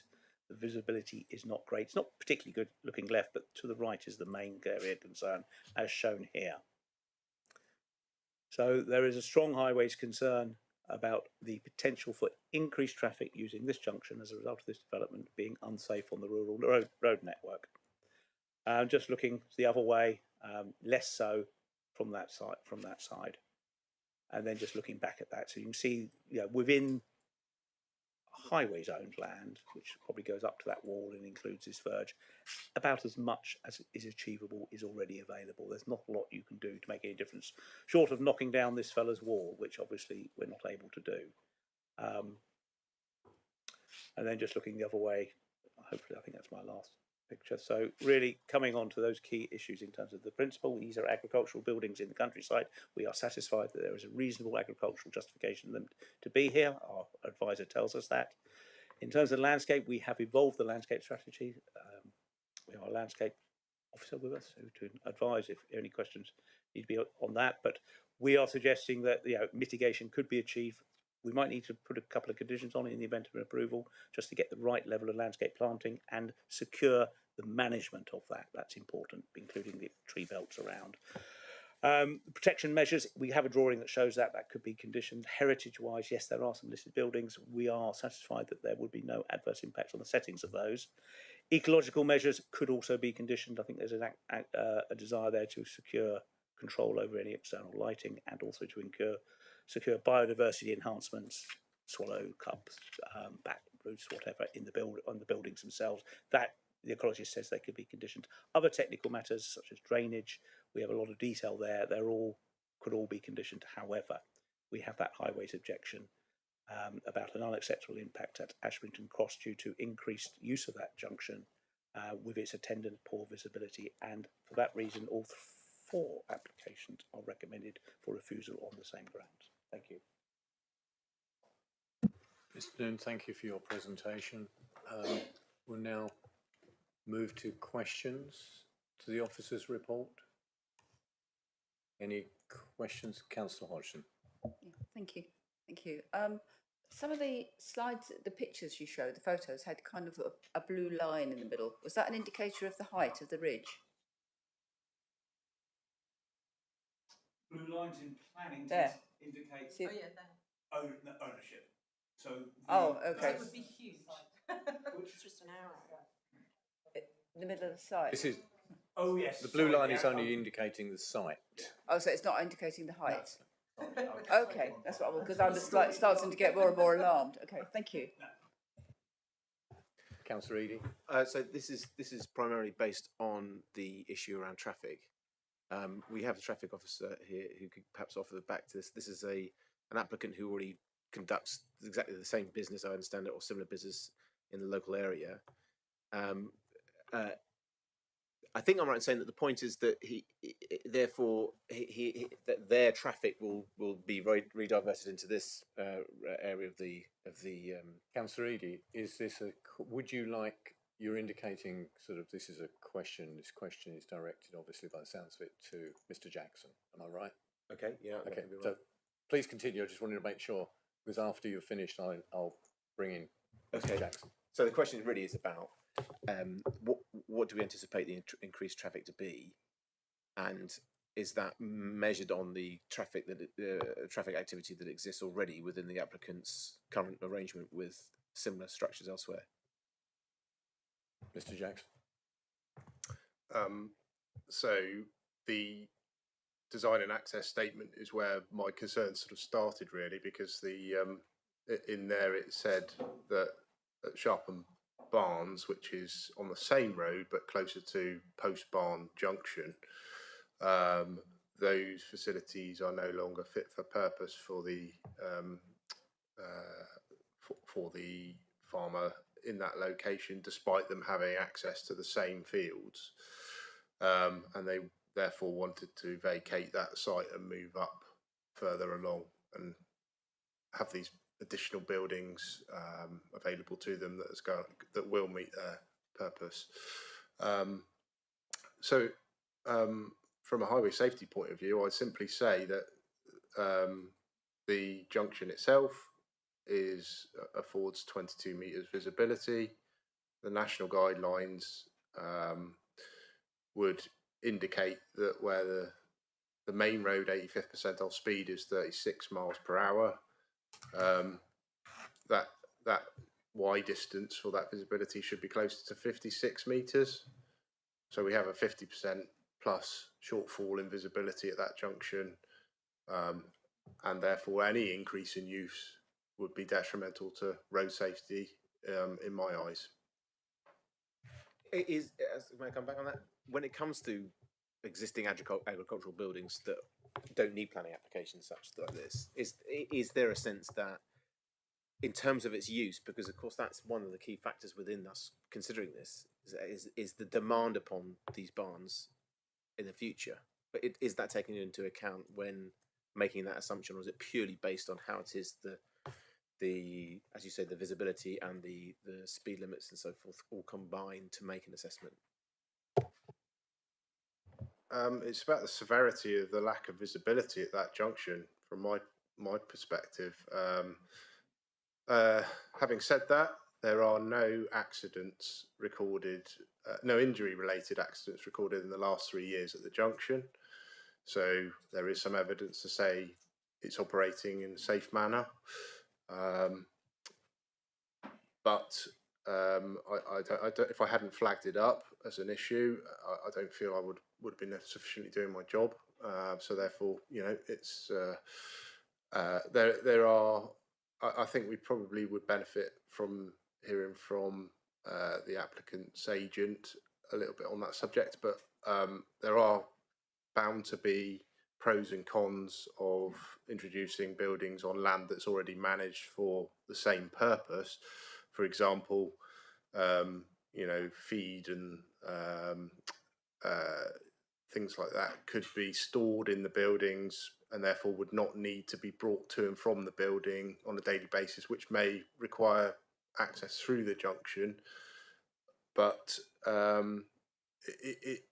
it's a case of how many times does that happen in relation to if somebody else occupies the other site and this site. Is there going to be a net increase in the use of the junction? And I felt there would be. Thank you, Mr. Jackson. Councillor Hodgson. A similar question actually, but because they're, as you say, they're renting at the moment at Sharp Barton. So when they're renting, they obviously haven't got the opportunity to increase the size of the sheds there. But they're using the same road network, and I can't see that therefore there's any increase potentially if they're just still on the same bit of road they're just kind of moving up the road. So and they're not that junction isn't between them and where they are at the moment and where they're proposing to put their new development. So I don't understand how it's assessed that there will be additional activity at this junction any more than there would be already. My second part of my question is that wall, because we all looked at that wall some years ago when there was a concern about it was a if I remember rightly it was a retrospective because they'd already put that in, and whether or not it was too high for vision. One thing about agricultural vehicles, they've generally got a better sighting. So that wall and the sighting there is, you know, at least one person who's going to be, you know, on that junction, if that's one of them, is going to have a better view anyway over the wall. That's taken into consideration. Can I bring in Mr. Noon here, please? Thank you. Yeah, I think the highways concern here is, I think, fair department is a relatively long-standing here. I think you mentioned the scheme about the road. There was a concern expressed at that point that the retention of that wall at that height would have highways implications. That was something that was tested at appeal. I mean, it was concluded, the inspector said it was fine.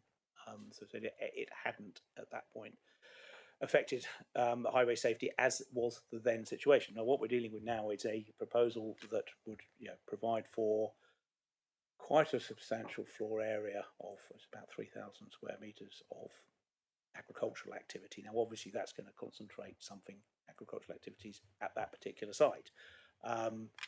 Those activities are the lawful activity of the countryside. It's probably happening somewhere else already. The traffic movements are just a bit more dispersed because it's a scattered holding. The concern that is raised now is by concentrating those activities here, there would be an issue of increased traffic through this junction. It's really sort of one of those ones, we bring it to you, you hear what Mr. Jackson says. In other respects, the application is fine. It's this one issue. Knowledge of that junction, knowledge of the way agricultural vehicles move around the country, rural road networks, is all in the balance to be considered. However, the potential for the increase as a result of the concentration of activities here is something that triggers Mr. Jackson's concerns. And over to committee. Thank you, Mr. Noon. Councillor Allen? Yes. So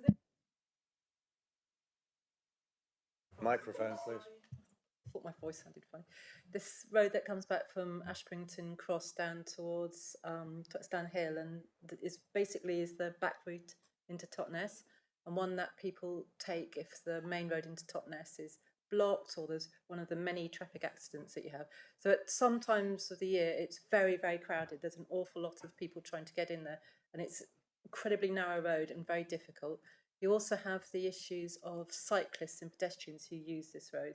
So the 3 footpaths I think we saw before end up on this road. So when people are walking to Ashbrington or Tockenham, they will come up the hill and then are on the road immediately.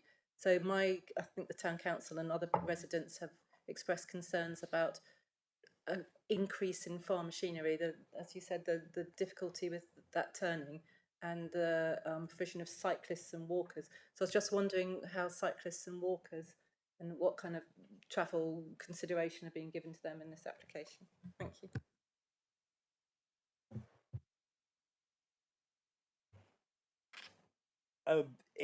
In terms of consideration, the increase of movement on the rural node, the relocation of existing movement to this site has been considered in terms of the safety of this particular junction.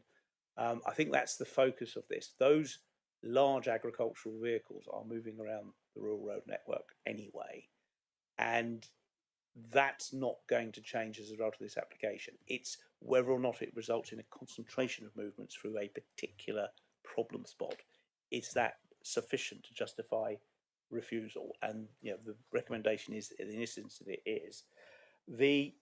I'll just take from the applicant's they have provided a transport assessment. There's no figures in there, but it does. Their summary of that is that the relocating of the agricultural base to Bowden Woods from the current rented buildings at Sharp and Barton will not result in an increase in farm traffic on the local road network. On the contrary, it will act to enhance highway safety for road users by consequence of improvements to the access, that's the point of access into the field, as recommended by the Highway Authority. The local road network is already utilised by the applicants. I think is already utilised by the applicants in large farm machinery to access their various blocks of land, and therefore the application to which this sustainable travel plan relates simply alters the base from which agricultural machinery and farm journeys originates. Moreover, by being sited within a block of land owned by the applicants rather than isolated, as is the case at Sharp and Barton, farm journeys will be reduced as the applicants will be able to travel within their land to manage grass and growing crops and attend to livestock instead of relying on the local highways. So I think what they're saying there is currently where they are, everything has to move in and out by road. Feed coming in, grass and hay or whatever being harvested and brought here.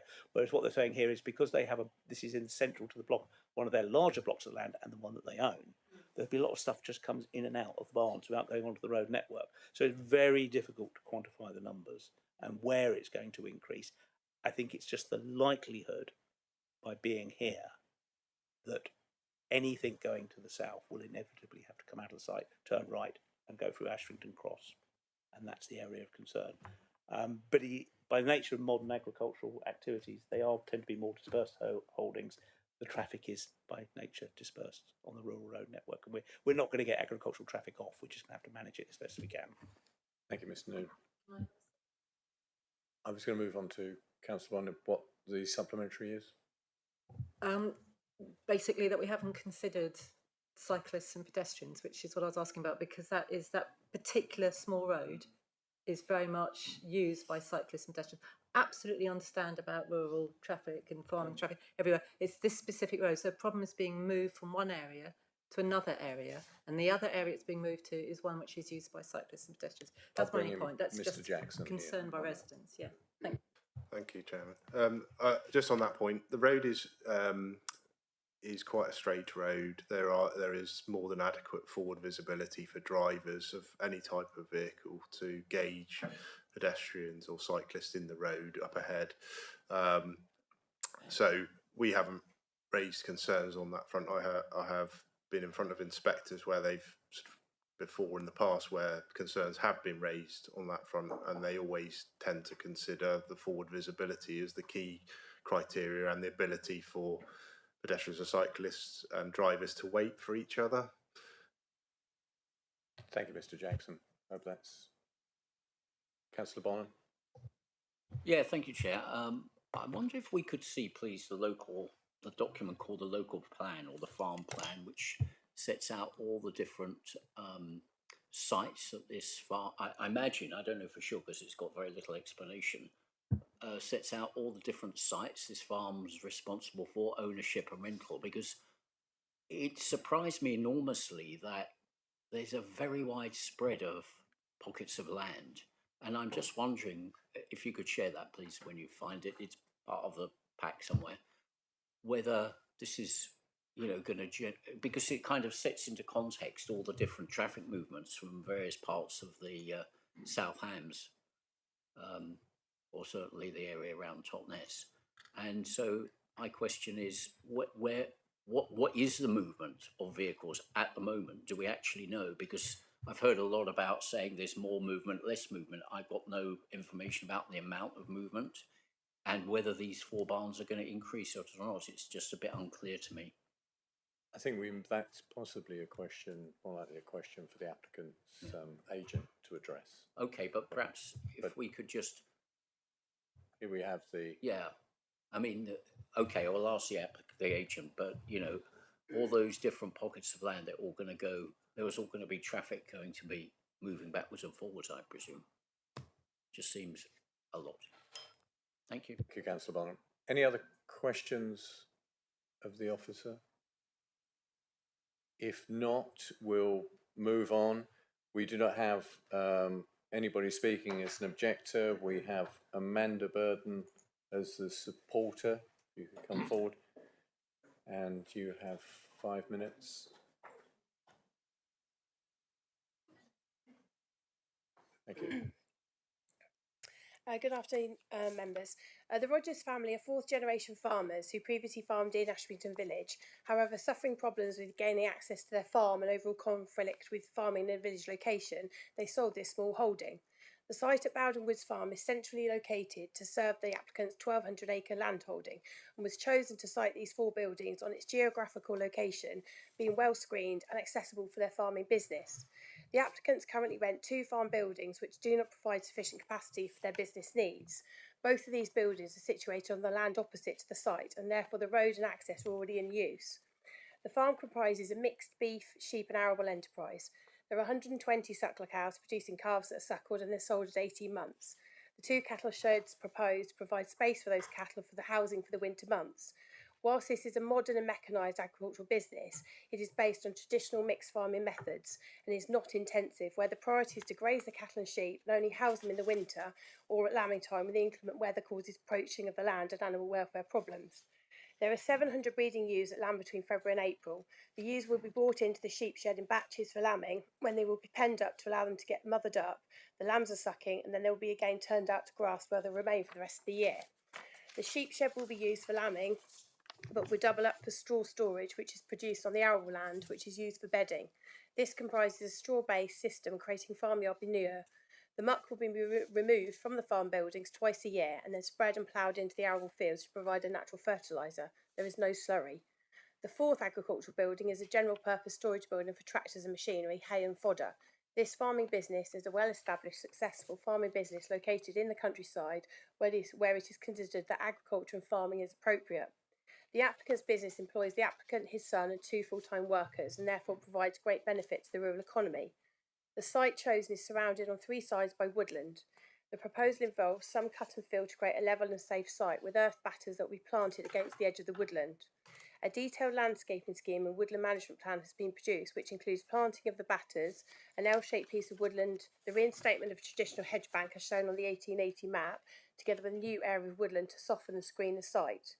Our landscape and heritage consultants have worked with yours, and since Bowden House comprises an important listed property, a clump of beech trees is proposed in the field, being in keeping with the parkland character, and therefore adds to the landscaping and biodiversity of the site. The heritage consultant has confirmed in the HIA that due to the distance, topography and woodland between the farm buildings and Bowden House, there is no impact on this listed building or on any other heritage asset. The buildings have been sited and the landscaping proposed to ensure that the buildings are well screened. Your independent agricultural consultant has confirmed that there is a need for these proposed buildings to serve this business, that their siting meets that need and that the design is appropriate. The application has also been supported by local people and is supported by Ashbington Parish Council. The objection for highway states that the junction at Ashbington Cross is inadequate and that the road giving access to the site is unsuitable to accommodate the likely increase in traffic. We have provided a transport statement confirming that the applicant is already travelling through to both Bowden Woods Farm and to the land and buildings he farms on the other side of the road, and therefore we do not consider that there will be any intensification or indeed any change in the use. The junction at Ashbington Cross is a wide junction, and due to the height of tractors and farm machinery compared to domestic vehicles, it is considered that the junction is safe for this use. The actual access into the field will be retained, but improved with the vegetation being cut back to facilitate improved visibility. The access will be surfaced with a bound material for the first 6 metres, with the remainder of the access track and surrounding yard around the buildings comprising a permeable rolled stone surface. The site chosen comprises an agricultural field in an agricultural landscape, providing an ideal site for the farmstead, and therefore cause with DEV 15 and TTV 26. The buildings are surrounded by existing established woodland on 3 sides, and the application is supported with a comprehensive landscape scheme that reflects the character of the area and the nearby listed building. The landscape officer raises no objections subject to a condition to agree the size and species of trees, and therefore this accords with DEV 23 and DEV 25, and the proposal provides biodiversity and meets with DEV 26. Other JL policies are also complied with: no impact on neighbouring amenity, DEV 1 and 2, no impact on the historic environment, DEV 21, and a detailed drainage plan has been prepared to accord with DEV 35. Whilst we acknowledge and support a safe transport system to accord with DEV 29, we consider that the transport statement confirms that the vehicle movements will not change as a result of this development, as the applicants are already farming the land and adjacent land. We hope, therefore, members who will be able to support this application to allow this farming family to continue to farm in this area. Thank you for your time. Sorry for babbling. Thank you. Thank you, Ms. Bird. Questions for Councillor Taylor? Yeah. Good afternoon, Amanda. I hope you've enjoyed your afternoon. You were sat there for a long time. Can you just clarify that a lot of this away land will be grazed during the summer and not excessive agricultural movement of vehicles? Thank you. Yeah, so 1,200 acres is actually in 12 pockets of land, as you see on the plan up there. So 3 of those parcels of land are owned by the applicant and the others are rented on long-term tenancies. The land is in arable rotation, but the majority of it for 700 ewes and 120 suckler cows plus their beef animals, I think it's about 800 acres is grazed and there's about 400 acres of arable. So the arable is cultivated, it's drilled for corn, then it's let to grow, and then it's harvested in the summer. That's kind of the process, as you know. Then the straw will be put into the buildings for use for livestock bedding in the winter, and then the grain will be sold off the farm if there is excess, and then the rest of the grain will be fed to the animals. So yes. But there's no difference in what it was before. That's the way it runs now. That's how it runs now. And there's the where the red crosses, that I think it says A on the map. So if you look at the triangle where Ashbington crosses, that is the Sharp and Barton building that they rent at the moment. That's where they're lambing the sheep. So where they're visiting the site numerous times a day and then going off to see other stock, and then their cattle sheds is in the number 2 at the top. Yeah, thank you. And then the number 2 at the top, that's where the cattle building is at the moment on that piece of land. Thank you. Yeah, Amanda, now if we all know that lambing in the winter and is a nighttime job, but there's no electricity mentioned in this development. How are they going to manage for that? So we completed the Dev 32 to say PV panels. Now, well, it's my understanding, and I said this to Lucy on Monday, you do not need planning permission to put PV panels on agricultural buildings. They haven't got electric there at the moment.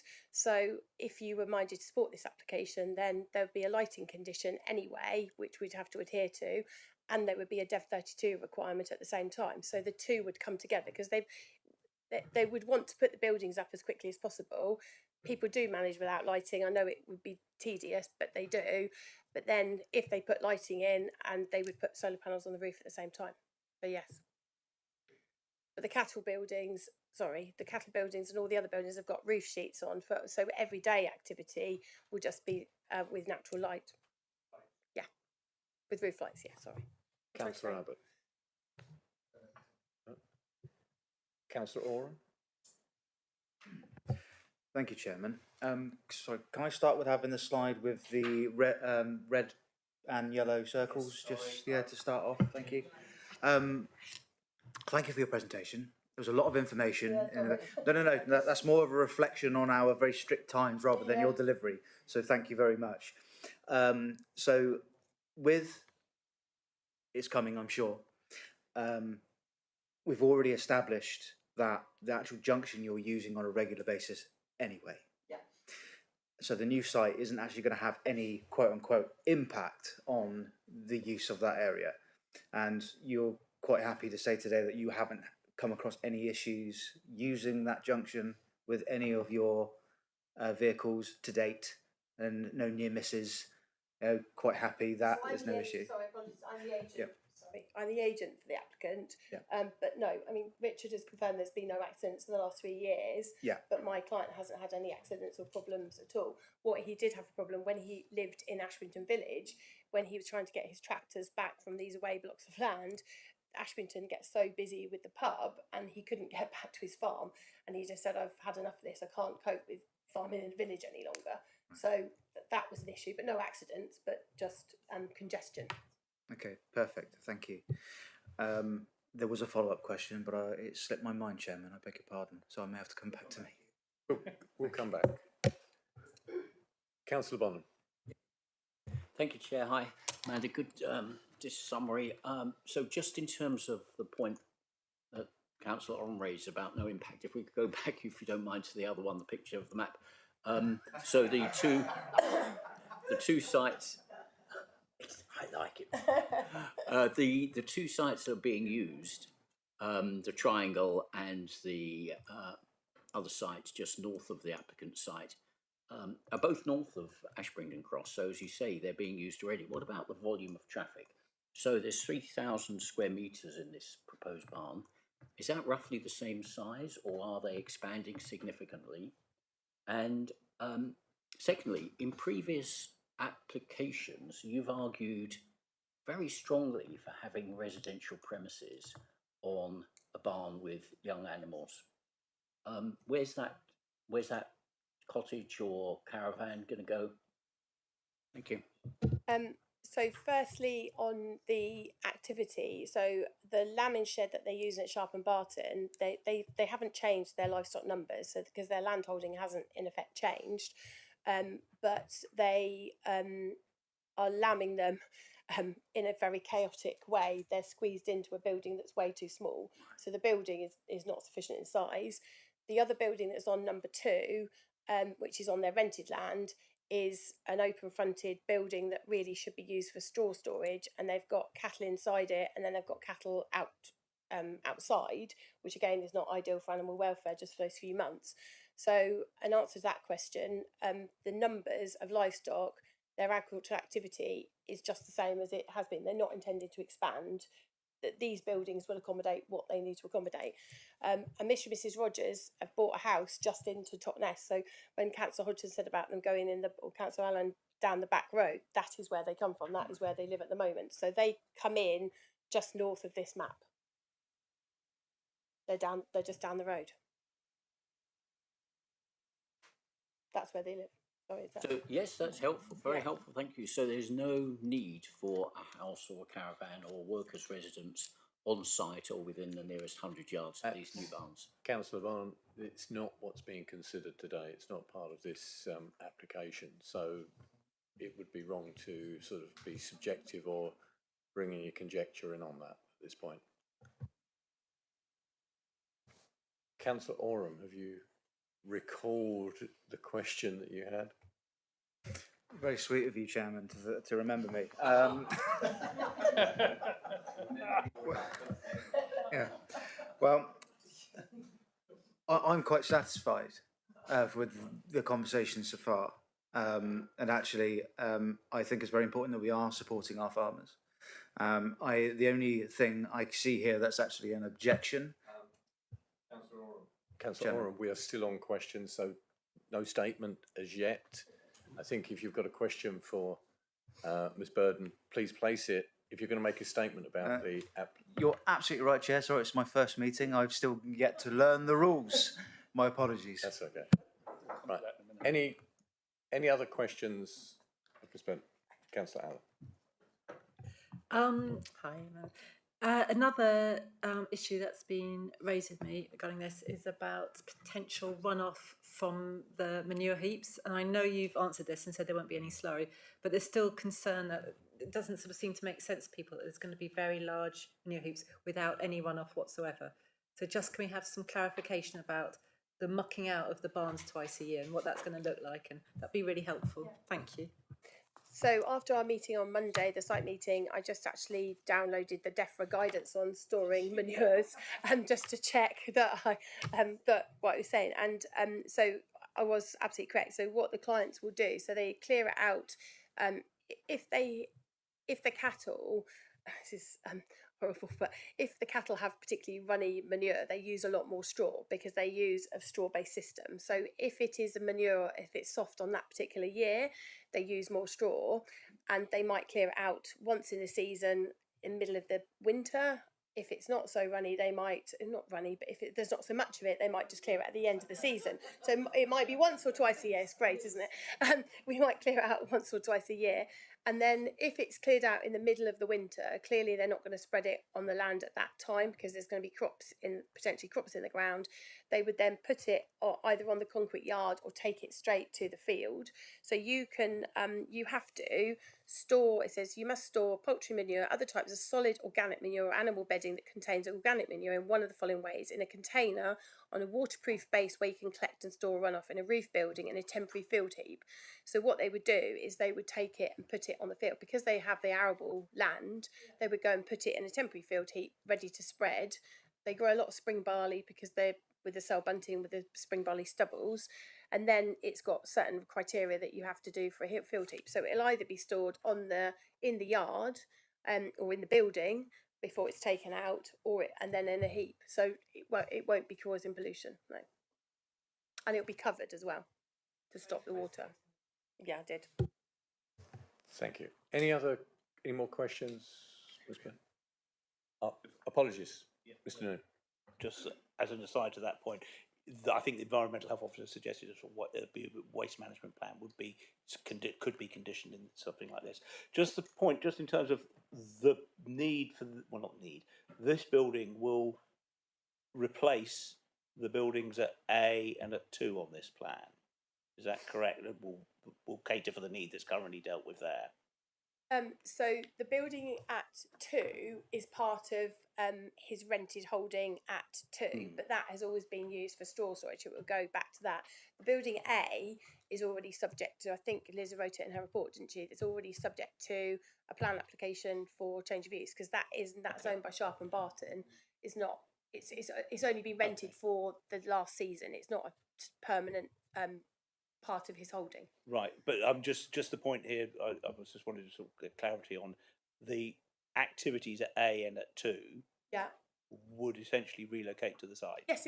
Sorry. So those activities are already occurring on this stretch of road. They are. And would go over to here. Now, obviously, there would still be a possibility residual uses still occur at the other ones, but those, I'm just sort of thinking the relocation activities is essentially to the other side of the road and a little bit up or down. And certainly the land at Ashbrington Cross, the land at Bowden Woods Farm, the clients would actually travel across his fields to get to cultivate those as well. He wouldn't go around the roads, so he'd go from the farmyard to those fields. Yeah.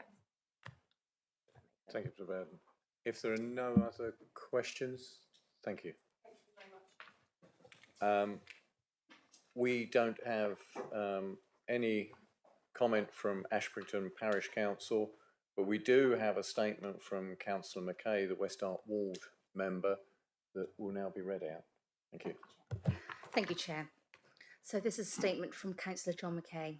I ask for this application to be considered by the Development Management Committee, as I know how important it is for the farming business run by Mr. Rogers and his family, and I do hope members will be minded to support it. Members will have read the Agricultural Consultants Report that establishes the essential need for the development. It also shows that, given the nature of the holding, it is well sited to meet this need, and finally that it's of suitable design. However, despite this, the application has been recommended for refusal due to concerns raised by Devon Highways about safety at Ashbrington Cross. Visibility at Ashbrington Cross Junction was described by Devon Highways as woefully inadequate when considering an application in 2019 to rebuild a large wall that has since made matters worse still. Many local residents, the parish council and myself all objected to this wall being allowed, but unfortunately Devon Highways raised no objection. This committee refused the application, but the wall was allowed on appeal. It is at best inconsistent for Devon Highways to now suggest that no development can take place that will increase traffic at this junction. There are a number of points I would like to make about this. Firstly, the proposed development is simply relocating the operation a mile or so further up the lane leading to Ashbrington Cross. This will not cause any increase in traffic at the junction. Secondly, the vacated facilities may be occupied by another business generating traffic, or it may be developed for housing. A recent application has been withdrawn, but I would suggest that this is all just speculation and not material to this application. Thirdly, even if one is to accept there will be an increase in traffic as a result of this development, this only has meaning if considered against current traffic volumes. The current farming operation probably represents a lot less than 1% of the traffic, so if a similar business took over the Sharpen site, it would cause a meaningless increase. Fourthly, if any increase in traffic at this junction, however small, is going to be sufficient to refuse an application, then this will affect the whole area along the route from Totnes to and from Tuggenhay via Ashbrington Cross, as much used route by locals and visitors. I do not think this can be held to be a reasonable outcome. So in summary, I believe the objections raised by Devon Highways in this instance are not sound or reasonable and should not be the basis for refusal of this application. As this is the main obstacle, I do hope members will be able to support this application. Thank you for listening. Thank you. Thank you. We've now concluded the presentations and we'll move into the debate on this application. Do I have anybody who wishes to comments on this application? Councillor Taylor. Yeah, I think this application has a proven need, and I can't see there's any extra traffic going to travel on these lanes. It is a need, and it's agricultural need to relocate their animals in a better environment for them. And I know it might be a bit early, but I would propose that we actually approve this application. Thank you, Councillor Taylor. Councillor Oram. Thank you, Chairman. I would echo those sentiments. It was precisely what I was going to say before, until I realised I was speaking in the wrong place. So thank you for that. And I would be happy to second the proposal to approve this application. Chairman, thank you. Councillor Oram, you can also voice your points that you were going to raise, even though I did cut you short at that point in support. Very kind of you. All I was going to say, and I said I echo some of the sentiments that have already been raised. We do need to support our farmers in the local community. I think that a refusal on this application solely on the basis of a road, a junction which could or could not be used more in this instance, I think is just wrong. We've already heard from the agent of the applicant who has told us that actually it's used very often right now. So frankly, what's the difference? So I would say to members, I think it's right to support this. And that's it, Chairman. Thank you, Councillor Oram. Councillor Eadie first, then Councillor Hodgson. Thank you, Chair. Much like every time we are going against the officer's report, do we not need to come up with a reason that states that goes against what it is that they've recommended? And I think actually the recommendation has been made appropriate based on the advice that's been received. But one thing that the agent did mention in raising at the very end of her statement was that there could be some conditions that we could impose, and I wonder whether there's a means of trying to overcome the problem that's been presented regarding traffic that sits on a condition. And I'm not certain, I'm not familiar enough whether there is a means of which we can state conditions that impact on that at all. Presumably not. I think no, we can't, because there is no land in the applicant's control down here where he could make the junction better. And I would hazard a guess, and Mr. Jackson will tell me if I'm wrong, but I suspect all available highway land is being used to make this junction as safe as possible. There's no other highway land that could be brought into play. We would certainly be looking at ensuring the access to the field itself is as good as it's shown on the drawings. But down here, it is what it is, and there's nothing I don't think we could do about it. Mirrors can help, but they're not something that highway authorities normally support, simply because there are issues maintaining them in perpetuity. They get broken, they get dirty, and they're not as... There's a knack to using them that people don't want to be encouraged. So just to come back on this, so in which case we need to come up with a means to which we argue back to the recommending against refusal, do we not? If you are minded to go against the recommendation, you would need to state your reasons for doing so. And, from hearing the debate around the table, I've not heard any concerns raised, particularly about visual impact or any of the technicalities. It's all to do with the highway safety in it. In that respect, I'm guessing that members are sort of essentially saying the reverse of the reason for refusal, namely that such increased traffic at Ashbrington Cross as might be generated would not be detrimental to highway safety. And that there would be no other adverse impacts that couldn't be overcome by appropriate conditions of mitigation. So, yeah, I'd probably add to that. I think probably material to this debate as well is the fact that the applicant is already using this junction. And I think that's an important consideration. Yeah, because I think that ultimately, the way in which you just stated it is that we, as a committee, would want to take on the consideration around the risk that's going to fall out from us agreeing. So if there's, so can we demonstrate, or we are saying as a committee that we agree that it's already been used in the manner in which it's set to be used in the future? Fine. Okay. Councillor Hodgson. Couldn't have said it better myself. Nothing to add. Does that still work if there's an issue with the? By the way, I'm happy to go against officer recommendation with this, but just you'll be amazed to know, because I've never done that before. But so brave, so brave. Because concerns have been raised about the barns that they're vacating being used again for another purpose. So in terms of of going against this by saying that there won't be an increase in traffic? Are we okay with that, even though there might be an increase of traffic because these barns will be emptied to be used again? Are we still okay with that? I think inevitably, if the barns remain in agricultural use, we have to live with that. But any application to change the use of those other existing barns, a new use, that will be a material planning consideration of their traffic. And by that stage, this lot would probably be already up and running. So we'd be looking at that. Any other? If I may, I just wanted to raise the objection that's come forward, and I'm aware that the person who's made the objection, which I have to say personal knowledge of this person through my work at Totnes Town Council, he's chair of the planning committee, not the planning committee, the Traffic and Transport Forum. So he's commented on the issues around walkers and other users of the road. I just wanted to point out that if we're accepting that the change, there's no difference to the use of that access, there's probably not going to be any difference to the road itself. So therefore that objection kind of is mitigated too.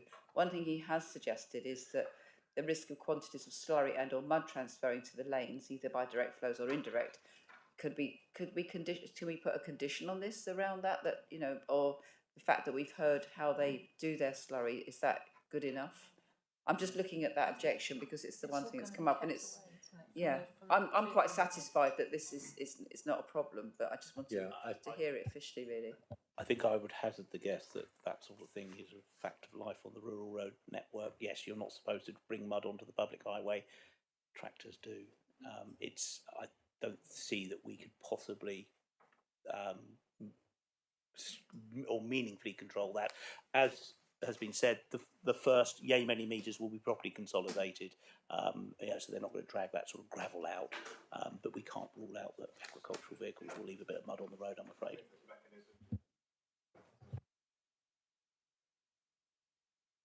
Thank you, Mr. Jackson.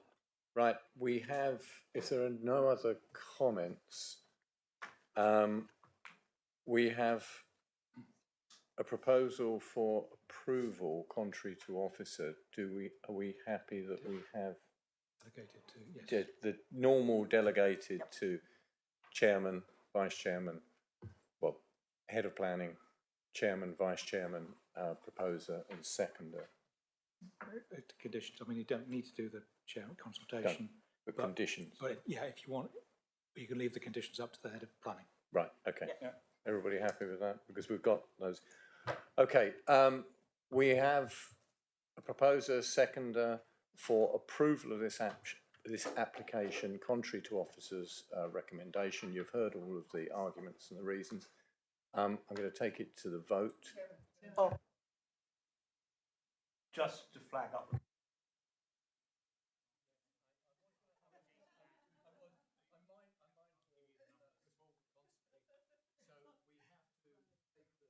We have to take them all one after the other, but I'm assuming that the proposer and seconder applies to all four. So if I can have and I'll take them through each one. Those in favour of approval for 3732, can I have a show of hands, please? Against officers, yeah, for approval against officers' recommendation.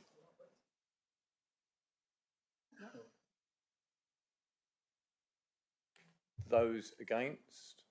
Abstention? For that application, it's 10 for approval and 1 abstention. Thank you. Move to 3733. All those in favour of approval?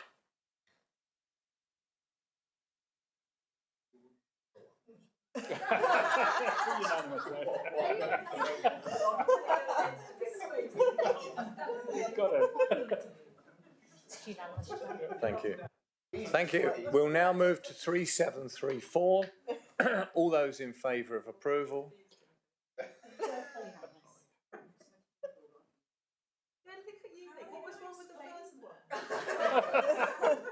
Was it the one at the bottom or the top? Right. That's unanimous. And finally, 3735, please. All those in favour of approval?